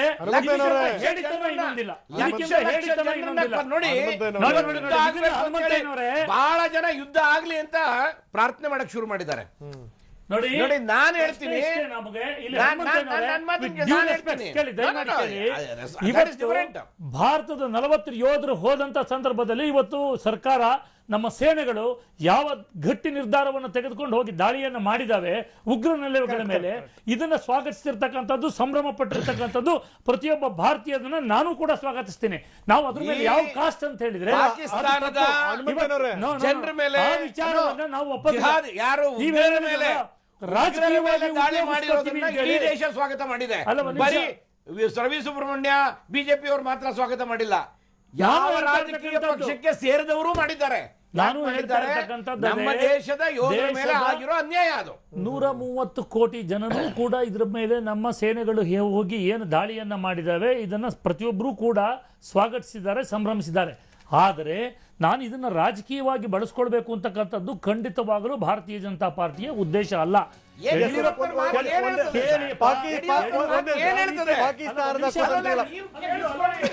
ಒಂದೇ ನಿಮಿಷ ಸುಮ್ಮನೆ ಕೂತ್ಕೊಂಡು ಕೇಳಿದ್ದೀನಿ. ಯಡಿಯೂರಪ್ಪ ಒಂದ್ ನಿಮಿಷ ಅದನ್ನೇ ನಾನು ಹೇಳ್ತಾ ರವಿ, ನಿಮ್ಮಿಂದ ಶುರು ಮಾಡ್ತೀನಿ. F-16 ಯುದ್ಧ ವಿಮಾನ ಬಳಸಿಲ್ಲ ಅಂತ ಸುಳ್ಳು ಹೇಳಿತ್ತು. ಪಾಕಿಸ್ತಾನಕ್ಕೆ ಹೇಳಿದಂತ ಹಸಿ ಸುಳ್ಳಿಗೆ ಅಮೆರಿಕದ ಆ ಷರತ್ತು ಕಾರಣ ಆಗಿತ್ತು. ಯಾವ ಷರತ್ತದು? ನೀವು ನಮ್ಮ ಪರ್ಮಿಷನ್ ಇಲ್ದೇನೆ ನೀವು ಯಾವುದೇ ಕಾರಣಕ್ಕೂ ನಮ್ಮ ಯುದ್ಧ ವಿಮಾನಗಳನ್ನು ಬಳಸಬಾರದು ಅಂತ ಹೇಳಿ ಅಂತ ನಿನ್ನೆ ಅಮೆರಿಕದ ಅಧ್ಯಕ್ಷ ಟ್ರಂಪ್ ಕೂಡ ಹೇಳಿರುವಂಥದ್ದು ಅದೇ ಮಾತು. ನೀವು ನಮ್ಮನ್ನು ಕೇಳಿಕೊಂಡೇ ಬಳಸಬೇಕು, ನಮ್ಮ ಪರ್ಮಿಷನ್ ಇಲ್ದೇನೆ ಯಾವುದೇ ಶಸ್ತ್ರಾಸ್ತ್ರಗಳನ್ನು ಬಳಸಂಗಿಲ್ಲ ಅನ್ನುವಂಥದ್ದು. ಬಹುಶಃ ಏನು ಅಂದರೆ ಆ ದೇಶದ ಕಣ್ಣಿಗೆ ಮಣ್ಣೆರಚಕ್ಕೋಸ್ಕರ ಪಾಕಿಸ್ತಾನ ಸುಳ್ಳು ಹೇಳಿದೆ. ಪಾಕಿಸ್ತಾನದ ಕಪಟ ನಾಟಕ ಅನ್ನುವಂಥದ್ದು ಬಯಲಾಗಿದೆ. ಒಂದು ವೇಳೆ ಏನಾದರೂ ಬಳಸಬೇಕು ಅನ್ನೋದಾದರೆ ಅಮೆರಿಕದ ಪರ್ಮಿಷನ್ ತಗೊಂಡೇ ಬಳಸಬೇಕು ಅನ್ನುವಂಥದ್ದು ಅದರ ಒಂದು ನಿಯಮ. ಇಲ್ಲಿ ಬಹಳ ಇಂಟ್ರೆಸ್ಟಿಂಗ್ ಸಂಗತಿ ಇಲ್ಲಿ ಚರ್ಚೆಗೆ ಬಂತು. ಸಂಭ್ರಮ ಪಡಬಾರದು ಅನ್ನೋದಾದರೆ ಸರ್, ಈಗ ನಮ್ಮ ಯೋಧರ ಮೇಲೆ ದಾಳಿ ಆದಂಥ ಸಂದರ್ಭದಲ್ಲಿ ನಮ್ಮವ್ರು ನುಗ್ಗಿ ಬಡದು ಬಂದರೆ ನಾವು ಸಂಭ್ರಮ ಪಡಬಾರದು, ನಾವು ಅಳ್ತಾ ಕೂತ್ಕೋಬೇಕಾ? ನಾನು ಅಳಬೇಕು ಅಂತ ಹೇಳಿಲ್ಲ, ಸಂಭ್ರಮ ಪಡುವಂಥ ವಿಚಾರ ಯಾಕಲ್ಲ ಅಂತ ಹೇಳಿದೆ.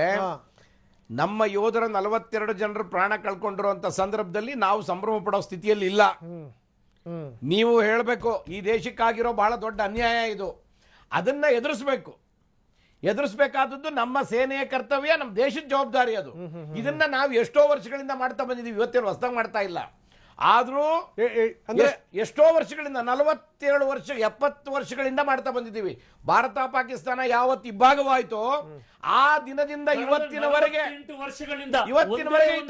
ಸ್ಟ್ರೈಕ್ ಮಾಡೋ ಒಂದು, ನಾನು ಇಲ್ಲಿವರೆಗೆ ಹೇಳಿದ್ದೆ ರಾಜಕಾರಣವನ್ನ ನಾನು ಮಾಡಲ್ಲ ಅಂತ.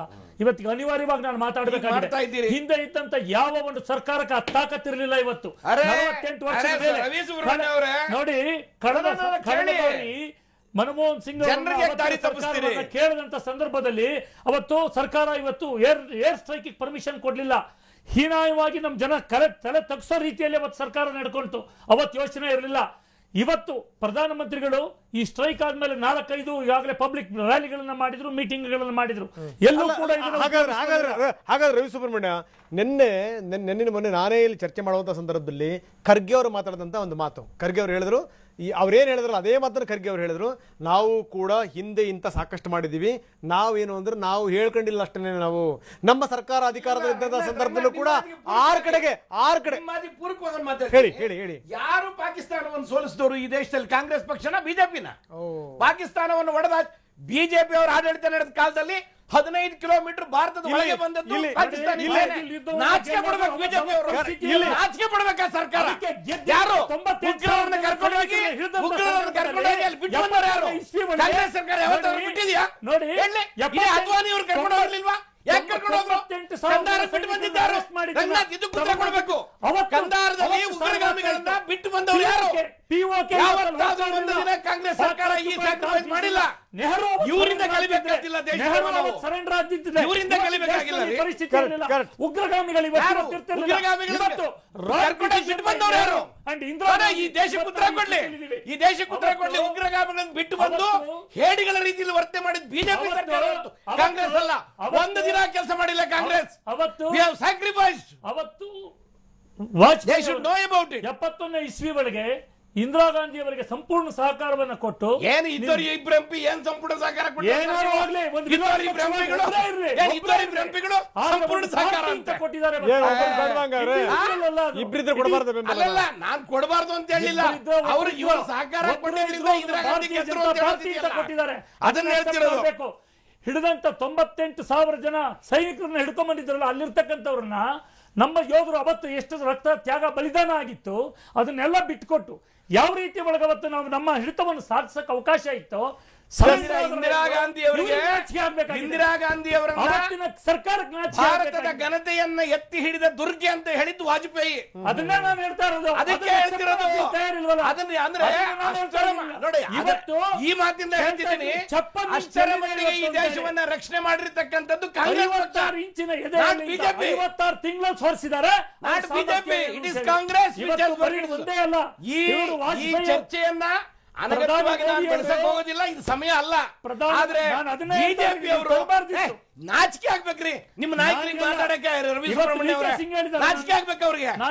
ಇದನ್ನ ರಾಜಕೀಯಕ್ಕೆ ಬಳಸ್ಕೊಂಡು 22 ಸೀಟ್ ನಿಮ್ಗೆ ಏನ್ ಅನ್ಸುತ್ತೆ? ದಯವಿಟ್ಟು ಹೇಳಿ. ನೀವು ಸರಿ ಅನ್ಸಿದ್ರೆ ಹೇಳಿ. ಗೆಲ್ಲೋದು ಬೇರೆ, ಗೆಲ್ಲೋದು ಬೇರೆ. 22 ಅಲ್ಲ 28 ಗೆಲ್ಲಿ ಜನ ತೀರ್ಮಾನ ಮಾಡ್ತಾರೆ. ಆದ್ರೆ ಈ ಸಂದರ್ಭ ಬಳಸ್ಕೊಂಡು ಹೇಳ್ತಿದ್ದೀರಾ, ನಾಚಿಕೆ ಆಗೋದಿಲ್ಲ. ಈ ಸಂದರ್ಭ 22 ಸೀಟಿನ ವಿಷಯ, ನಾನೀಗ ಅದನ್ನೇ ಹೇಳ್ತಾ ಇದ್ದೀನಿ. 22 ಸೀಟಿನ ವಿಷಯ ಇವತ್ತಲ್ಲ, ಡೇ ಒನ್ ಇಂದ ಇದೆ. 28 ಸೀಟ್ ಹೇಳಿ, ನಾನೇನು ಅದಕ್ಕೆ ಆಕ್ಷೇಪಣೆ ಮಾಡೋದಿಲ್ಲ. 28 ಗೆಲ್ಲಿ ಕರ್ನಾಟಕ ಜನ ಇದ್ದಾರೆ, 28 ಸೀಟ್ ಪ್ರಧಾನಮಂತ್ರಿಗಳು ಕೂಡ. ಆದ್ರೆ ಇದನ್ನ ಬಳಸ್ಕೊಂಡು ಗೆಲ್ತೀವಿ ಅಂತಿರಲ್ಲ, ನಾಚಿಕೆ ಆಗ್ಬೇಕಲ್ಲ ನಿಮ್ಗೆ. ನಾವೀಗಾಗಲೇ ವಿ.ಕೆ. ಸಿಂಗ್ ಅವರು ಕೂಡ, ವಿ.ಕೆ. ಸಿಂಗ್ ಅವರು ಹೇಳಿದ ಈಗ ಅವ್ರು ಹೇಳಿದ ತಕ್ಷಣ ನಿಮ್ಮ ರಾಜ್ಯಾಧ್ಯಕ್ಷ ಹೇಳಿ, ಹೇಳ್ಬೇಕಾದ್ರೆ ಹೇಳಿ, ನಿಮ್ಮ ರಾಜ್ಯಾಧ್ಯಕ್ಷ ಹೇಳಿಸ್ತೀರಿ. 4 ಸಭೆಗಳನ್ನ ಪ್ರಧಾನಮಂತ್ರಿಗಳು ಪಬ್ಲಿಕ್ ರ್ಯಾಲಿಗಳನ್ನ ಮಾಡಿದ್ದಾರೆ. ಯಾವುದೇ ಒಂದು ಸಂದರ್ಭದಲ್ಲೂ ಕೂಡ ವಿಚಾರಗಳನ್ನು ಹೇಳಿಲ್ಲ. ಕಾಂಗ್ರೆಸ್ನವ್ರು ಹೇಳಿದ್ರು, ದಾಳಿ ಆದ ತಕ್ಷಣ ಹೇಳ್ರಿ ಎಲ್ಲಿ ನಿಮ್ ನಾಯಕತ್ವ ಏನ್ ಮಾಡ್ತು, 56 ಇಂಚ್ ಎದೆ ಎಲ್ಲೋಯ್ತು ಅಂದ್ರು, ಉತ್ತರ ಕೊಟ್ಟರು. ಆದ್ರೆ ಅವತ್ತು 40 ಜನ ಸತ್ತಂತ ಸಂದರ್ಭದಲ್ಲಿ ಇವತ್ತು ಕ್ರೆಡಿಟ್ ಸೇನೆಗೆ ಅಂದ್ರು. ಆದ್ರೆ ಅವತ್ತು ಹೋದಾಗ ನಿಮ್ ನಾಯಕತ್ವ ಏನ್ ಮಾಡ್ತಾ ಇದೆ ಅಂತ ಕೇಳಿದ್ರು. ಅಂದ್ರೆ ಡಬಲ್ ಸ್ಟ್ಯಾಂಡರ್ಡ್ ಏನು ಅಂತಕ್ಕಂಥ ತೋರಿಸ್ತಾ ಇದೆ. ಖಂಡಿತವಾಗ್ಲೂ ನಾವು ಸ್ಪಷ್ಟಪಡಿಸ್ತೀವಿ, ಸೈನಿಕರ ತ್ಯಾಗ ಬಲಿದಾನ ಭಾರತೀಯ ಜನತಾ ಪಾರ್ಟಿ ಎಲೆಕ್ಷನ್ ಇಶ್ಯೂ ಆಗಿ ತಗೊಳ್ಳೋದಿಲ್ಲ. ಇದು ಭಾರತೀಯನ ಸ್ವಾಭಿಮಾನದ ವಿಷಯ, ಭಾರತೀಯರು ಹೆಮ್ಮೆ ಪಡಬೇಕಾದಂತ ವಿಷಯ, ಹೆಮ್ಮೆ ಪಡೋ ವಿಷಯ ಅಲ್ಲ ಅಂತಾರೆ. ಹಿಡ್ಕೊಂಡೋಗಿ ಇವ್ರನ್ನ ಬಿಟ್ಟು ಬಂದಿರ್ತಕ್ಕಂಥ ಸಂದರ್ಭದಲ್ಲಿ ಇನ್ಯಾವ ಸಂದರ್ಭದಲ್ಲಿ ಭಾರತೀಯರು ಹೆಮ್ಮೆ ಪಡಬೇಕು? ಇವತ್ತು ಯಾರು ಬಿಟ್ಟು ಬಂದ್ರು ಸ್ವಾಮಿ? ಯಾರು 92 ಭಾರತದಿಂದ ಸ್ವಾಭಿಮಾನವನ್ನು ಬಿಟ್ಟು ಬಂದ ಸರ್ಕಾರ ಯಾವುದು?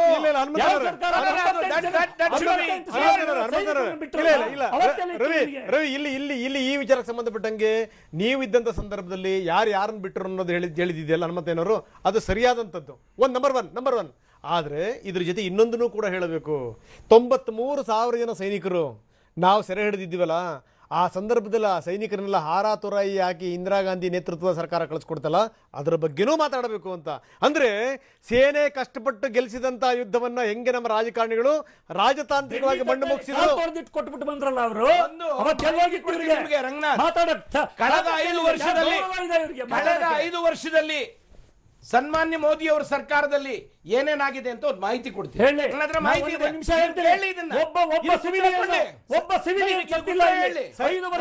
I don't want to politicize this issue. I wanted to give the information. ಸೈನಿಕ ಸಂಬಂಧಪಟ್ಟ ಉಗ್ರರು ಏನೇನ್ ಮಾಡಿದ್ರು, ಇವ್ರ ಕಾಲದಲ್ಲಿ ಏನೇನಾಗಿದೆ, ನಾವು 58 ಇಂಚಿನ ಎದೆಯ ನಾಯಕ ಬಂದ್ಬಿಟ್ಟಿದ್ದೀನಿ, ಇನ್ ಪಾಕಿಸ್ತಾನದ ತರ ನಡಕ್ತಾರೆ ಅಂತ ಹೇಳಿ ರಾತ್ರಿ ಹೋಗಿ ನವಾಜ್ ಶರೀಫ್ ಬಿರಿಯಾನಿ ತಿಂದು ಬಂದ್ರಲ್ಲ, ಅದು ಏನಾಯ್ತು ಇವತ್ತು ಅಂತ ಕೇಳ್ತಾರೆ ಜನ. ಅದು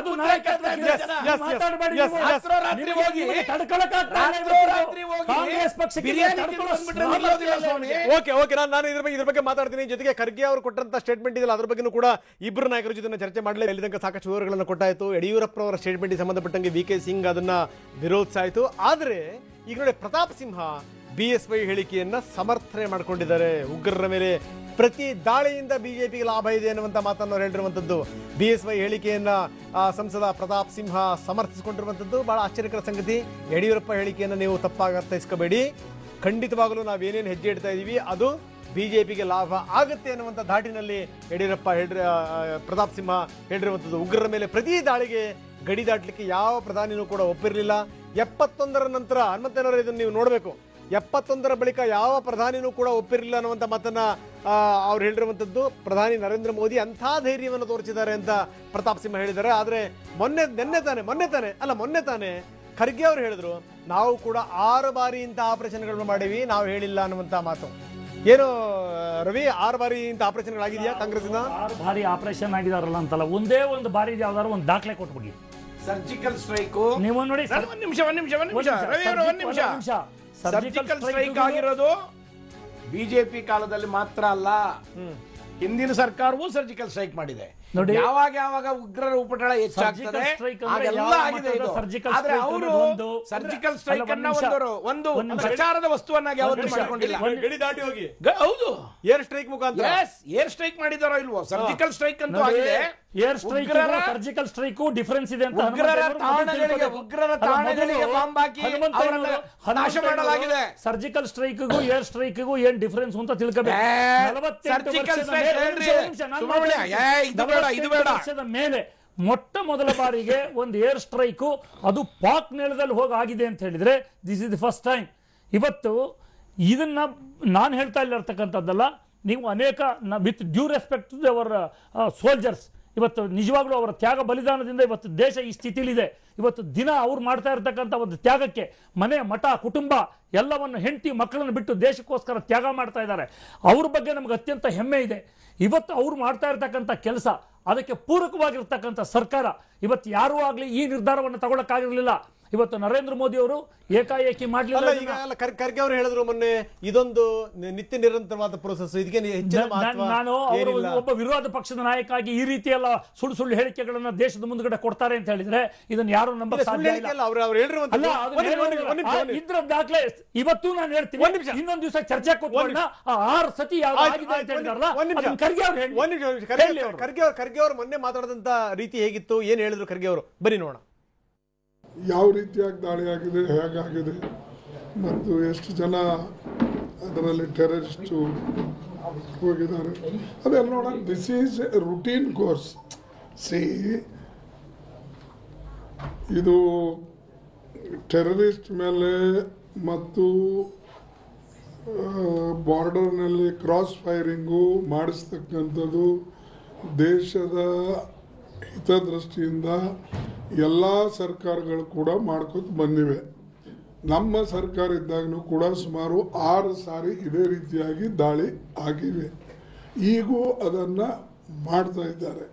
ಅದಕ್ಕಾಗಿ ನಮ್ಮ ರಕ್ಷಣೆಗಾಗಿ ಏನು ಮಾಡಬೇಕು ಅದನ್ನು ನಮ್ಮ ಸೈನಿಕರು ಮಾಡಬೇಕು. ಮತ್ತು ನಮ್ಮ ಸೈನಿಕರು ದೇಶದ ಹಿತದೃಷ್ಟಿಯಿಂದ ಮತ್ತು ನಮ್ಮ ಸರಹದ್ದನ್ನು ಕಾಪಾಡೋಕ್ಕೆ ಏನು ಕ್ರಮ ತೆಗೆದಾರೋ ಅದಕ್ಕೆ ನಾವು ಸಂಪೂರ್ಣವಾಗಿ ಬೆಂಬಲವನ್ನು ವ್ಯಕ್ತಪಡಿಸಿದ್ದೇವೆ, ಈಗೂ ವ್ಯಕ್ತಪಡಿಸ್ತೇವೆ. ಅದರಲ್ಲಿ ಬೇರೆ ಪ್ರಶ್ನೆ ಇಲ್ಲ. ಇದೇನು ಸರ್ಕಾರ ಕ್ರಮ ತಗೊಳ್ತಕ್ಕಂಥದ್ದಲ್ಲ. ಇದು ಆರ್ಮಿ ತನ್ನ ನಿರ್ಣಯವನ್ನು ಆವಾಗ ತೆಗೆದುಕೊಳ್ತಾರೆ. ಇದು ಖರ್ಗೆ ಅವರ ಮಾತು. ಖರ್ಗೆ ಅವರು ವಿರೋಧ ಪಕ್ಷದ ನಾಯಕರು. ಅಷ್ಟು ಸುಲಭವಾಗಿ ಅವರು ಮಾಹಿತಿ ಇಲ್ಲದೇ ಹೇಳಲ್ಲ. ಯಾಕಂದ್ರೆ ಸಂಸತ್ತಲ್ಲೂ ಕೂಡ ಸಂಸತ್ತಲ್ಲೂ ಕೂಡ ಅವರು ದಾಖಲೆಗಳನ್ನ ಇಟ್ಕೊಂಡೇ ಮಾತನಾಡುವಂಥವ್ರು. ನಾನು ಅವ್ರ ಬಗ್ಗೆ ನಿಮ್ ಜೊತೆ ನಾನು ಚರ್ಚೆ ಮಾಡಿದ್ದೀನಿ. ಆದ್ರೆ ಅದಕ್ಕಿಂತ ಮೊದಲು ಪ್ರತಾಪ್ ಸಿಂಹ ಕೊಟ್ಟಂತ ಸ್ಟೇಟ್ಮೆಂಟ್ ಏನೀಗ ಬನ್ನಿ ನೋಡೋಣ. ಯಡಿಯೂರಪ್ಪನವರು ಕೊಟ್ಟಿರುವಂಥ ಹೇಳಿಕೆಗಳಿಗೆ ಬೇರೆ ಅರ್ಥ ಕಲ್ಪಿಸೋದು ಬೇಡ. ಅಂದರೆ ಈ ದೇಶದಲ್ಲಿ 1971 ನಂತರ ಇದುವರೆಗೂ ಯಾರು ಕೂಡ ಗಡಿ ದಾಟಿ ಹೋಗೋದಕ್ಕೆ ನಮ್ಮ ಸೇನೆಗೆ ಅವಕಾಶ ಕೊಡೋದಕ್ಕೆ, ಅನುಮತಿ ಕೊಡೋದಕ್ಕೆ ಧೈರ್ಯವನ್ನು ತೋರಿರಲಿಲ್ಲ. ಅಂತಹ ದಾಡಸಿತನವನ್ನು ಸನ್ಮಾನ್ಯ ಮೋದಿಯವರು ತೋರಿದ್ದಾರೆ. ಇಂಥ ಒಂದು ಗಟ್ಟಿ ನಾಯಕತ್ವ ಸಿಕ್ಕಿರುವಂಥ ಸಂದರ್ಭದಲ್ಲಿ ದೇಶದ ಜನ ಅವರ ಪರವಾಗಿ, ಅವರ ಬೆನ್ನೆಲುಬಾಗಿ ನಿಂತ್ಕೊಳ್ತಾರೆ. ಹಾಗೆ ನಿಂತ್ಕೊಳ್ಳೋಂಥದ್ದು ಅದು ಚುನಾವಣೆಯಲ್ಲಿ ವ್ಯಕ್ತವಾಗುತ್ತೆ. ಯಾಕಂದರೆ ದೇಶಕ್ಕಂತ ಒಂದು ನಾಯಕತ್ವ ಬೇಕು ಅನ್ನೋದನ್ನು ದೇಶದ ಜನ ಅವರ ಭಾವನೆ ವ್ಯಕ್ತಪಡಿಸುವಂಥದ್ದು ಚುನಾವಣೆ ಸಂದರ್ಭದಲ್ಲಿ. ಅದರಿಂದ ಒಳ್ಳೆಯದಾಗುತ್ತೆ, ದೇಶಕ್ಕೆ ಒಳ್ಳೆಯದಾಗುತ್ತೆ ಅನ್ನೋ ಹಿನ್ನೆಲೆಯಲ್ಲಿ ಹೇಳಿದರೆ ಹೊರತು ಮತ್ತೆ ಅನ್ನೋದಕ್ಕೆ ಆ ಮಾತಿಗೆ ಭಿನ್ನೇನೂ ಅರ್ಥ ಇಲ್ಲ ಅಂತ ನಾನು ಭಾವಿಸ್ತೀನಿ. ಪ್ರತಾಪ್ ಸಿಂಹ ಅವರ ಹೇಳಿಕೆಯ ಮಾತಿದು ಅಂತಂದ್ರೆ ಅವರು ದೇಶಕ್ಕೆ ಒಳ್ಳೇದಾಗುತ್ತೆ ಅನ್ನೋ ದೃಷ್ಟಿಯಲ್ಲಿ ಹೇಳಿಯಾರ ವಿನಃ ಮತ್ತೆ ಬೇರೆ ಯಾವ ದೃಷ್ಟಿಯಲ್ಲೂ ಹೇಳಿಲ್ಲ ಅನ್ನುವಂಥದ್ದು ನಂಬರ್ 1. ಎರಡನೇ ಸಂಗತಿ ಏನು ಅಂತಂದ್ರೆ ಖರ್ಗೆ ಅವರು ಹೇಳಿದಂಥ ಮಾತು, ನಾವು ಕೂಡ 6 ಸರಿ ಈ ರೀತಿಯ ಒಂದು ಆಪರೇಷನ್ ಮಾಡಿದ್ವಿ, ಆದರೆ ನಾವು ಹೇಳ್ಕೊಳ್ಳಿಲ್ಲ ಅಷ್ಟೇ ಅನ್ನುವಂಥದ್ದು. ಹನುಮಂತೇನವರೇ, ಒಂದು ಇಲ್ಲ ಒಂದ್ ನಿಮಿಷ ಬೇಕಾದಷ್ಟು ಅಂಕಿಅಂಶ ಕಂಪ್ಲೀಟ್. ರವಿ ಸುಬ್ರಹ್ಮಣ್ಯ ಸಾಹೇಬ್ರೆ ಒಂದ್ ನಿಮಿಷ ಕೇಳಿ. ಅವರು ಈಗ ರಾಜ್ಯಸಭಾ ಸದಸ್ಯರು, ಗೊತ್ತಿರಲಿಲ್ಲ ನಿಮಗೆ. ರಾಜ್ಯಸಭಾ ಸದಸ್ಯರು ಅಷ್ಟೇ ಅಲ್ಲ, ಮಾಹಿತಿ ಇಟ್ಕೊಂಡು ಹೇಳ್ತಿದ್ದೀನಿ, ಕಣ್ಣು ಮುಚ್ಕೊಂಡು ಹೇಳೋದಿಲ್ಲ. ಬಾಯಿಗೆ ಏನೋ ಉದ್ರೇಕಿತನಾಗಿ ಮಾತನಾಡೋದ್ರಲ್ಲಿ ಏನೂ ಅರ್ಥವಿಲ್ಲ. ಇದರಲ್ಲಿ ನಮ್ಮ ಸೈನಿಕರು ವೀರಾವೇಶದಿಂದ ಹೋರಾಡ್ತಿದ್ದಾರೆ ಅಂತ ನಾವು ಮನೇಲಿ ಕೂತ್ಕೊಂಡು ಹೇಳೋದಲ್ಲ, ಅವ್ರ ಕಷ್ಟ ಏನು ಅಂತ. ಎರಡನೇದು, ಅದಕ್ಕೆ ಈ ಸರ್ಕಾರ ನೋಡಿ, ಒಂದ್ ನಿಮಿಷ ಚಪ್ಪಲಿ ಕೊಡ್ಸಕ್ಕಾಗಿರ್ಲಿಲ್ಲ ಸರ್ಕಾರಕ್ಕೆ. ಇದು ಈ ಪೊಲಿಟಿಕ್ಸ್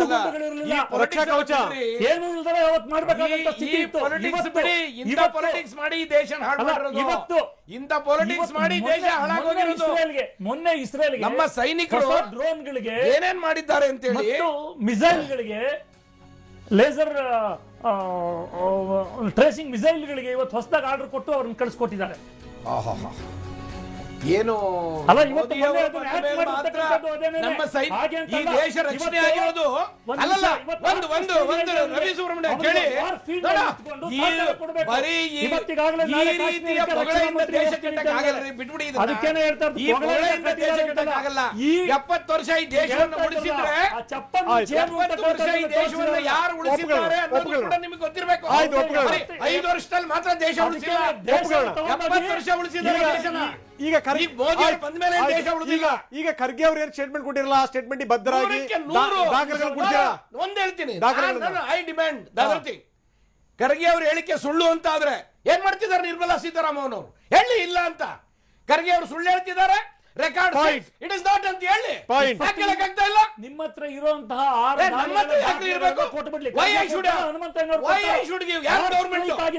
ಗೌರ್ಮೆಂಟ್ ಯಾರ್ದು ಹೇಳಿ? ಮೋದಿ ಅವರು ವಿರೋಧ ಪಕ್ಷದ ನಾಯಕರು ಜವಾಬ್ದಾರಿಯಿಂದ ಹೇಳ್ತಾರೆ, ಭಾರದ್ವಾಜ್ ಇವರು ಜವಾಬ್ದಾರಿಯಿಂದ ಹೇಳ್ತಾರೆ. ಅವರು ಲೋಕಸಭೆಯ ವಿರೋಧ ಪಕ್ಷ ಕಾಂಗ್ರೆಸ್ಸಿನ ನಾಯಕರು ಬೇಜವಾಬ್ದಾರಿಯಿಂದ ಮಾತಾಡಕ್ ಸಾಧ್ಯ ಇಲ್ಲ. ಅದಕ್ಕೆ ಅವರು ಏನಾದ್ರು ಇಲ್ಲಿ ಕೂತ್ಕೊಂಡು ಕಿರ್ಚೋದ್ ಬೇಡ. ಅವ್ರ ಮಾಹಿತಿ ಸರ್ಕಾರದ ಹತ್ರ ಇದೆ, ಹೇಳಿ.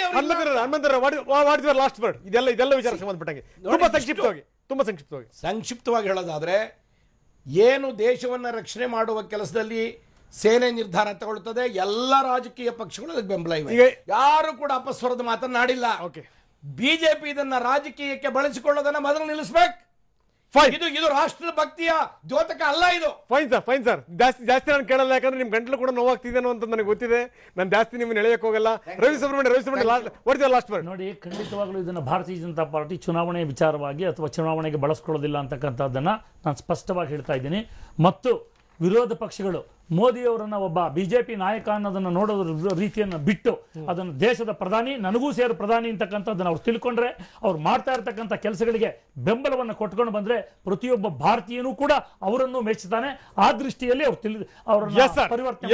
Thank you very much. ಇಲ್ಲಿ ತನಕ ಸಾಕಷ್ಟು ಮಾತಾಡಿದ್ರಿ. ಇನ್ನು ಏನೇನು ನಡೀತಾ ಇದೆ ಗಡಿನಲ್ಲಿ, ಜೊತೆಗೆ ಯಾವ್ಯಾವ ಮೀಟಿಂಗ್ಗಳಾಗ್ತಿದೆ, back to back high level ಮೀಟಿಂಗ್ಗಳಾಗ್ತಿರುವಂಥದ್ದು, ಅದೆಲ್ಲ ವಿವರಗಳನ್ನ ನಾವು ಮುಂದೆ 1 ಗಂಟೆಯ ನ್ಯೂಸ್ ಮುಖಾಂತರ ನಿಮಗೆಲ್ಲ ವಿವರಗಳನ್ನ ಕೊಡ್ತೀವಿ. ನಿರಂತರ ಸುದ್ದಿಗಾಗಿ ನೋಡ್ತಾ ಇರಿ TV9.